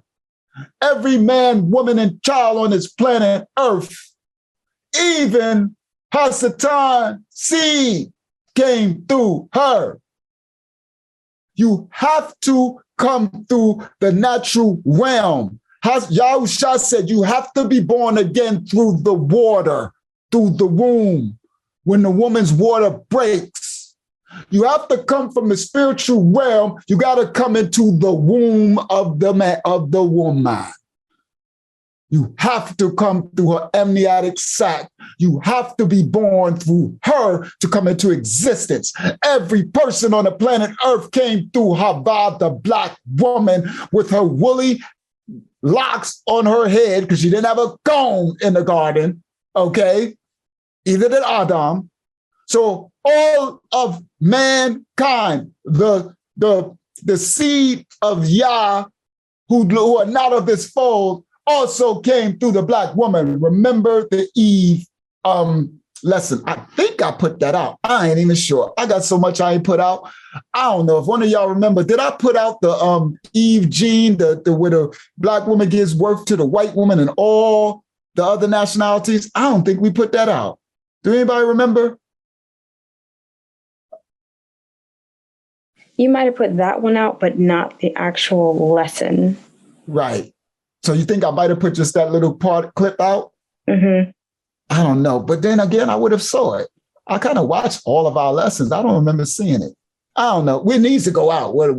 All this stuff needs to go out. So thank you, Ari. Either way, it's about to come out. Because that will make sense for it to come out now with this, talking about women, because the black woman needs to understand her true power, that Eve gene, that she gives birth to all of the nations. They're all her children. Okay, you rejecting your own children. That's a whole nother thing, a part of that lesson. Okay, so everything comes from the womb of the black woman, including the serpent seed. It has to be born. That's why even in Enoch, the fallen angels came down and slept with the daughters of men, and they gave birth to Nephilim, giants in those days. Who did they sleep with? The woman, the black woman. Okay, because thou hast done this, and I will put enmity between you and the woman, between your seed and her seed. Enmity. We got beef with the serpent seed. That's what we are battling right now. Unto the woman, unto Havah, I will greatly multiply thy sorrow and thy conception. In sorrow you shall bring forth your children, and thy desire shall be to thy husband. This is a punishment. So he's punishing. Think about this, guys. Let's get this clearly. I'm punishing this woman, and I'm going to say, I'm going to greatly multiply your sorrow and thy conception. In sorrow, you're going to bring forth your children. And as a punishment to you, Eve, you shall desire your husband. That again, red flags. Message, bing, message. She did not desire her husband. Who did she desire, guys? Can somebody, I don't know, you don't got to agree. Somebody.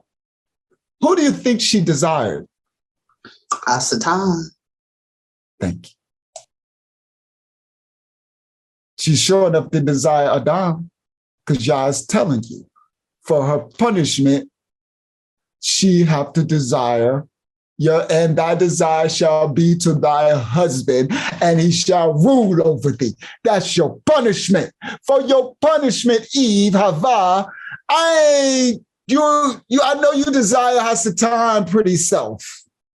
The fly dude in the wings, the prettiest angel to ever exist, the prettiest thing to ever be in existence. Don't that sound like the woman? Don't that sound like what she would desire? Yeah, it does. Let's use common sense here.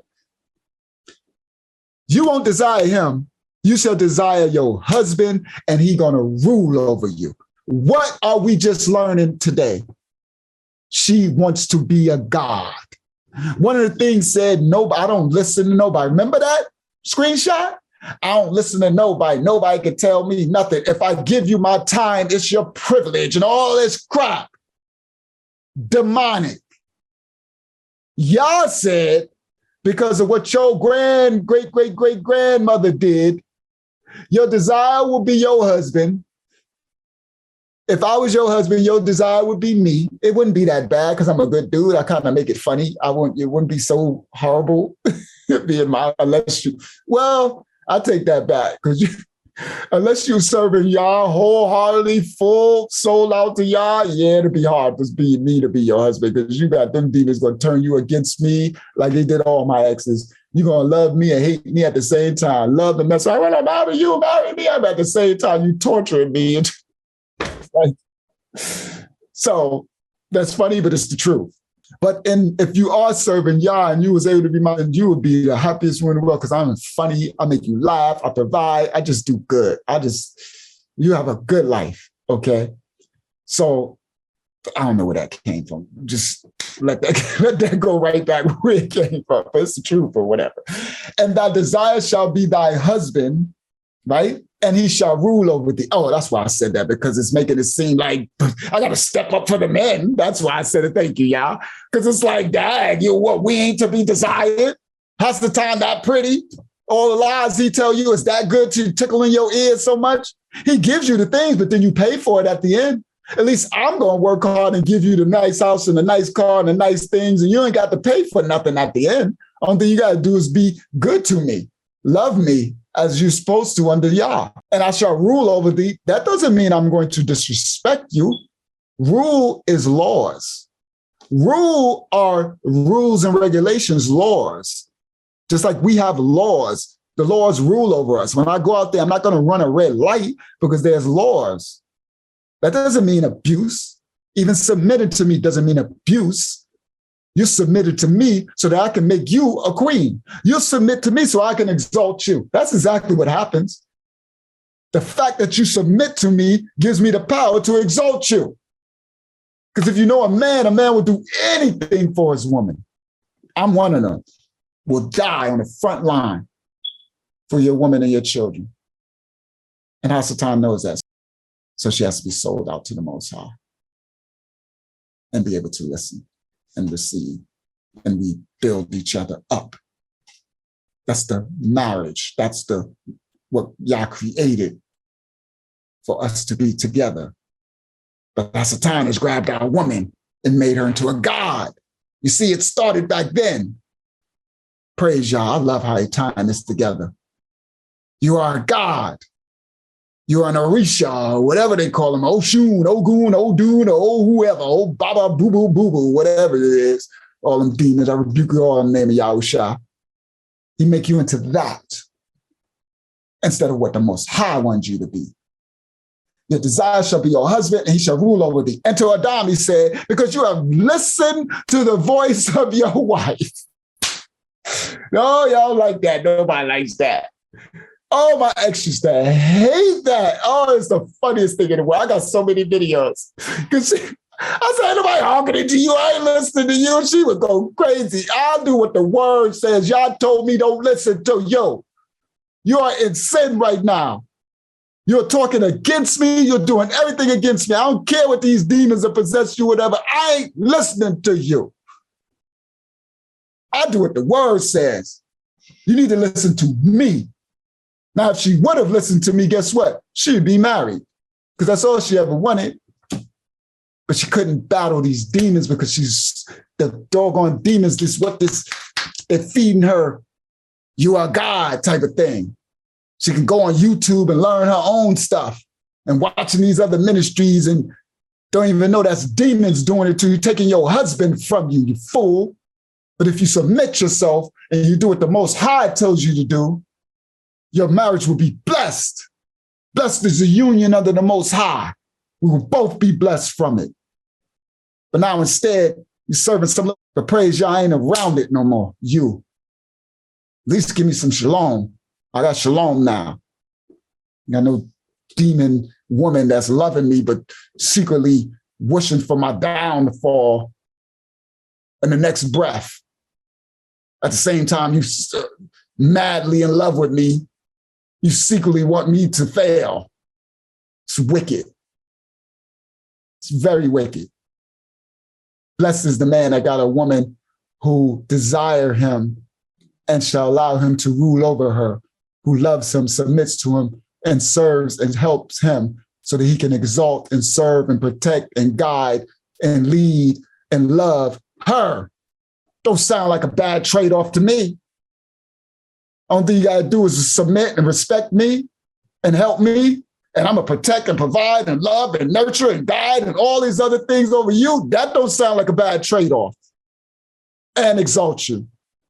And until down, he said, because thou hast hearkened unto the voice of thy wife, and hast eaten of the tree of which I commanded thee, saying, thou shalt not eat of it. Cursed is the ground for thy sake, and sorrow shalt thou eat of it all the days of our life. Adam, you weak punk, what you did up to us. Because you hearkened to the voice of your wife, and you eaten of that tree, as he commanded you, saying, do not eat it. Do not do it, whatever it is, whatever y'all want to believe it is, don't do it, eat it, touch it, whatever. Cursed is the ground for thy sake. Now the ground is cursed, and for all our days in sorrow we shall eat from the ground, because we have to toil and work. No sugar. For all the food that goes into that refrigerator. The reason why I drain here right now, because he's tired, guys. Because he has to work from the sweat of his brow. You see, to put that food and that protection over his home and his family. And they have already raised grown children, but he still has to provide for him and his wife. And he still has to work by the sweat of his brow. That's Adam did that. Curse is the ground for thy sake, and sorrow shall you eat of it. So that food that come into your refrigerator, in sorrow shall you eat of it, because you toiled for it. And it goes fast, and the price of it is going so high. I bust my butt working, I go in there and spend $50, and I got 5 things, 7 things. Insane. My money didn't go up. the minimum, the wage didn't go up. But those prices are sure going up. Thorns also and thistles shall it bring forth to thee the ground, and thou shalt eat the herb of the field. In the sweat of thy face shall you eat bread till thou return into the ground. All the way till we go back home, we shall be eating bread in the sweat of our face. We shall be laboring. Y'all willing I find my wife, I'm going to be working to make sure she's straight. Whether she wants to do some type of work or not, it's her choice in the election. She won't have to, because I'm going to do it from the sweat of my brow and make sure I provide everything for her. Whatever it is she wants, if I can, I will give it. That's who I am. For the sweat of your face and your brow, for out of it was you taken from the ground, for dust thou art, and unto dust shalt thou return. And Adam called his wife Eve, because she was the mother of all living. That has a meaning. After all this punishment of mankind and sin she brought into the world, he called her Eve. That does not sound like a blessing. That does not sound like a good thing, because she was the mother of all living. That sounds to me like, and now he called her a name, gave her a name, like he named the animals, because she brought sin into the world. She brought She's the mother of all living, even Hasatan's seed. When you read that without reading in the real context, it would sound like it's something positive. I get nothing positive from Bereshit 3:20. Nothing, zero. The expulsion from paradise. Unto Adam, Yahweh said, behold, the man has become as one of us to know good and evil. He wasn't supposed to eat from that tree or partake in whatever this is, symbolism or whatever it is. Adam was not supposed to do it. Oh, I skipped. Unto Adam also and to his wife. Oh, sorry. I skipped right on over that. The expulsion from paradise. Bereshit, Genesis 3:21. And unto Adam also and to his wife Havah did Yahuwah make coats of skins, and he put clothes on them. Cover yourselves now. You are now naked. You are in sin, which there was none. You have now sinned against your bodies. You have sinned. So now you need to cover your bodies because your body is in sin. You will be lusting. It will make others lust. And Yahweh said, behold, the man has become as one of us. He's talking to his heavenly host. He said, now Adam has actually did this sin. He hearkened to his wife. She brought sin into the world. He was too weak. He chose her over me. She chose Hasatan over me. This is facts, guys. This is what Yah's telling his heavenly host. Now he's become one of us to know good and evil. And now he put forth his hand and take also of the tree of life and eat and live forever. He said, I have to do something to him now because he is like a God. He knows good and evil. He has brought sin in. And if he take his hand and eat from that tree of life, he will live forever. And that means sin will live forever. And Yahweh said, I am not having that. It all changed now, guys. He's talking to his heavenly host. Yahweh said to them, behold, it's all changed now. This is the compromise, guys. This is that great compromise I was telling y'all about when we need to go back to the garden before sin was brought into the world. Yah's original covenant for our diet and everything. What happens after this? I don't care. I don't care. Everything that happens after this, right here, Bereshit 3:22, is only for me to learn how to get back to the garden. That's how your uncle looks at it.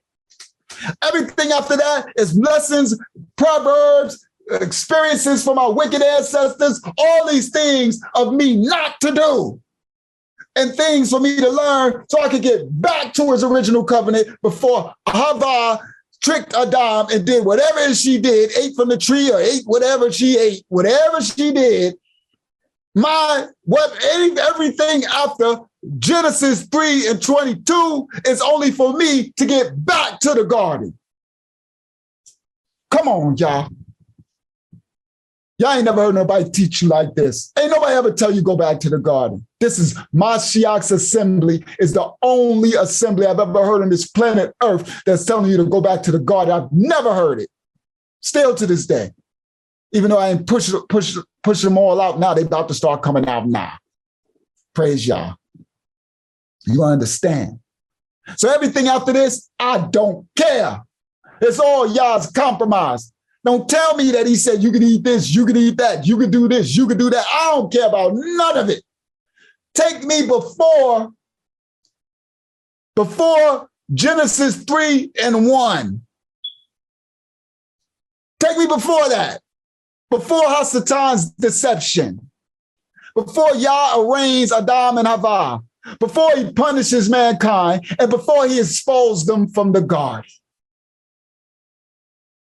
Other than that, I don't care. It's just all lessons for me to get back to the garden. That's all it's for. And you need to follow Uncle. Guys, I don't care what nobody teaching out there. Yah said, come home. His original creation, not their sin. Let's continue. He said, Ruach, HaKodesh, Yahshua, Yahuwah Sabaoth, the Lord of fire, the Lord of wind, the Ruach of wind, the Ruach of fire, all the angelic realms, his heavenly hosts. Behold, the man has become of one of us to know good and evil.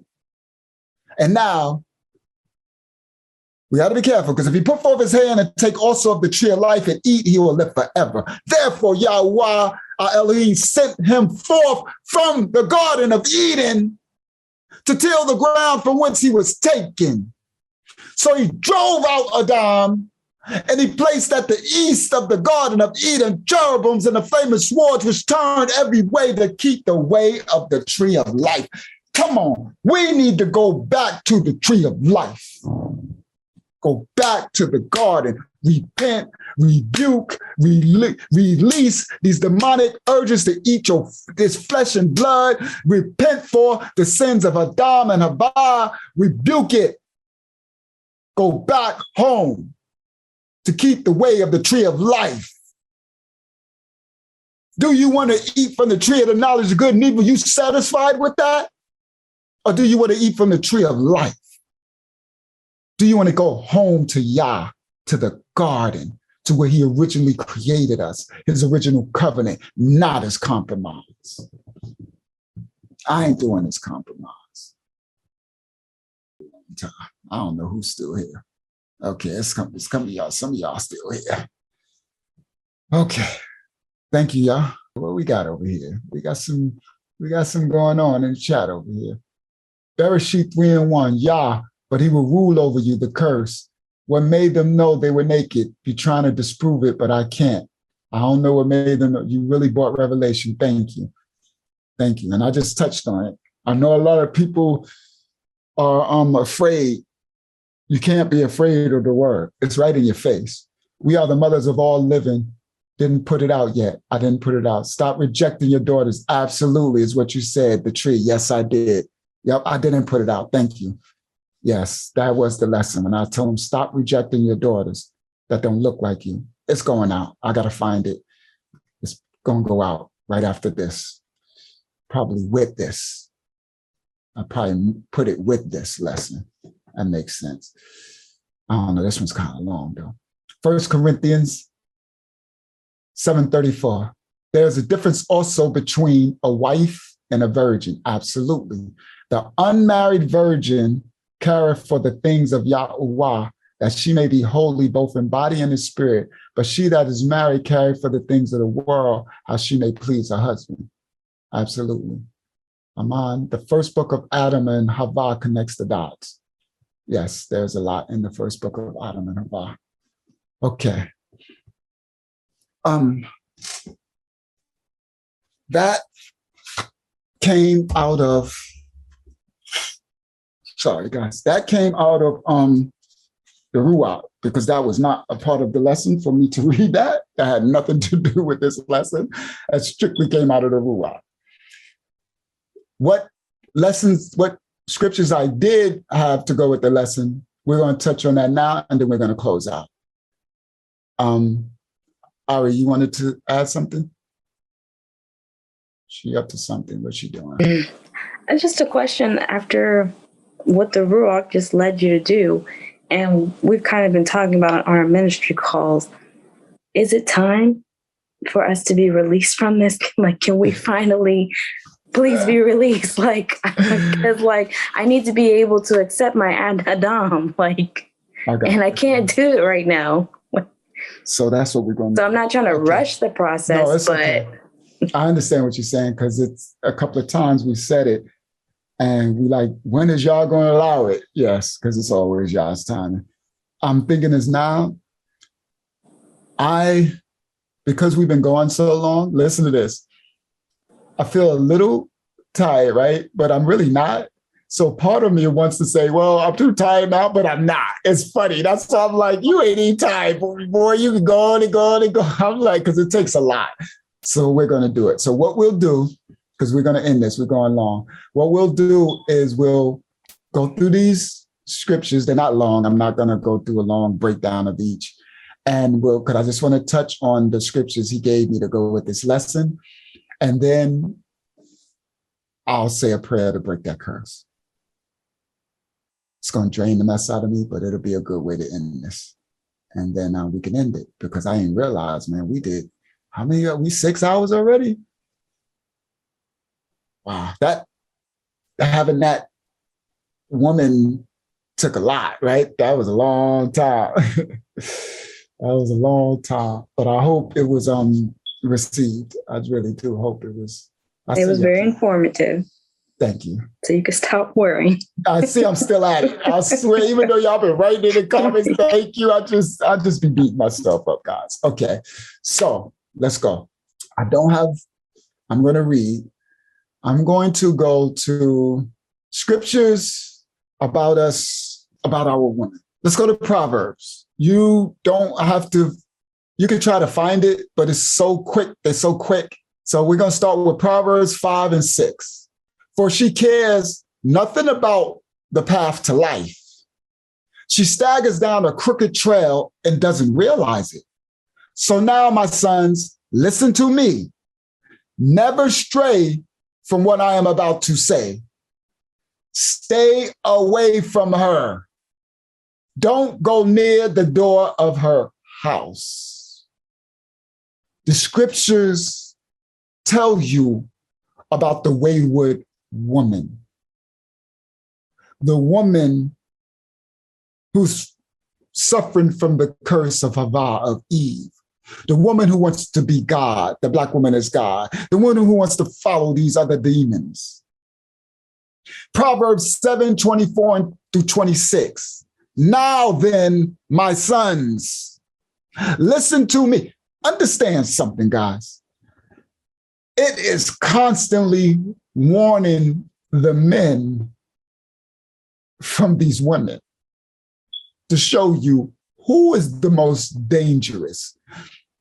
Was it Adam or was it Hava? One of you women answer me. Who is the most dangerous? Hava. Thank you, Ari. We need some crowd participation. I know it's hard, but we got to do it. Proverbs 7:24 through 26. Now then, my sons, listen to me. Pay attention to what I say. Do not let your heart turn to her ways or stray into her paths. Many are the victims she has brought down. Her slain are a mighty throng. Proverbs 21:19. It is better to live in a desert than to live with a quarrelsome and a nagging wife. Proverbs 27:15 through 16. A continual dripping on a rainy day and a contentious wife are like the same thing. Trying to keep her in check is like stopping a windstorm or grabbing oil with your right hand. He's showing you how dangerous our women are when they are out of covenant with the Most High. I'm going to continue. Proverbs 25:24. It is better to live in a corner of a housetop than in a house that is shared with a quarrelsome wife. Proverbs 12:4.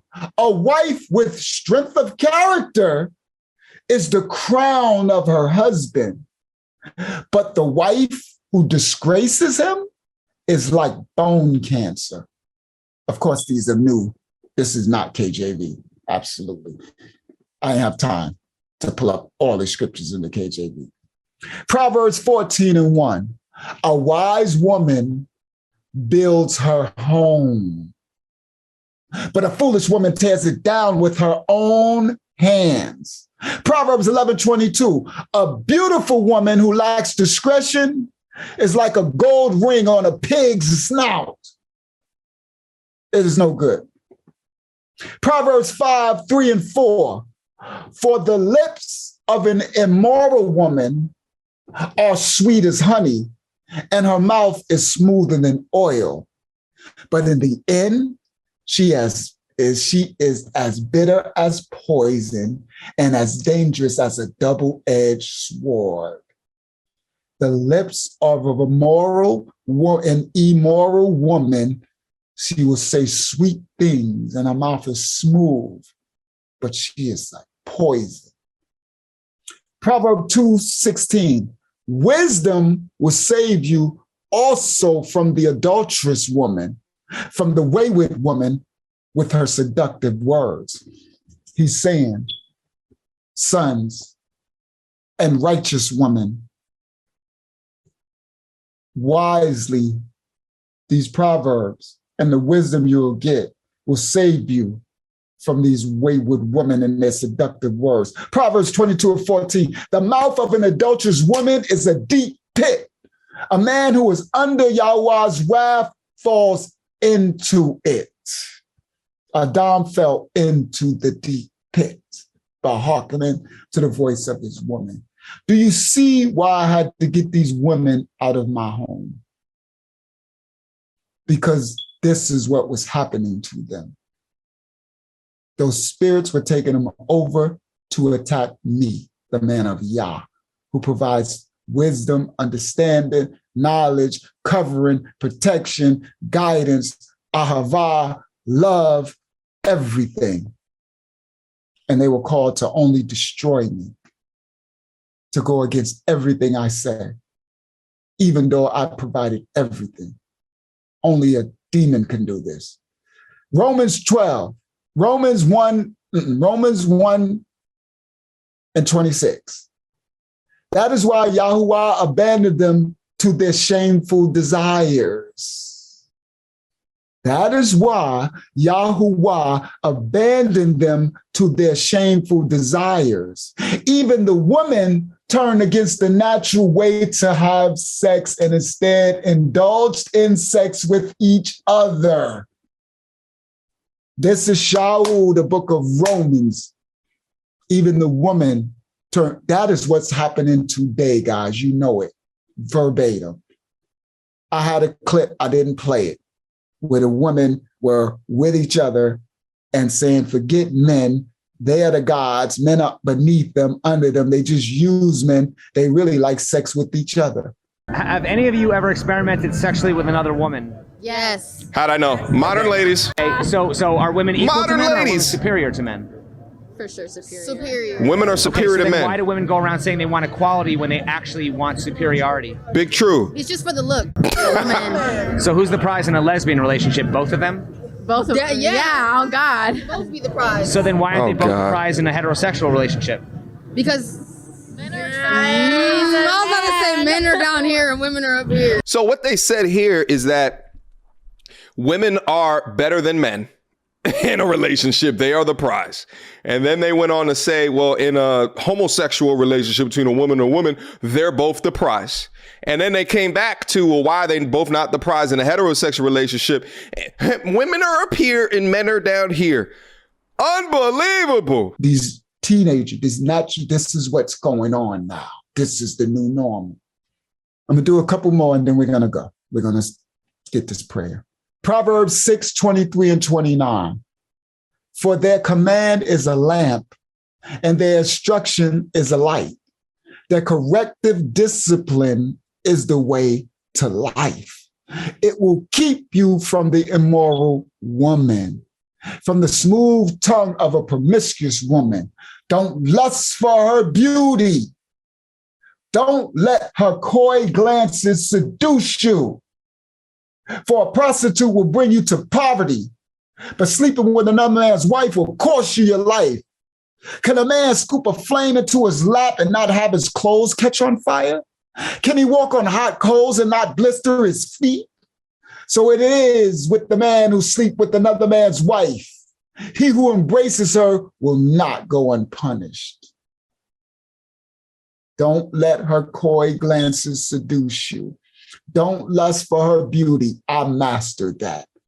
That's why I kicked this beautiful women out my house. Understand, these were beautiful women, head to toe. And I did not let that beauty or the coy glances seduce me. I rebuke you in the name of Yahshua and all your beauty. Pack it all up in your pocketbook and get out. You understand? You, your beauty, your booty, all that. The boobs, the booty, the beauty, the pretty feet, the pretty hair, all of it. No makeup. See, I don't go for all that. Natural beauty, zero makeup. Not one eye, nothing. Your own hair, all that.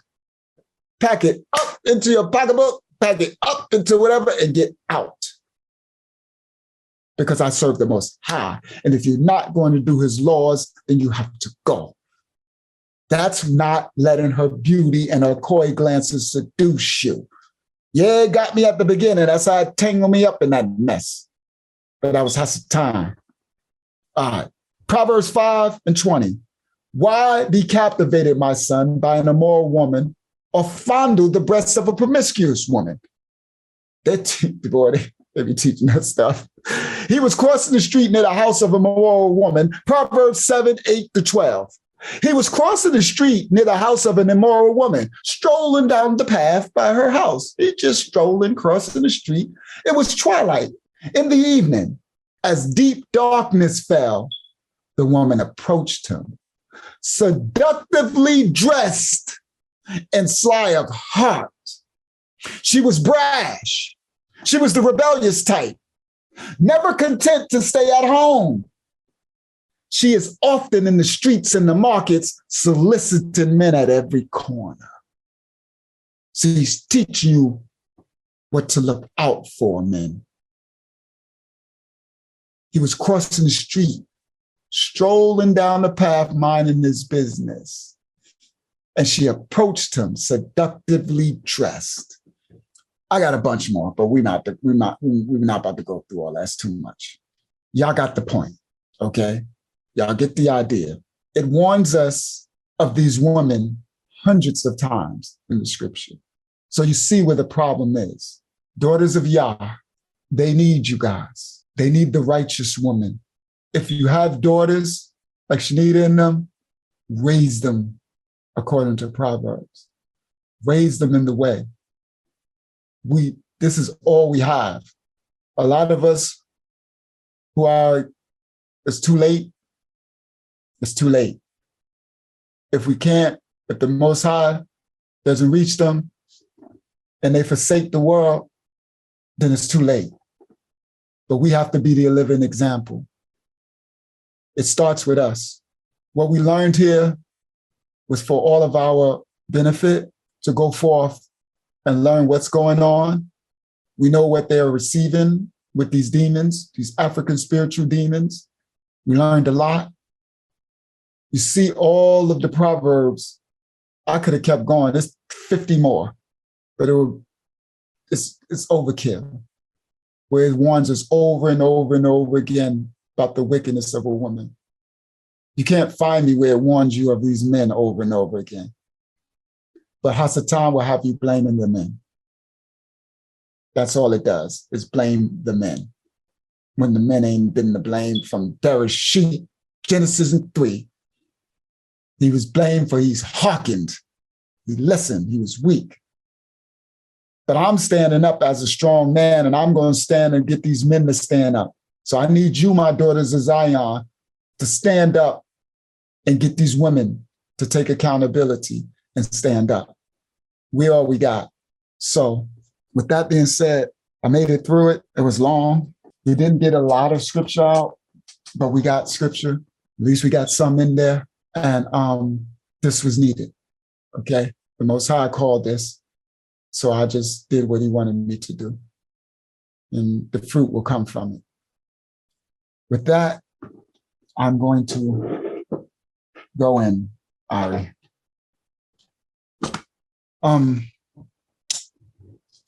There's a curse that was placed on the daughters of Yah, the mothers of civilization, the daughters of Havah, Eve, the Black woman. This curse has been transferred unto the Gentiles through the Black woman, because those are the babies. You gave birth to every nationality on the earth. Kiana, what we call now a modern day white woman, is your child. She comes from your loins. That is your daughter who is not of this fold, who don't look like you. Like I told you before in the other lesson, you could be on the playground, you got 5 children, 4 of them could look like you, and 1 of them could look like it ain't come from you or your dog or the husband. That is Eve. That is the mother of civilization, giving birth to every nationality on the earth. Whether they have blue eyes, green eyes, brown eyes, light skin, dark skin, straight hair, wavy hair, curly hair, it don't matter. They all come from you. They are all your children. Because of this, Hasatan has placed a curse. Give me 1 second. I have to be right. It was sufficient and much needed. Thank you. Thank you, Kotubaya, for letting me know that. All right. We have to. This is no joke. Okay, Okoti Ari, you like, stop being a punk. Let's go. She like, you doing the Adam thing. Let's go. We need this stuff lifted off us. Let's go. Put your big boy boxes on and let's go. It's time to go to war. All right. I don't know who here. I don't know who's still alive with us. But somebody here, a couple of y'all here. All right. It's us, daughters of Yah. Our junior here, but he knocked out. Mitch knocked out. It's your uncle and the daughters of Yah. Who here? Shanita, you still awake? Barack is still here. Okay. I'm here. Shanita here. Yapa, you still here? She sleep. Kiana, you still awake? She did. Kiana asleep. Hukma. I'm here. Oh, daughter, y'all still here. Hukma still here. Oh, Junior back. That's it. Junior came back. Thank you, Junior. I got some more testosterone here with you guys. I got my backup. I got my man that's standing on my backup. Praise Yah, Junior. But we about to go into this Eve curse. I got to remove some curses off the daughters of Yah, and I was the only man here, but our Junior's back away. Praise Yah. All right. Who else? Yahshua, you still here? Yes, I'm still here. I know she hanging there. I was about to say Yahshua used to hang in there. I know she's still here. Praise Yah. Yari, I know you gone. Yari sleep. Oh, Yari's still here too. Go ahead, daughter. Y'all. Okay, we got, and I know Barack about y'all here because he already wrote in the thing. We all okay, so everybody on the screen is here. All right, let's go, daughters of Yah. Let's do this. All right, let's do this. Okay. All right, whew, let's go.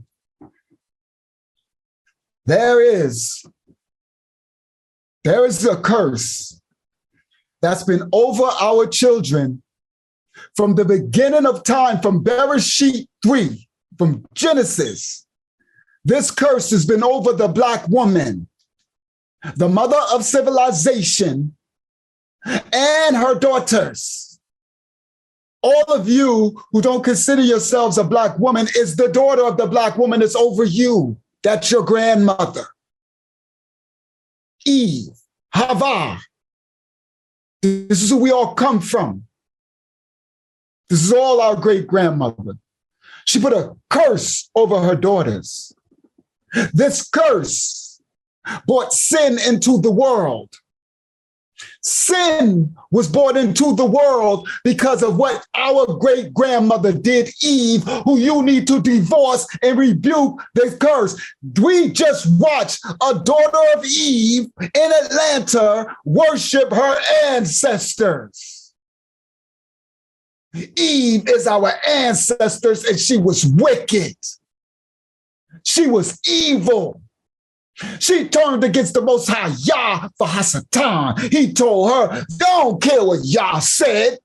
Yah is a liar. If you eat of this, you'll be as God. He just don't want you to be a God, Eve. This food is good for you to eat. Forget what he said. You won't die.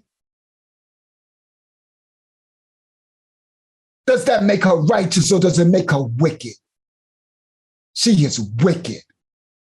And you are to rebuke her, daughters of Yah, forever. Rebuke her to your children when you have them one day if you don't. Rebuke her to your girlfriends. Rebuke her no matter where you go, no matter where you live, in your dreams. Rebuke her and the sin that she brought into the world against the Most High Yah. You are to rebuke this curse of Eve off of your head forever. You have to do it, daughters of Yah, for yourselves. I am going to help you and give you the words, but you have to continually rebuke her during your day, during your nights, during your weeks. As it come up, I rebuke you, Eve, in this sin that you brought into the world against my Abba Yah.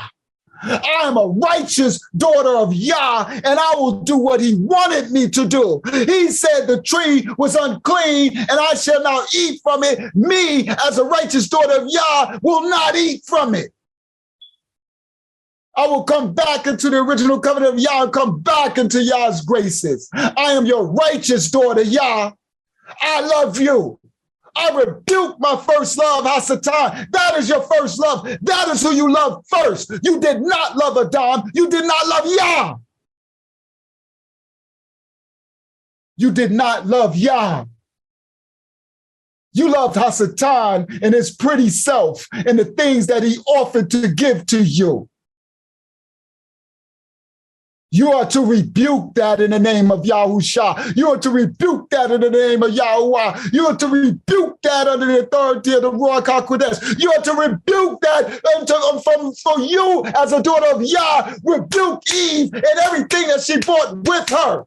Rebuke her sins over your life. Rebuke her, rebuke her, rebuke her. Give it back. Give her back her sex, her drugs, her rock and roll, her money, her wealth, everything. Give it back, her fornication. Give it all back to her. When she ate from the tree, the proverbial, or banged out Hasatan, whatever it is she did, give it back. You are a daughter of Yah, and you're obedient. You will do what he asks. You will submit unto Yah. Your desire will be for your husband. You will make a covenant with Yah to say, I will be obedient, Yah. And if you bless me to bring me a husband, I will submit to him. I will help him. I will love him. I will desire him as you instructed. And because I am doing what you instructed, I will get what comes forward that. The blessings that comes with being a righteous woman with a righteous man. To have a righteous family, to bring salvation into the earth, into the world. I am the mother of civilization. It is all in my hands. These are the nations are following after me. So I take responsibility, Yah. These are the prayers, guys. Listen to what I'm saying. Remember these, because you will continually have to say it. This is your covenant with the Most High. You say, Yah, I break the covenant that Eve made with Hasatan. It is not over my life or my daughters. I rebuke it and I give it back, Yah. Yah, we humbly kneel ourselves unto you, Father Yah, and we repent for the sins of our great-great-grandmother Eve, and we rebuke everything that she put over our head that has us doing all this demonic worship, worshiping all these gods and all these demons and ourselves. Worshiping ourselves. We rebuke the fact that we do not like what you created in us, Yah. We don't like the hair that you have given us. We don't like the eyes that you have given us. We don't like our eyelashes, our eyebrows, our feet, our skin. We don't like nothing, so we remake ourselves into the image of the beast. Rebuke it all, daughters of Yah. You have to give it all back. You have to tell him you love who he created. I am what? Naturally and wonderfully made. What you created me for. Daughters of Yah, look at the men. Look at me. Look at our junior. What do you see? What Yah created. My natural skin, my natural eyelashes, my natural hair, everything is what Yah created. Nothing is made up. Nothing is of the beast. This is what Yah created. When you look at men, that's what you see. Unless you see now the new lesson I did when that man said, I like to wear makeup. Because now they got those women and feminizing the men to serve Hasatan. Rebuke it all, daughters of Yah. Rebuke it all. You are naturally, wonderfully made in the image of the Most High Yah. He created you as he created you as a perfect creation. Love yourselves. Love yourselves. Be the woman that he created you to be. Be the majesty. Be the mother of civilization. Be the walking image of the Most High Yah, that he created this womb to bring forth life. That life itself will come from the spirit realm and travel to the physical realm and have to come through you. Be that anointing vessel that heals the land. The whole earth is crying out. The woman is symbolic to the earth. You plant it into the earth and it brings forth what? Life. All the nutrients and things that's in the earth. That's why the woman is symbolic to the earth. Become the earth. Come back home into covenant of Yah. Your natural state, self. Shalom. You are not a God. You are the womb of the earth. You were given the task to bring forth the Messiah, Hamashiach. The Bible said the serpent's seed and your seed will war against one another. We are your seed. I come from you, daughters of Yah. Uncle Yahshua and all my anointing come from you. Step back into your place of royalty, regality. Take off all that crap. Take off all that. Clean yourselves. Remove everything. Come back unto Yah as he created you and rebuke the curse of Eve off of your head. She is not a representation of you. Not. Rebuke her in the name of Yahshua forever. She is not your representation. She is a disgrace. She is a disgrace. She is the first person to rebuke Yah. Rebuke her, daughters of Yah, forever.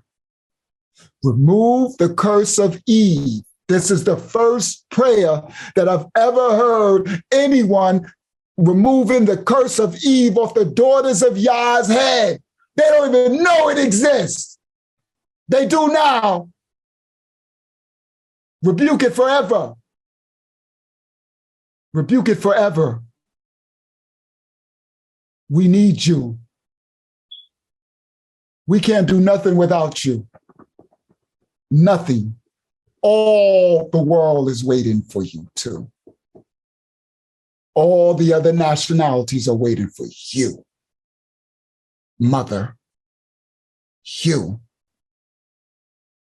Take those African spirituality demons and send them back to those demonic realms where they came from in Africa. Send it back to their demonic lands. That is not ours. You are the daughter of Yah. He told you in Bereshit. He said, what? Your desire shall be your husband, and he shall rule over you. That does not mean it's wicked. If you serve the Most High the way he created you, you are protected. Listen to me, daughters of Yah. If you serve the Most High the way he instructed you, you don't have to worry about no wicked man ruling over you. You don't have to worry about nothing. There will be nothing that can ever touch you. Ever. If you do your duty, which was to serve the Most High, according to the Lords of the Shamayim, what he told you to do, then no man could ever do anything to you. Nobody can harm you. In the physical realm, the spiritual realm, or nothing, you will be covered. Forever. That is a lie from Hasatan. Have you word? But what if I'm supposed to rule, let a rule man rule over me? That's unrighteous. See? That's because you ain't serving Yah. Because when you serve Yah, you ain't worried about all that crap. When you serving Yah, you like, yeah, let that man go ahead and try to do something all he want. You sit back like, boy, you be telling him, boy, you need to be careful messing with me. I got an Elohim who covers me and fights for me. This is what your uncle do. I told him the wicked exes, girl, you better be careful messing around with me. They gonna rip you to shreds. I got Elohim who covers me. Everybody, anybody in the world, anywhere I go. You better be careful what you say and do to me. Because I serve him with my heart, soul, mind, everything. So I'm covered. And I don't have to guess it. This ain't no question mark. Ain't no question mark there. It's a statement. This is facts. This is true. This is what you got to receive, daughters of Yah. This is what you have to live. You have to know I'm covered. I'm serving Yah. I've rebuked Eve and all her demons, and I give Hasatan all back his stuff. I divorce.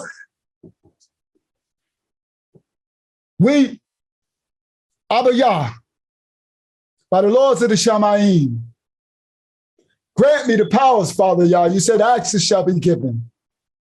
Grant me the powers. Grant me the authority. That's a better word. To help your daughters rebuke Hasatan, divorce Hasatan. Their first love, their first marriage, their first everything. Father Yah, daughters of Yah, you have to speak. And you have to say, I rebuke you, Hasatan. I divorce you. You are not my love. I give it back. Yah is my first love. I rebuke you. Whatever covenant that Havah has made with you, I am not in agreement with it. I do not agree, Yah. I give it back.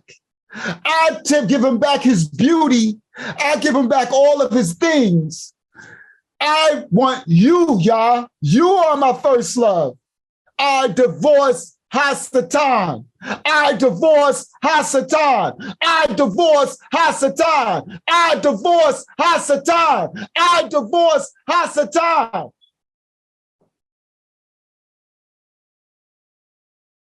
You have to come back into covenant.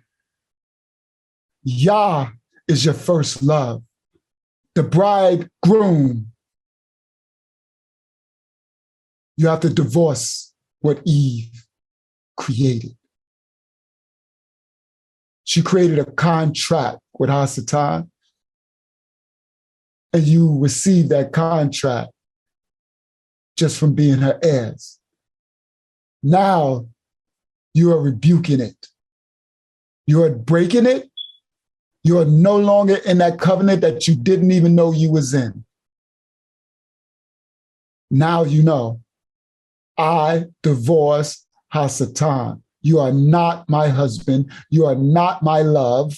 So I rebuke you in the name of Yahshua. Yah is my love. Yah.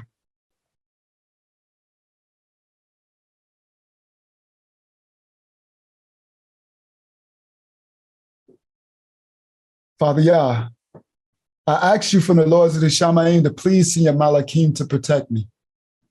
I know that they're going to attack me now. I learned. You teach me as I go. So I'm asking you in advance, please cover me tonight when I rest so that I can get a good night's rest. Please rebuke all any demons that's going to try to attack me in my rest. I ask you, Abba Yah, to bestow your Malachim, extra hedge of protection over me, Father. Ask it shall be given. Thank you for teaching me.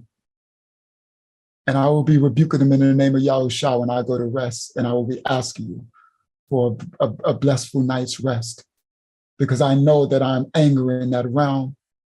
And so I ask you to send an extra hedge of protection over me, your son, as I do your will to try to help your daughters and sons. Thank you, Father, for giving me the wisdom. Thank you for giving me the strength to say this prayer. Thank you for urging your daughter, Ari, for nudging me. Let's go. Let's go. Let's get this going. They need this prayer. They collectively, in agreement, rebuke Hasatan and any covenant. They rebuke him. He is no longer their first love. They come back unto you, Father. They apologize. They know not what they do. They know not what they did. But now they know. Let's go, daughters of Yah. Stand up. You've been reborn. You are cleaned. You are cleansed. You have a new slate. You have a new slate. Remember this prayer, these prayers, play them back when this goes out. Make a clip of just this part if you have to, so you can remember and repeat. I rebuke you, Hasatan. I divorce you, I divorce you, I divorce you, I divorce you. You do not own me. I break covenant. I don't love you. I love Yah. I divorce you. Go back to where you've come from. You don't have authority anymore. So remember forever, daughters of Yah, this fight is not a one-time fight. You have to do it forever. That's why we have to die daily. You have to continually, dag, Hakma, Hukma. She got kicked out and the internet completely went out and she only got in at the very end. It's going out, daughter, yeah. So you'll have this at the end to play back. Of course he don't want. He's upset. So of course he kicked you out. But it will be going out. And I will be doing a separate prayer video, play this. Yes, I will separate this as well. You women, you have to fight forever.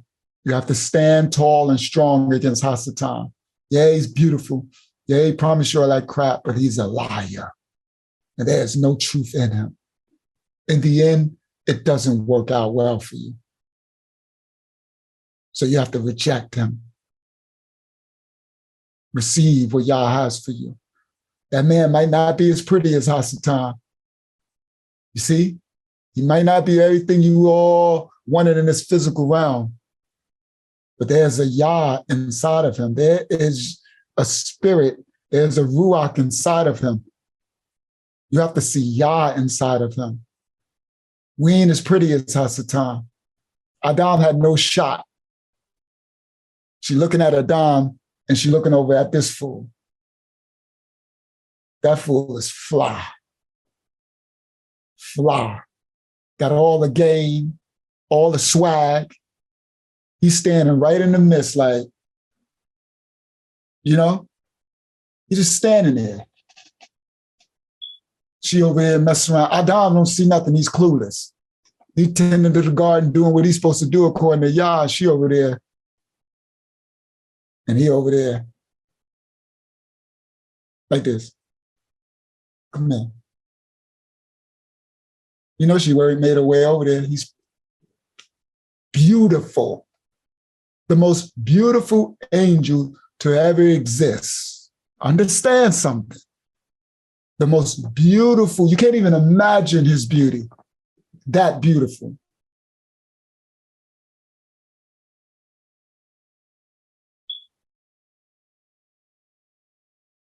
That's why those with beauty is a gift, and it's something that is really to be very careful about. If you're blessed with a high level of beauty, you have to be very careful. You can entangle. It can be witchcraft within itself. Much is given, much is required. That's why the most beautiful women are very dangerous. That's why Hasatan got the most beautiful woman under his control. Remember, the world gives them everything. They become indoctrinated. They're like gods from their beauty. So with that, I know a lot of the beautiful women know the sufferings that come with it, especially those that want to be righteous. They realize like, man, I just can't be normal. Because when I just want to be somebody's friend, they're just in love with me. Like my beauty gets in the way. It's a gift and a curse. So much comes with it. If you're blessed with a high level beauty, you have to take the responsibility that comes with it. And you have to guard yourself. You have to you can't always be seen. You can't always be like, I know a lot of you who know what I'm talking about. It comes with it. For those that wish they were that beautiful, stuff comes with it. Everything, the grass ain't always greener on the other side. That's why you have to be content and have shalom with what the Most High created. Love yourself. Be content. I'm content. I ain't perfect. I wish I had a lot of different things, but I'm content. I learned to love myself. I'm happy. I love myself. And then when you love yourself, the more you see Yah in you, the more you will love yourself. The key is to see Yah within you and know that that's my thing. I'm beautiful. I'm not saying I'm saying I'll be like, if y'all only knew what y'all missing, I only talk about looks. I'm talking about Yah. That's why when I made that statement about me walking like a giant, boom, boom, boom, that's what I'm talking about. I'm like, if y'all only knew, if you only knew, you have to have that inside of you. If you only knew who I was, I'm talking about you daughters of Yah. In the world, you ought to be like, if you only knew who was amongst you, if you only knew who was in your presence, if they only knew the Yah that's in me. Yes, Philippians 4:11, be content with what is inside of you. You have to. Greater is he that is within you. If a Mashiach, the Ruach, and Yah is inside you, then there is nothing greater than you. I don't care what you look like or what you feel like or none of that. You have to walk in majesty and know I'm anointed vessel of the Most High Yah. I am a daughter of Yah. I am the mother of civilization. Everything is required of me. I am called to bring forth help to the men of Yah who are created in his image. So what does that make me? They need me. They need my help. So that makes me great. Praise Yah. More to come. More to come, because it's not a one-time thing. As you guys remind me, Makoti Ari, every now and then, I go back into prayer again. Because it's not a one-time thing. Praise Yah that you allow me to get first round of breaking this generational curse of Eve off her daughters. They rebuke you. They rebuke you, they rebuke you, they rebuke you, they rebuke you, Eve. I hope you repented. I don't even know. I don't know where she at. I don't know if she's in Abraham's bosom, she's in Sheol. I don't know nothing. I don't know if she was even able to repent for that sin. I don't know. It's going to be interesting to find out. But we rebuke you. We rebuke you and the sin that you brought into this world. And we rebuke you, Ahab, Adam, of your weakness and the sin that you facilitated bringing into this world by hearkening to her. With that being said, daughters of Yah, this was for you tonight. As you see, this whole lesson was for you tonight. So put in some time and some work. You know I love you and I care about you. From the first time he released Mashiach Assembly, who did I come for? You guys. First thing I did in those cars, I had to tell the men, oh, I got stuff coming for you guys. Men are like, no, go ahead. Save our women because we screwed without our women. I came for you first. And I'm still here. So let's fight, ladies. Let's fight. Stand up for your daughters and your sons.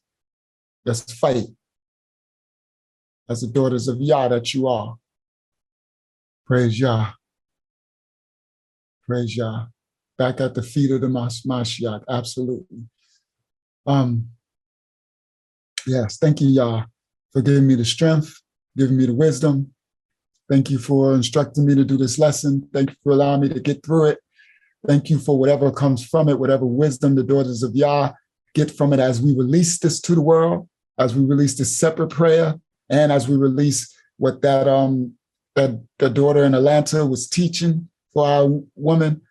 I'm very interested to see what people leave in the comments, because I know a lot of people should have something to say, because, you know, Daughters of Zion from all over the world is going to be like, on this part and that part. And thank you, Yah, for instructing me to record these things and allow me to be obedient every time you tell me to do something, I do it.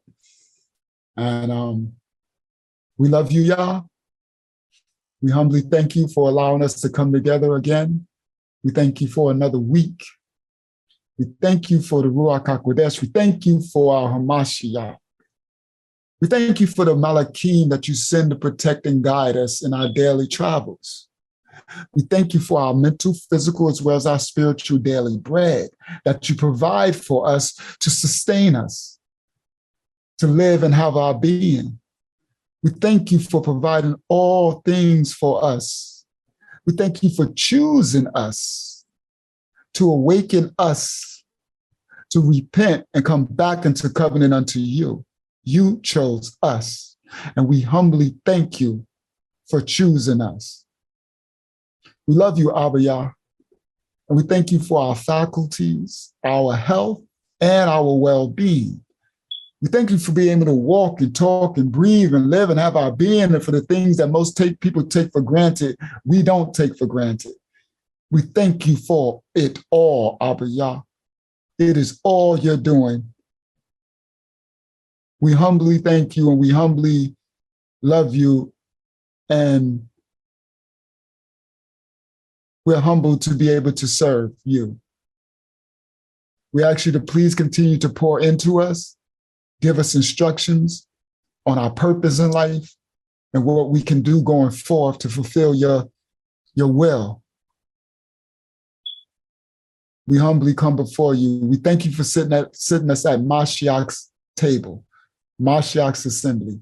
for each of us individually, we humbly thank you for allowing us to be at this table so that we can receive the nourishment that you have for us weekly. We love you, Yah. In the name of Yahshua, we all come together as your children in agreement and say, Hallelujah, Selah, Amah.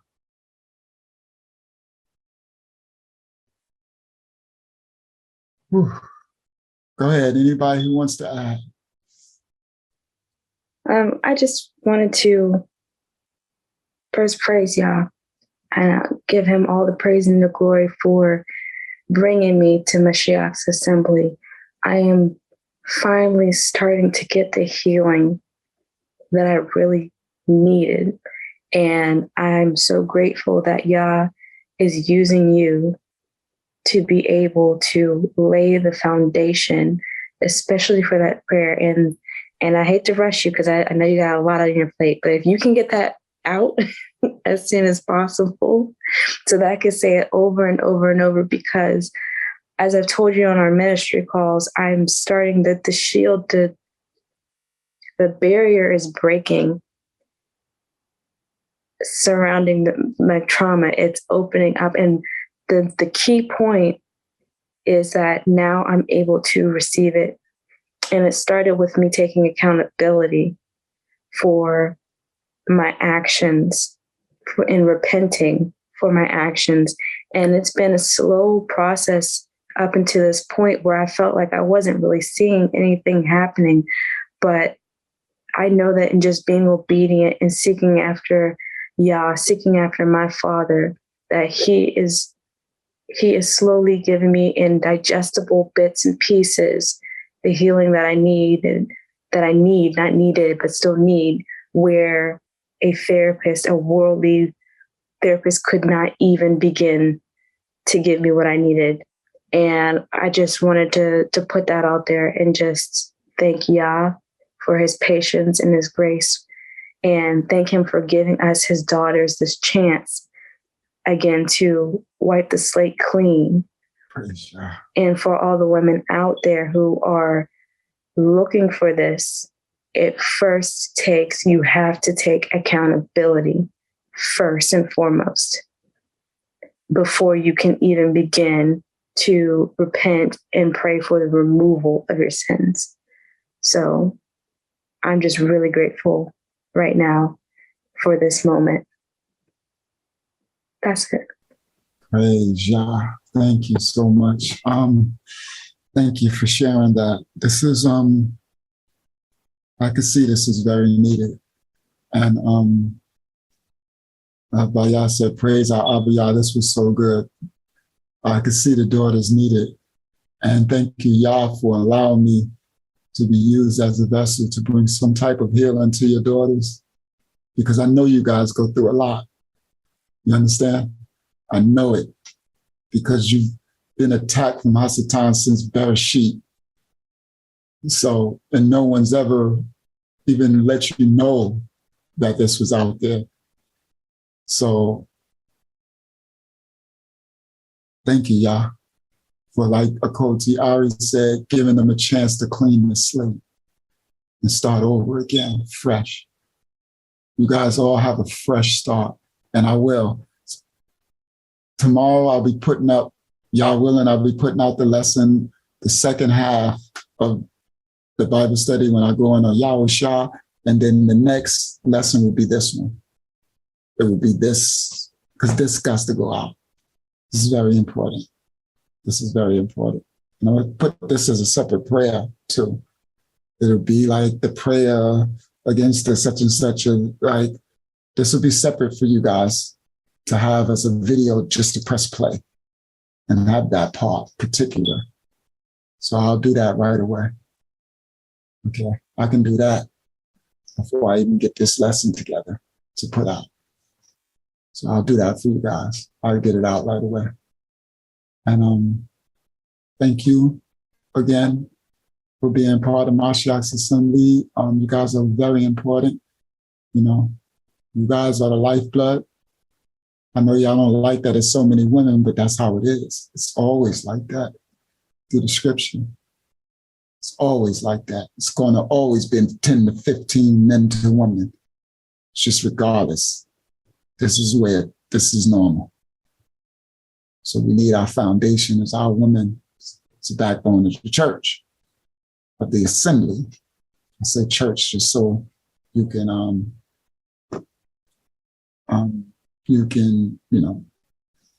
have some correlated word. But yeah, I know at the end, 7 women are cleaved to 1 man. I know that. But in different lands, it's different. Atlanta is like 30 women to 1 man. Something like this crazy number. So in different places, it's a different ratio of men to women.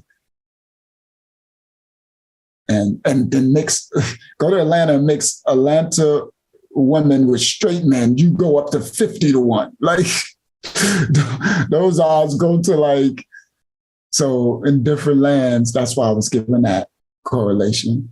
Yes. So of course, it's going to always be a lot of daughters of Yah in the assembly and a few men that's holding us down. But praise Yah, we here. We got some of us here. And as we grow, it'll be more, if Yah willing. He adds secures and hooks us tight. A gift from Yah, eternal life. He sent his son a sacrifice to show how much he loves us. You are loved, you are loved. You are loved, you are loved. You are loved, oh, you are loved. You are loved by Yahshua. Praise Yah. Praise Yah. Hallelujah.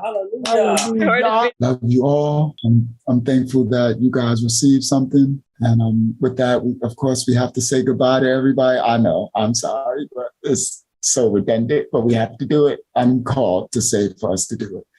Remember, one day, all these lessons are going to go out, so it's not in vain. So let's say goodbye to all of Yahshua and her companions. Shalom. Shalom, everybody worldwide from Mashiach's assembly. There go Andrew. Shalom. Shalom, guys. Shalom, everybody. Love you all. See you guys next week. And I'm here. Anybody need a ministry call? Shalom. Love you all. Shalom. You are loved by Yahshua. Bible study every Tuesday, 8 p.m. We having a Zoom Bible study. I'm gonna put email me for the link. I'm a lion of the tribe of Judah.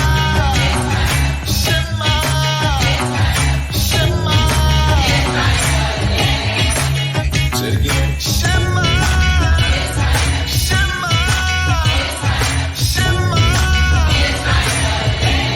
Precious chosen people of the Most High.